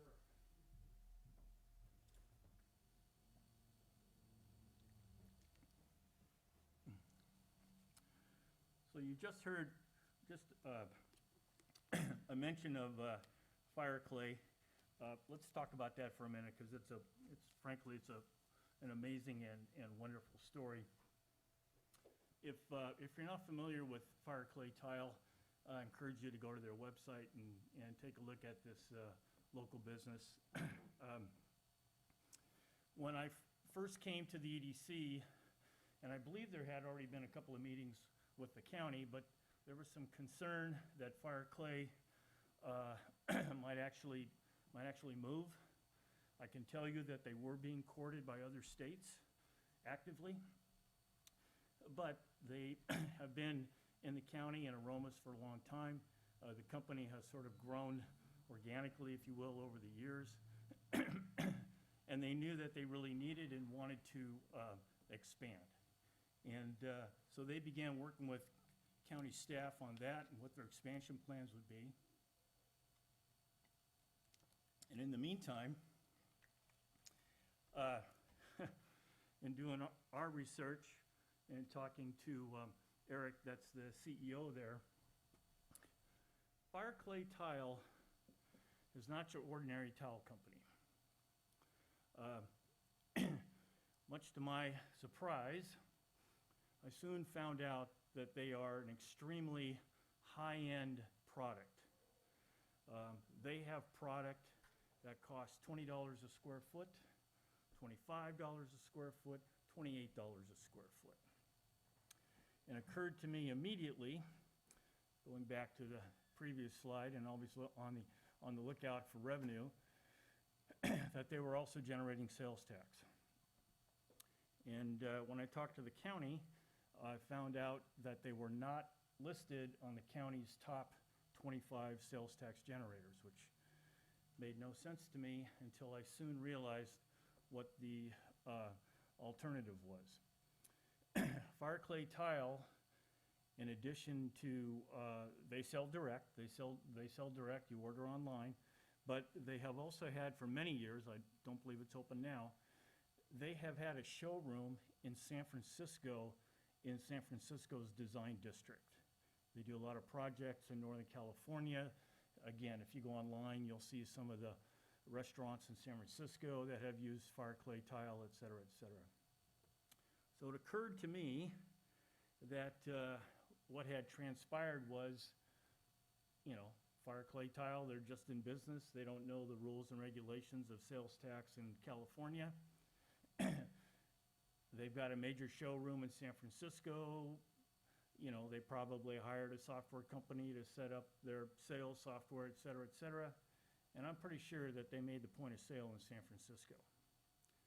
So when we talked to Eric about his project, that was one of the things that I talked to him about. And I just want you to know, he did it on his own. Nobody sent a letter and asked him. I told him what was going on. I told him what the impact would be. I told him it would be a big benefit to the county, and he made the switch on his own to have Aromas and frankly their corporate headquarters as the as the point of sale. We continue to work with them. They are in the middle of starting on their construction, and hats off to RMA staff. The conditional use permit was processed fairly expeditiously, I believe, and it put Fire Clay on the path to doing their expansion here in San Benito County. The very, very interesting thing about their expansion plans is that because of the way that they grew over the years, literally sort of organically, and just to give you one example, they had a warehouse that they were using that was 15 miles away. So if they had product that had to go to a warehouse, they had to go that far. Then if they needed the product to ship, they had to go get it and bring it back. So the expansion plans for Fire Clay, and again, this is based on my discussions with Eric, you can look at the plans and see what the square footage expansion is, but the key piece of information is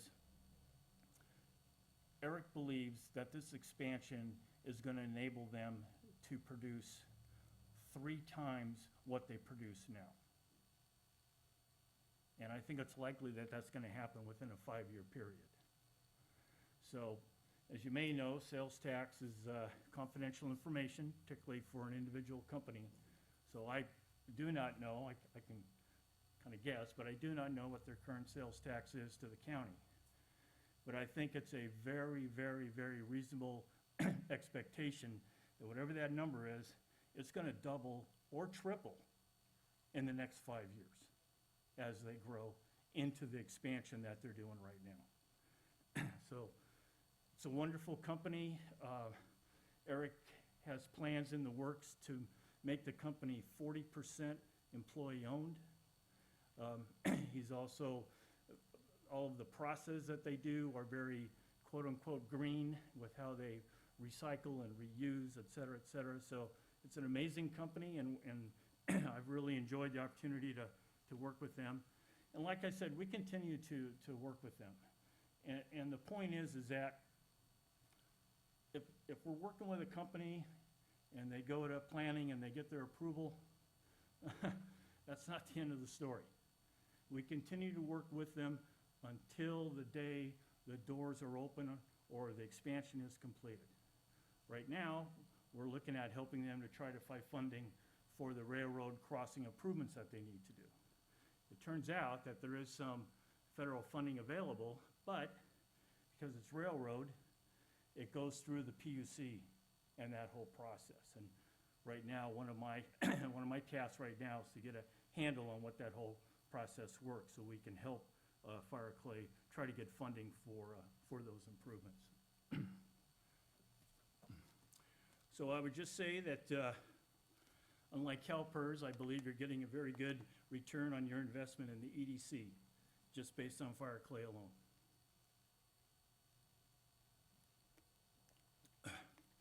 The second thing I wanted to highlight is the revolving loan fund. This had been around for a few years and just, I guess, was kind of dormant. I really don't know too much about it other than to tell you that, you know, we found out about it and started figuring out what we could do and how we could hopefully bring it back to the front. But at the same time, because of COVID-19, there's plenty of, through the PPP and the small business loans, those types of loans are available and probably have better terms than this revolving loan fund. So I did some research and I found out, you know, no big surprise, Monterey County has virtually the same type of program, okay? I talked to the staff over there and I asked them, what are you doing? I mean, you know, again, just threw this out. We're in the middle of COVID. What these businesses really need are like micro loans, small loans, you know, so they're not a big obligation, number one, but yet it gets cash to them fast and help them through this terrible time. What Monterey County did is they went to the EDA and they got approval to do a micro loan program out of the revolving loan fund. In the case of San Benito County, and specifically, if you go back and look at the agreement that was done at the time when it was funded, the city of Hollister was involved as well. That agreement was specifically with the provider, which is Access Plus Capital out of Fresno.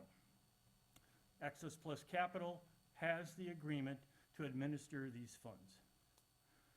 So after talking to Monterey, I said, okay, what are you guys doing? Okay, we're going to do this, this, and this. Okay.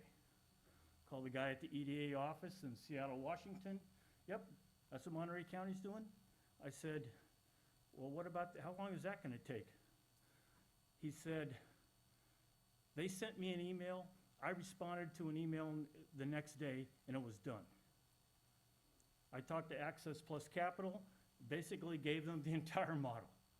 Here's what you need to do. You just call the EDA, and then you can create a microloan program with these funds. And that's what got done. And I think right now there's probably about $500,000 still available in that fund. But again, we looked at something, tried to think strategically, how can we take a resource, frankly make it better, and make it available to county businesses. So that's what we did with that. One of the other big issues for the county is broadband. And we heard about a company, Etheric Networks, that was looking to do some things in the county. And again, hats off to RMA staff. Etheric Networks just recently received their permit last week or the week before. And they are going to be providing, or an option for providing service for broadband in the county. And if you give me just a second here. Basically what they do, it's called RF, it's radio frequency. So instead of laying the fiber and the cost, they in effect set up towers within the county, and then as long as your location has a direct line of sight to that tower, you can receive the broadband service.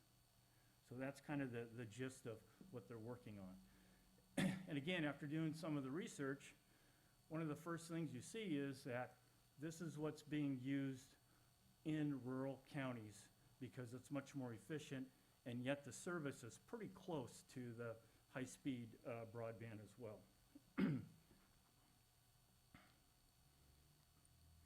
David Sullivan is the gentleman with the company, and I checked in with him this morning, find out how things were going.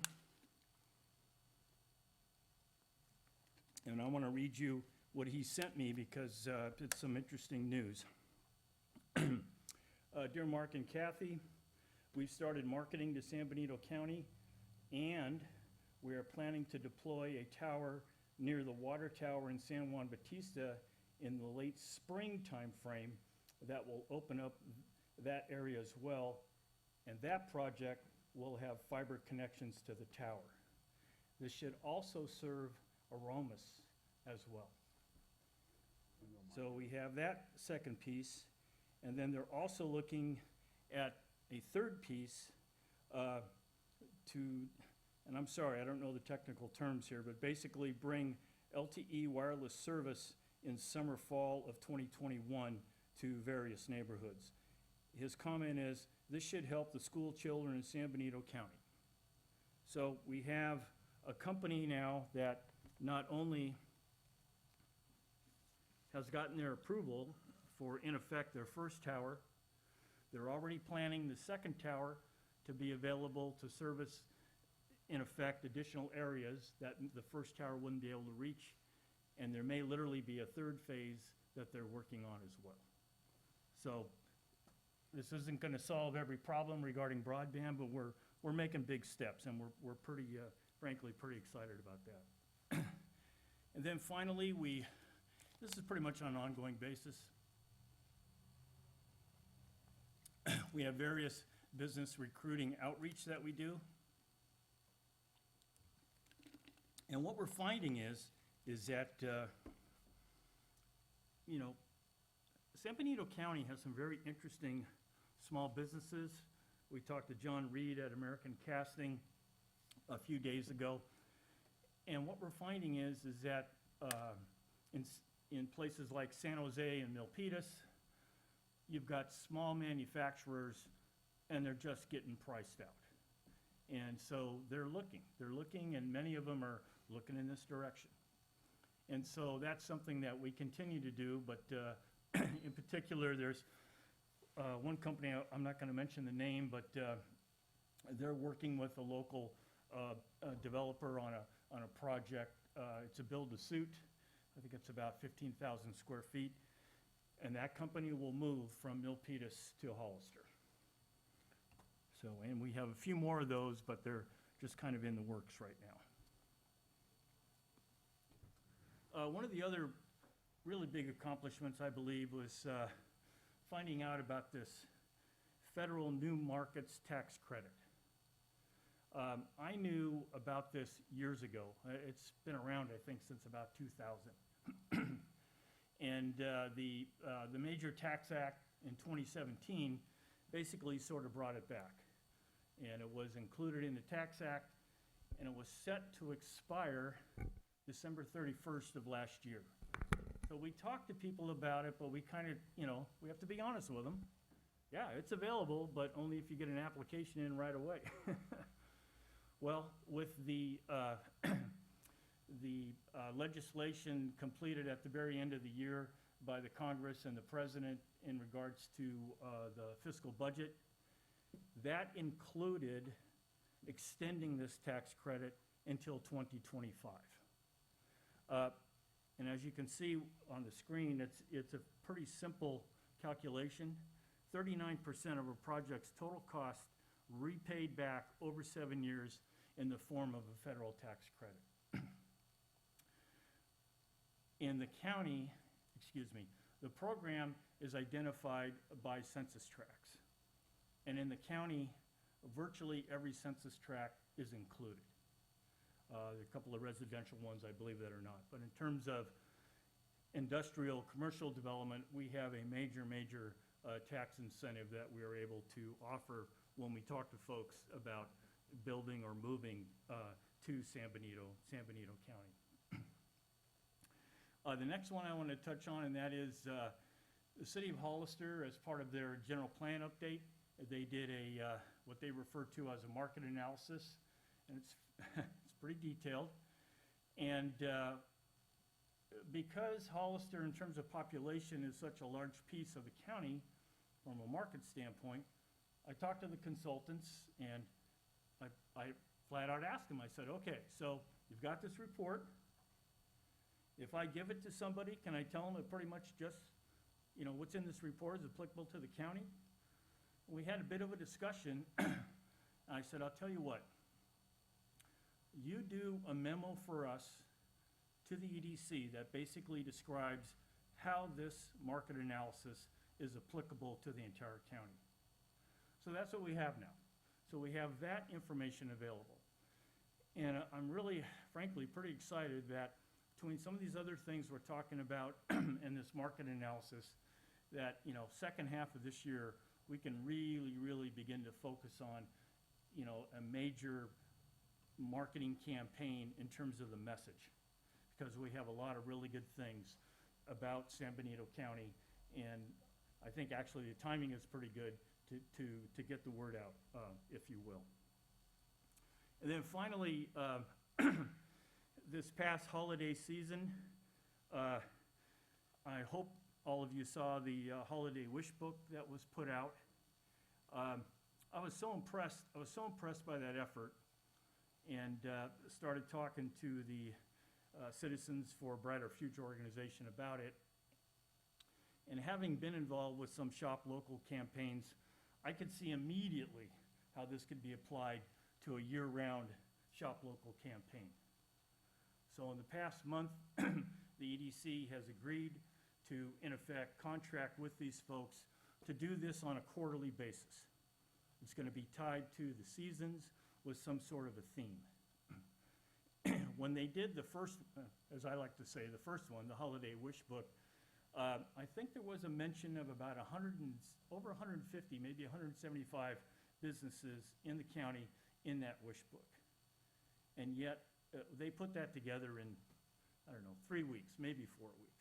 It was pretty impressive what they were able to do in such a short period of time. So we will build on that. We will include information about additional local businesses. And then the other thing is about this is it's a standalone. And what I mean by that is it can be used by the chamber. It can be used by the Hollister Downtown Association. It can be used by the San Juan Bautista Group. And they can use it and add to it any way they want to. Just one quick example. The chamber has their Savor San Benito website. Well, now they will have 4 times a year where they're going to be able to publicize that with the effort that we will do, and it's all about shop local. I also think that it kind of gets back to what you folks were just talking about, is that unfortunately sometimes the general public needs a better education on things, and I feel really strongly about that when it comes to shop local. There are so many great restaurants, shops, you name it, and they're in our backyard, and we just need to do a little better job of promoting them. And that's what this effort's going to be all about.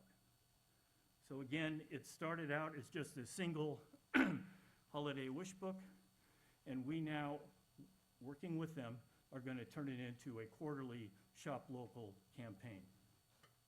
The other thing about this is, people smarter than me, because they use Facebook and Google, they can get the metrics. They have the metrics. So according to the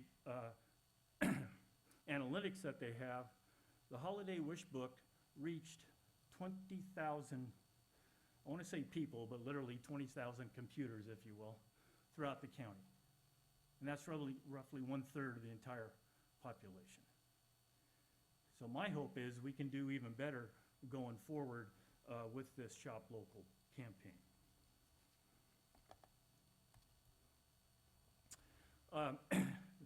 The next item here, we have 2 slides regarding small wins.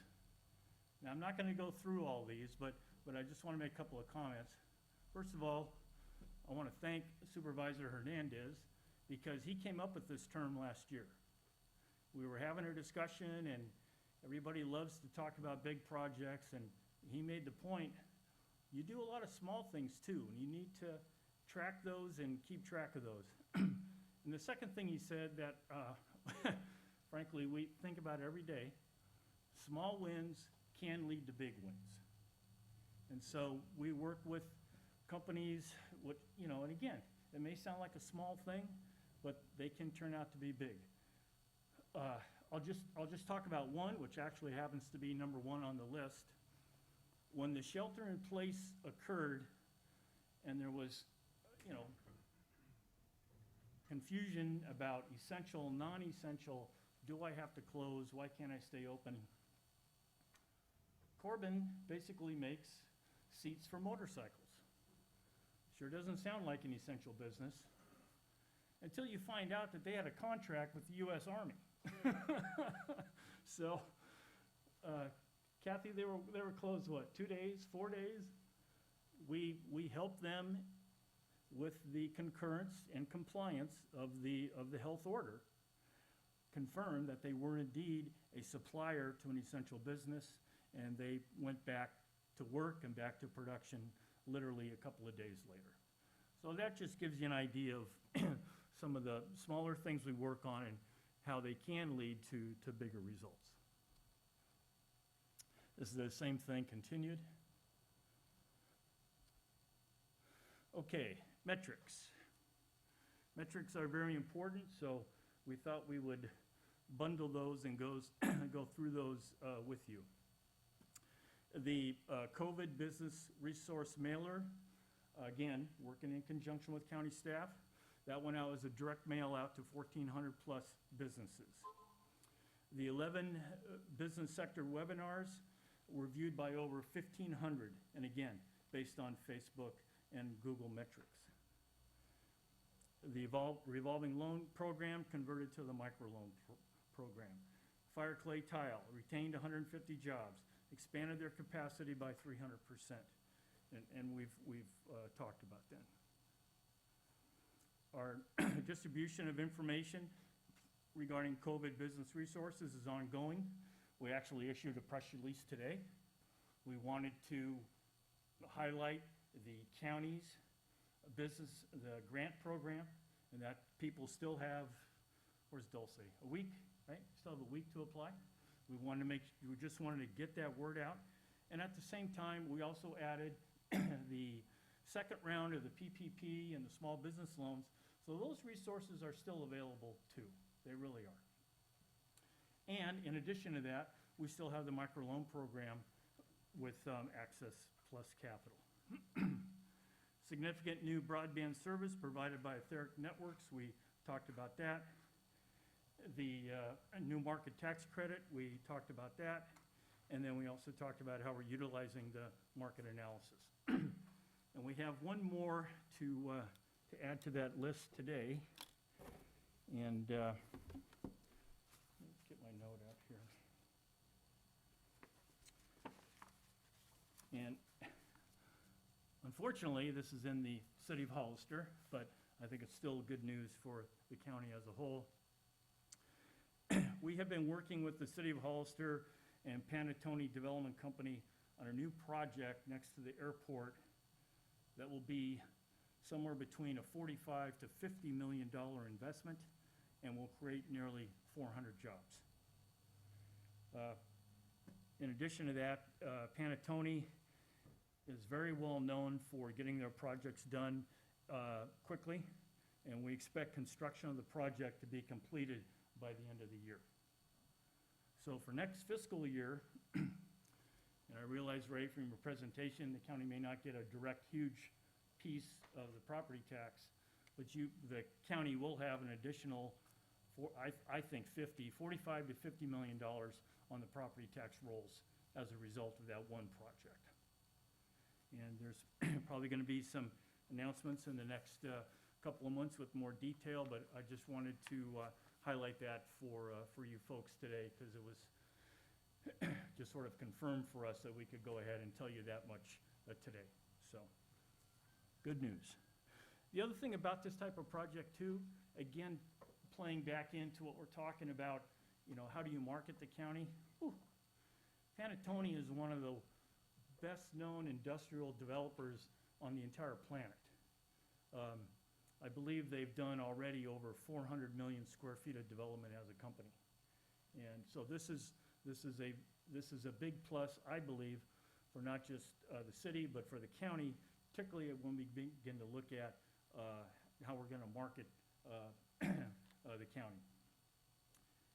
Their staff was thrilled when I told them about the new market tax credit, and I know that they are researching that right now to see if they can get that tax credit for their project. In terms of our current MOU activities, we've taken on the role of coordinating meetings of the Economic Development Partnership.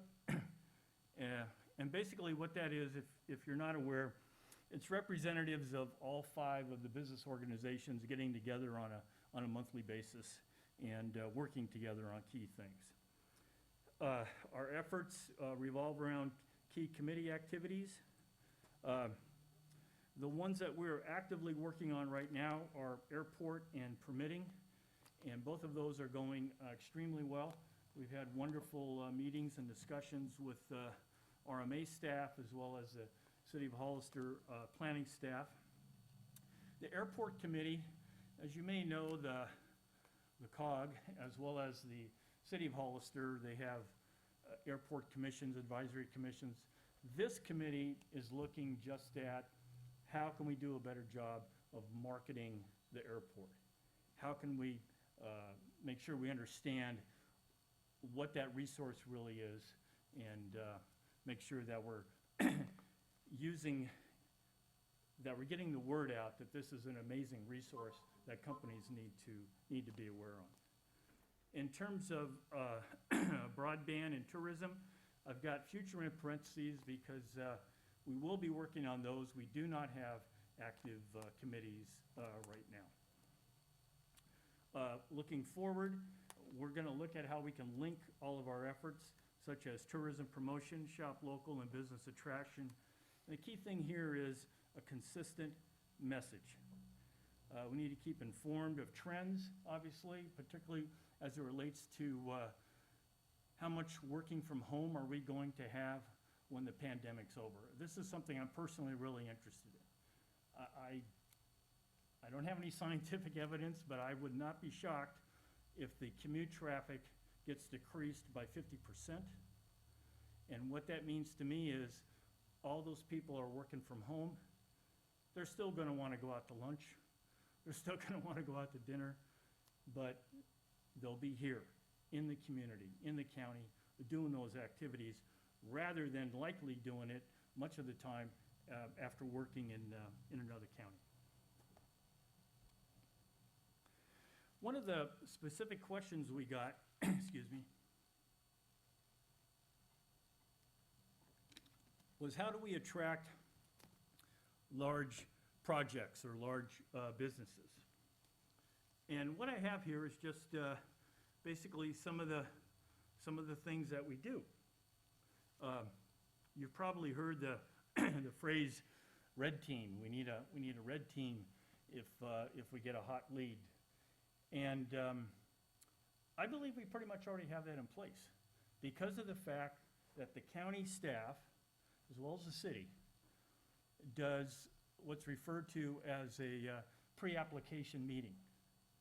And at that meeting, county staff will bring all of the departments. So if there's some sort of red flag, it goes up immediately, then we figure that out. But, so I think that is something that informally is already in place. What I'm big on is if we get a lead, if we get an inquiry, I talk to them one-on-one. I sort of flesh out exactly what are you looking for, what do you need? Because once you have those answers, then you can better structure what the meeting is to go through issues that may be of concern with both the applicant as well as the county staff. So we have that we have that in place. And you see some of the other things here, proximity to coastal counties, but we're at a lower cost. This is another, I think, a big thing, and that is the ability for companies to own real estate rather than lease. If they're in Milpitas, if they're in Sunnyvale, my guess is they're probably renting. And we have a perfect example on it, and I can't tell you the name of the company. They're in Milpitas now, they're renting, they're building a building that they're going to own in San Benito County. And I think that's a huge plus. And I've got some of the other things located here as well. But let me tell you about a true, real example. The the governor's office, the economic development arm, they have a catchy phrase. They call it GoBiz. That's the name of their group. And every once in a while, they put out these, what they call RFI, requests for information. And this particular one was for a large green RV manufacturer, and they're also looking at other states. They're not just looking at California. But they had an interesting aspect to what they're looking for. They want to get into a building, or they want to start. At the same time, they want a future site that they can move into and be permanent. And we found that exact solution.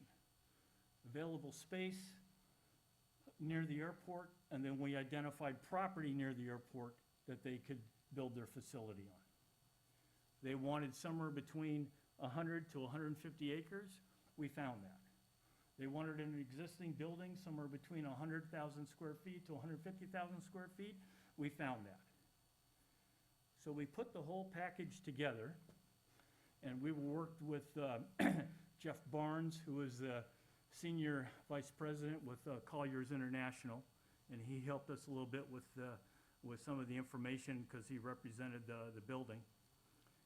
We put that all together, and we submitted that package. I talked to the gentleman with the state. I said, okay, how many proposals did you get? He told me that the state got 12 proposals from various EDCs across the state. I said, oh, okay. Then I asked, how many of them have the new market tax credit incentive as part of their package? We're the only one. We're it. So if they're looking at the state of California, there's one location that has that incentive, and that's San Benito County. So that gives you an idea of what we can do and literally have done in terms of attracting large businesses, large projects. And then finally, the permitting process. Everyone expects the permitting process to be a terrible, terrible process. It doesn't have to be that way. It really boils down to both sides understanding what the process is, what has to be submitted when. And I think, for me, one of the best examples that we will use, if you look at the process that Fire Clay Tile went through. I wish RMA staff was here, but hats off to them. I believe that they did that entire process in 3 to 4 months. And so it can be done. It definitely can be done. So we have a lot to offer, both in terms of incentives, land, sites, even location in some aspects. And we're looking forward to getting that message and really shaping that message and starting to really promote that later this year. At the board retreat in December, there was, one of the results is the board came up with some long-term goals and some short-term goals that they called tactical. And then at the January board meeting, they decided, nope, we want all 6 of these to be tactical. In other words, meaning short-term, 6 to 18 months, something like that. So you can see here exactly what our marching orders are, in addition to everything else we do. These are some of the things that we're focused on over the next 6 months. And it pretty much is consistent with, certainly consistent with our goal and our mission.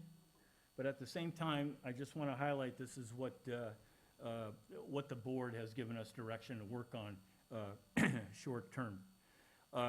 Goal number 2, we have talked to Enrique and his staff recently, and we will be following up with them.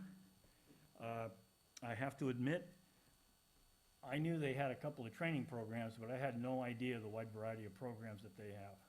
So it was very good. So in conclusion, we are and will continue to be focused on our primary role of promoting business expansion, retention, and attraction.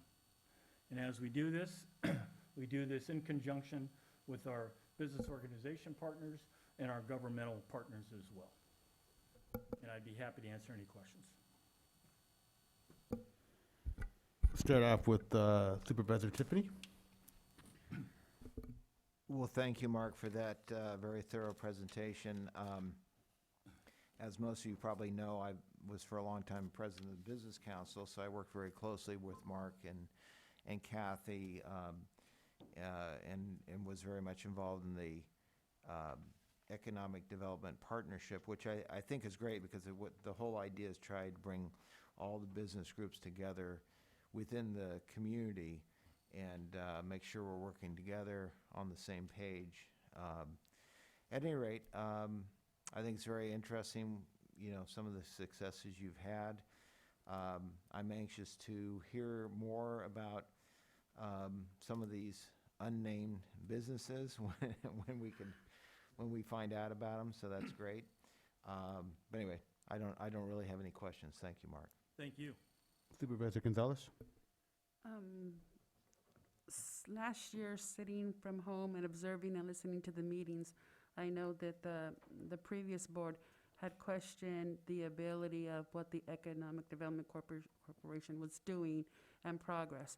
And so I am thoroughly impressed, since this is my first time that I'm seeing the total package in terms of what you've been doing. I don't question the validity of what the mission that you're carrying out, so thank you very much. I look forward to finding out more information about your tactics to entice and attract large businesses and projects, because this is definitely what we've been saying. The reoccurring theme all day today is we need to find ways to increase revenue, and so I'm so glad that we're doing that. And I too am curious about the businesses that you're bringing in. I do want to know, what is Pantone? I went ahead and Googled it, and I got that Pantone Italian bread, and obviously that's not what we're talking about. But can you explain a little bit about that? Sure. Panettone Development Company. That's probably maybe you needed the whole name. Yes. They are an incredibly well-known, well-respected, primarily industrial and commercial developer. Like I said, I believe they've done over 400 million square feet of projects. They have an office, I believe, in Sacramento. I believe that's the folks that we and the city of Hollister are working with right now. But yeah, you can take a look at that company and see exactly, what they're all about. But suffice it to say that they are so well respected. Once we get a testimonial from them, that's going to carry some weight, number one. Number two, I personally would not be surprised, based on their experience in the county, that we're going to get other referrals through them. But yes, I encourage you to take a look at their website, and you can see exactly what type of company they are and what they do.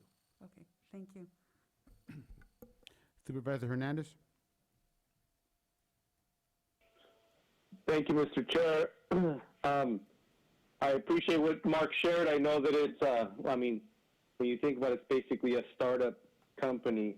The EDC is still trying to find its way, and, I feel like you guys are trying. I definitely see that. I'm hoping maybe forward we can have a little bit more clarity on some of these projects that are supposed to be coming into our county. I know that you facilitated a lot of conversations. You've been very involved with, like, the roadmap to recovery conversations.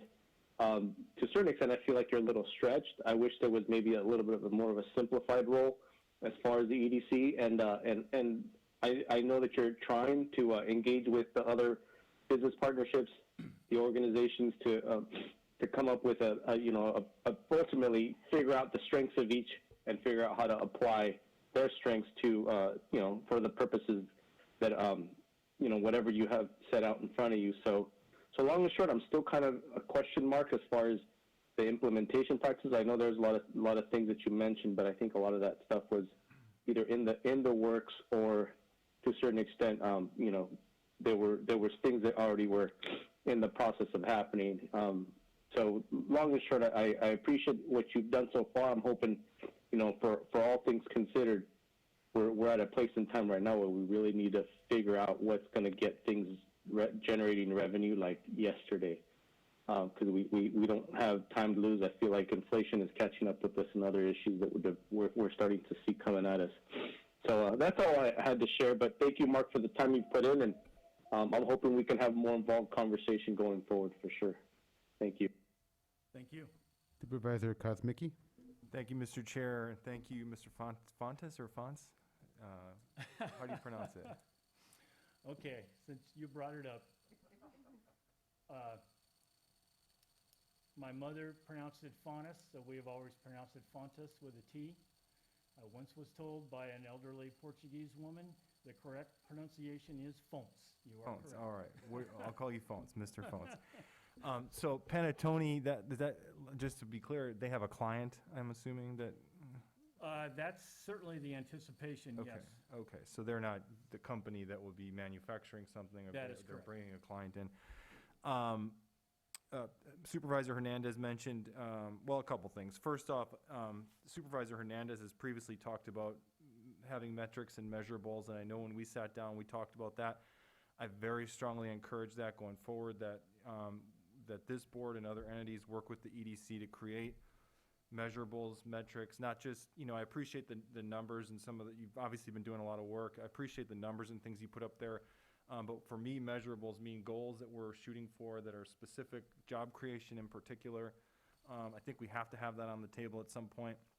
I think also what Supervisor Hernandez said about being stretched, I think you're, I would like to personally, I'm only one supervisor, I would like to see maybe this be a little more focused on, more so on job attraction and retention, more so than, you mentioned a shop local campaign, and I feel like that's more of a Chamber of Commerce type of a endeavor, HDA type of endeavor. And so when I see all these organizations, I feel like each one should have more specific roles. And this is just, again, this is just me, but I feel like shop local is not something that I prefer to have the EDC working on. I would like you to be really focused on job attraction and retention, and a couple of those other things, like just, working with businesses on permitting and things like that. You mentioned a quarterly digital magazine, so I'm going to give you the good and the bad. I don't think that's a good idea. And it's Citizens for a Brighter Future. I don't know what media background they have, but as far as I know, they don't have any. So I'm a little skeptical of that. And then tourism promotion, I think you guys, goal number 6, I've talked quite a bit about how I feel like, I think that is an area where all the organizations can work together, because that does potentially create jobs, which is the EDC's role. And I'm a big believer that we really have to focus our tourism promotion efforts in this community and get a lot more of a cohesive message, in particular, especially when we get out of the pandemic. I think we have to do a much better job of branding ourselves as home of Pinnacles National Park. I've said this over and over again. I feel like that should be our tagline. Soledad stole that from us. We need to steal it right back. So personally, I'd like to see that, and maybe that can be something we have a conversation. I don't know how we interact with you on that, because we don't tell you what to do, but I think our county should be branding ourselves, a lot stronger with the connection to Pinnacles National Park, and that Pinnacles National Park highway that it should have been a lot longer of a stretch that, unfortunately, several years back, that didn't happen in South County, but hopefully we can revive that as well, maybe talk about, I don't know where Supervisor Tiffany stands on that, but I know when it was former Supervisor Munzer that it kind of fell apart because there was some pressure in South County on that. That's a small issue. And then etheric networks, just kind of for context, I'm wondering, we talk about broadband, and I know CAO Espinoza comes from an IT background, so maybe you can expand here a little bit, so that I don't want to get too hopeful, but I don't want to crush our hopes and dreams either. That, is this just maybe one small component of, broadband is, traditionally it's laying fiber, and, what kind of an impact could an etheric networks have, and how much do we need to build on that to get where we're trying to go? I mean, I could probably share some background with that. I actually, up in the canyon, as an example, you've driven up there, it's your district. The housing up in that area, there's just no fast internet. Most people that actually go and purchase a house in there don't realize that they don't have fast internet. They purchase it, oh, I need to work from home, I'm gonna sell my house. And notice a lot of homes would be rotating in that canyon, as an example.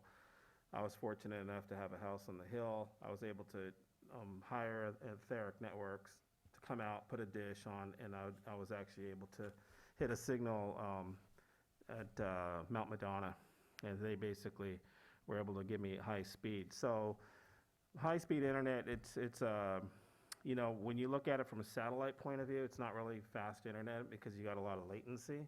So when you start getting the technical part of it, they may have certain ups and downs, but when you have poor latency, that's when it really slows things down. So, you know, I think at the end of the day, Etheric Networks does a really good job with providing, you know, basically the backbone, I guess, in some of these areas where it's difficult to put in fiber or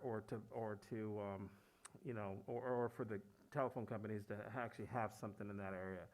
The problem with that, though, is you have line of sight. That's another big issue that comes into play. So it's hard to get into those ravines or into those valleys or other areas, and that's another big issue. But you know, I know that once you get one signal, once you get, you know, a dish, you can always, you know, you can push it back down in some of these valleys. So that's also helpful. So I do know that they've been working with the school district. I know that our IT shop's been working with them.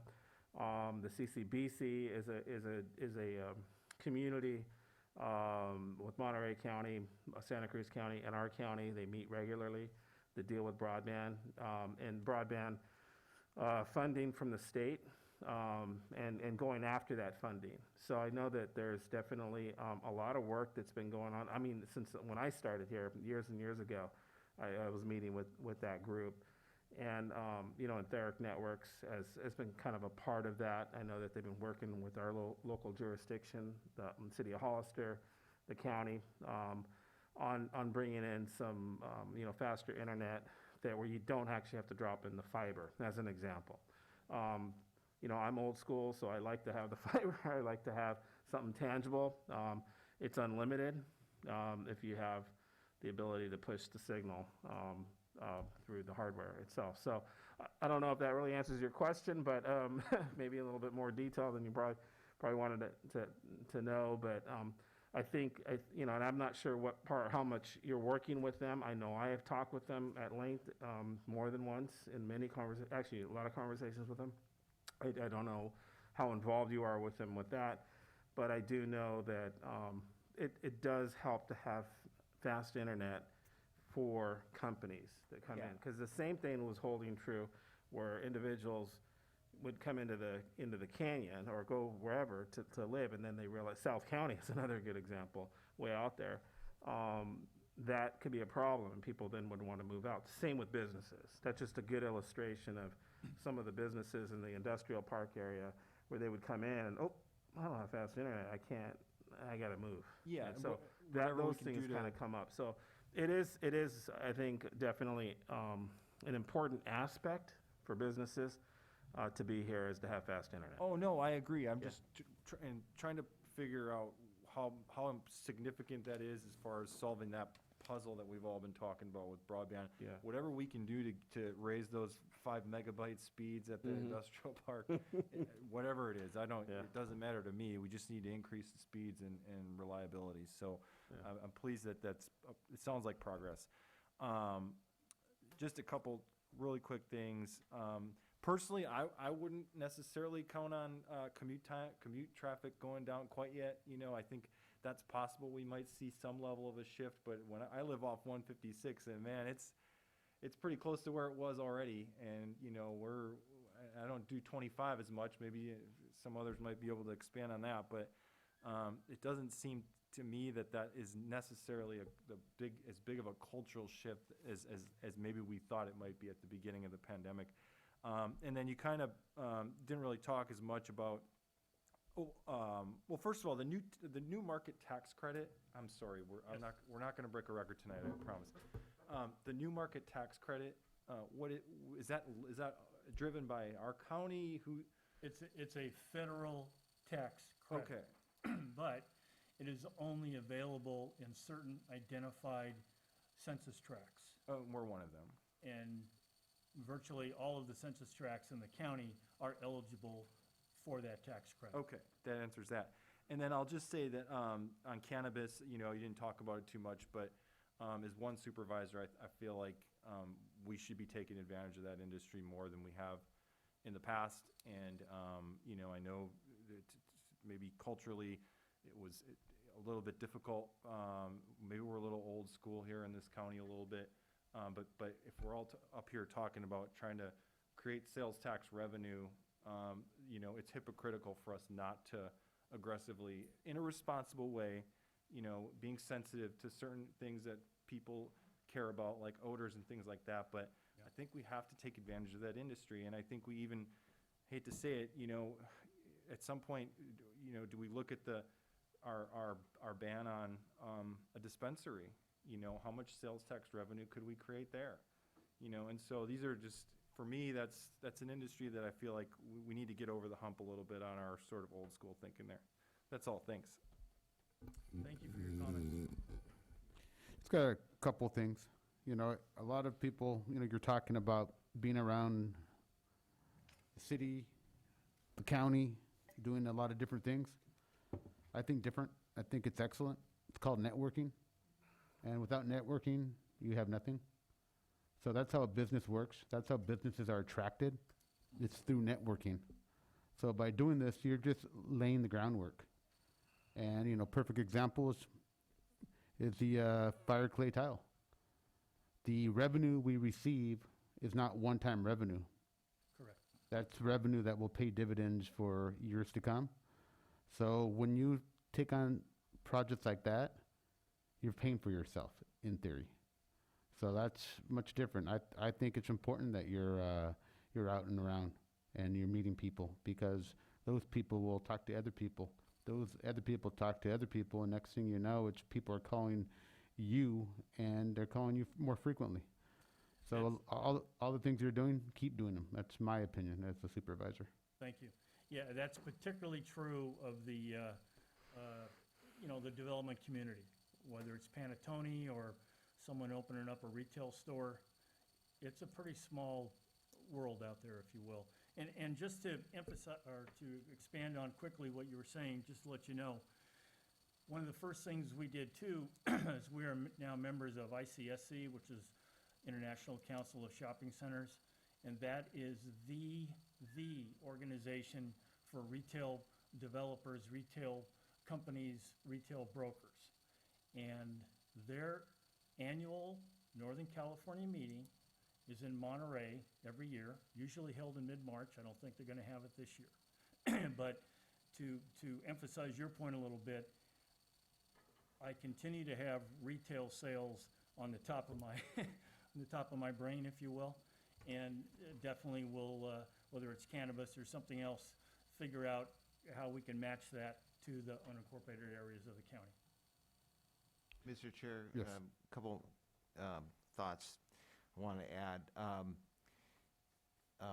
We need to remember also that we just, literally the entire first 12 months of Mark being here was during a pandemic, so we have to take that into account when we're looking at metrics. The other thing I want to emphasize, and now that I'm on this side of the dais, I think that, and this would go for both county and the city, I think we have to be very careful that we don't expect, in terms of, you know, metrics, we're not too focused on a certain, you know, X number of whatever in the first year, the first two. You know, economic development takes time, and you really have to be committed to it as a community. And one thing in the past that we've done wrong, I think, in our county and our city is, you know, we get politicians that say, oh yeah, we want economic development.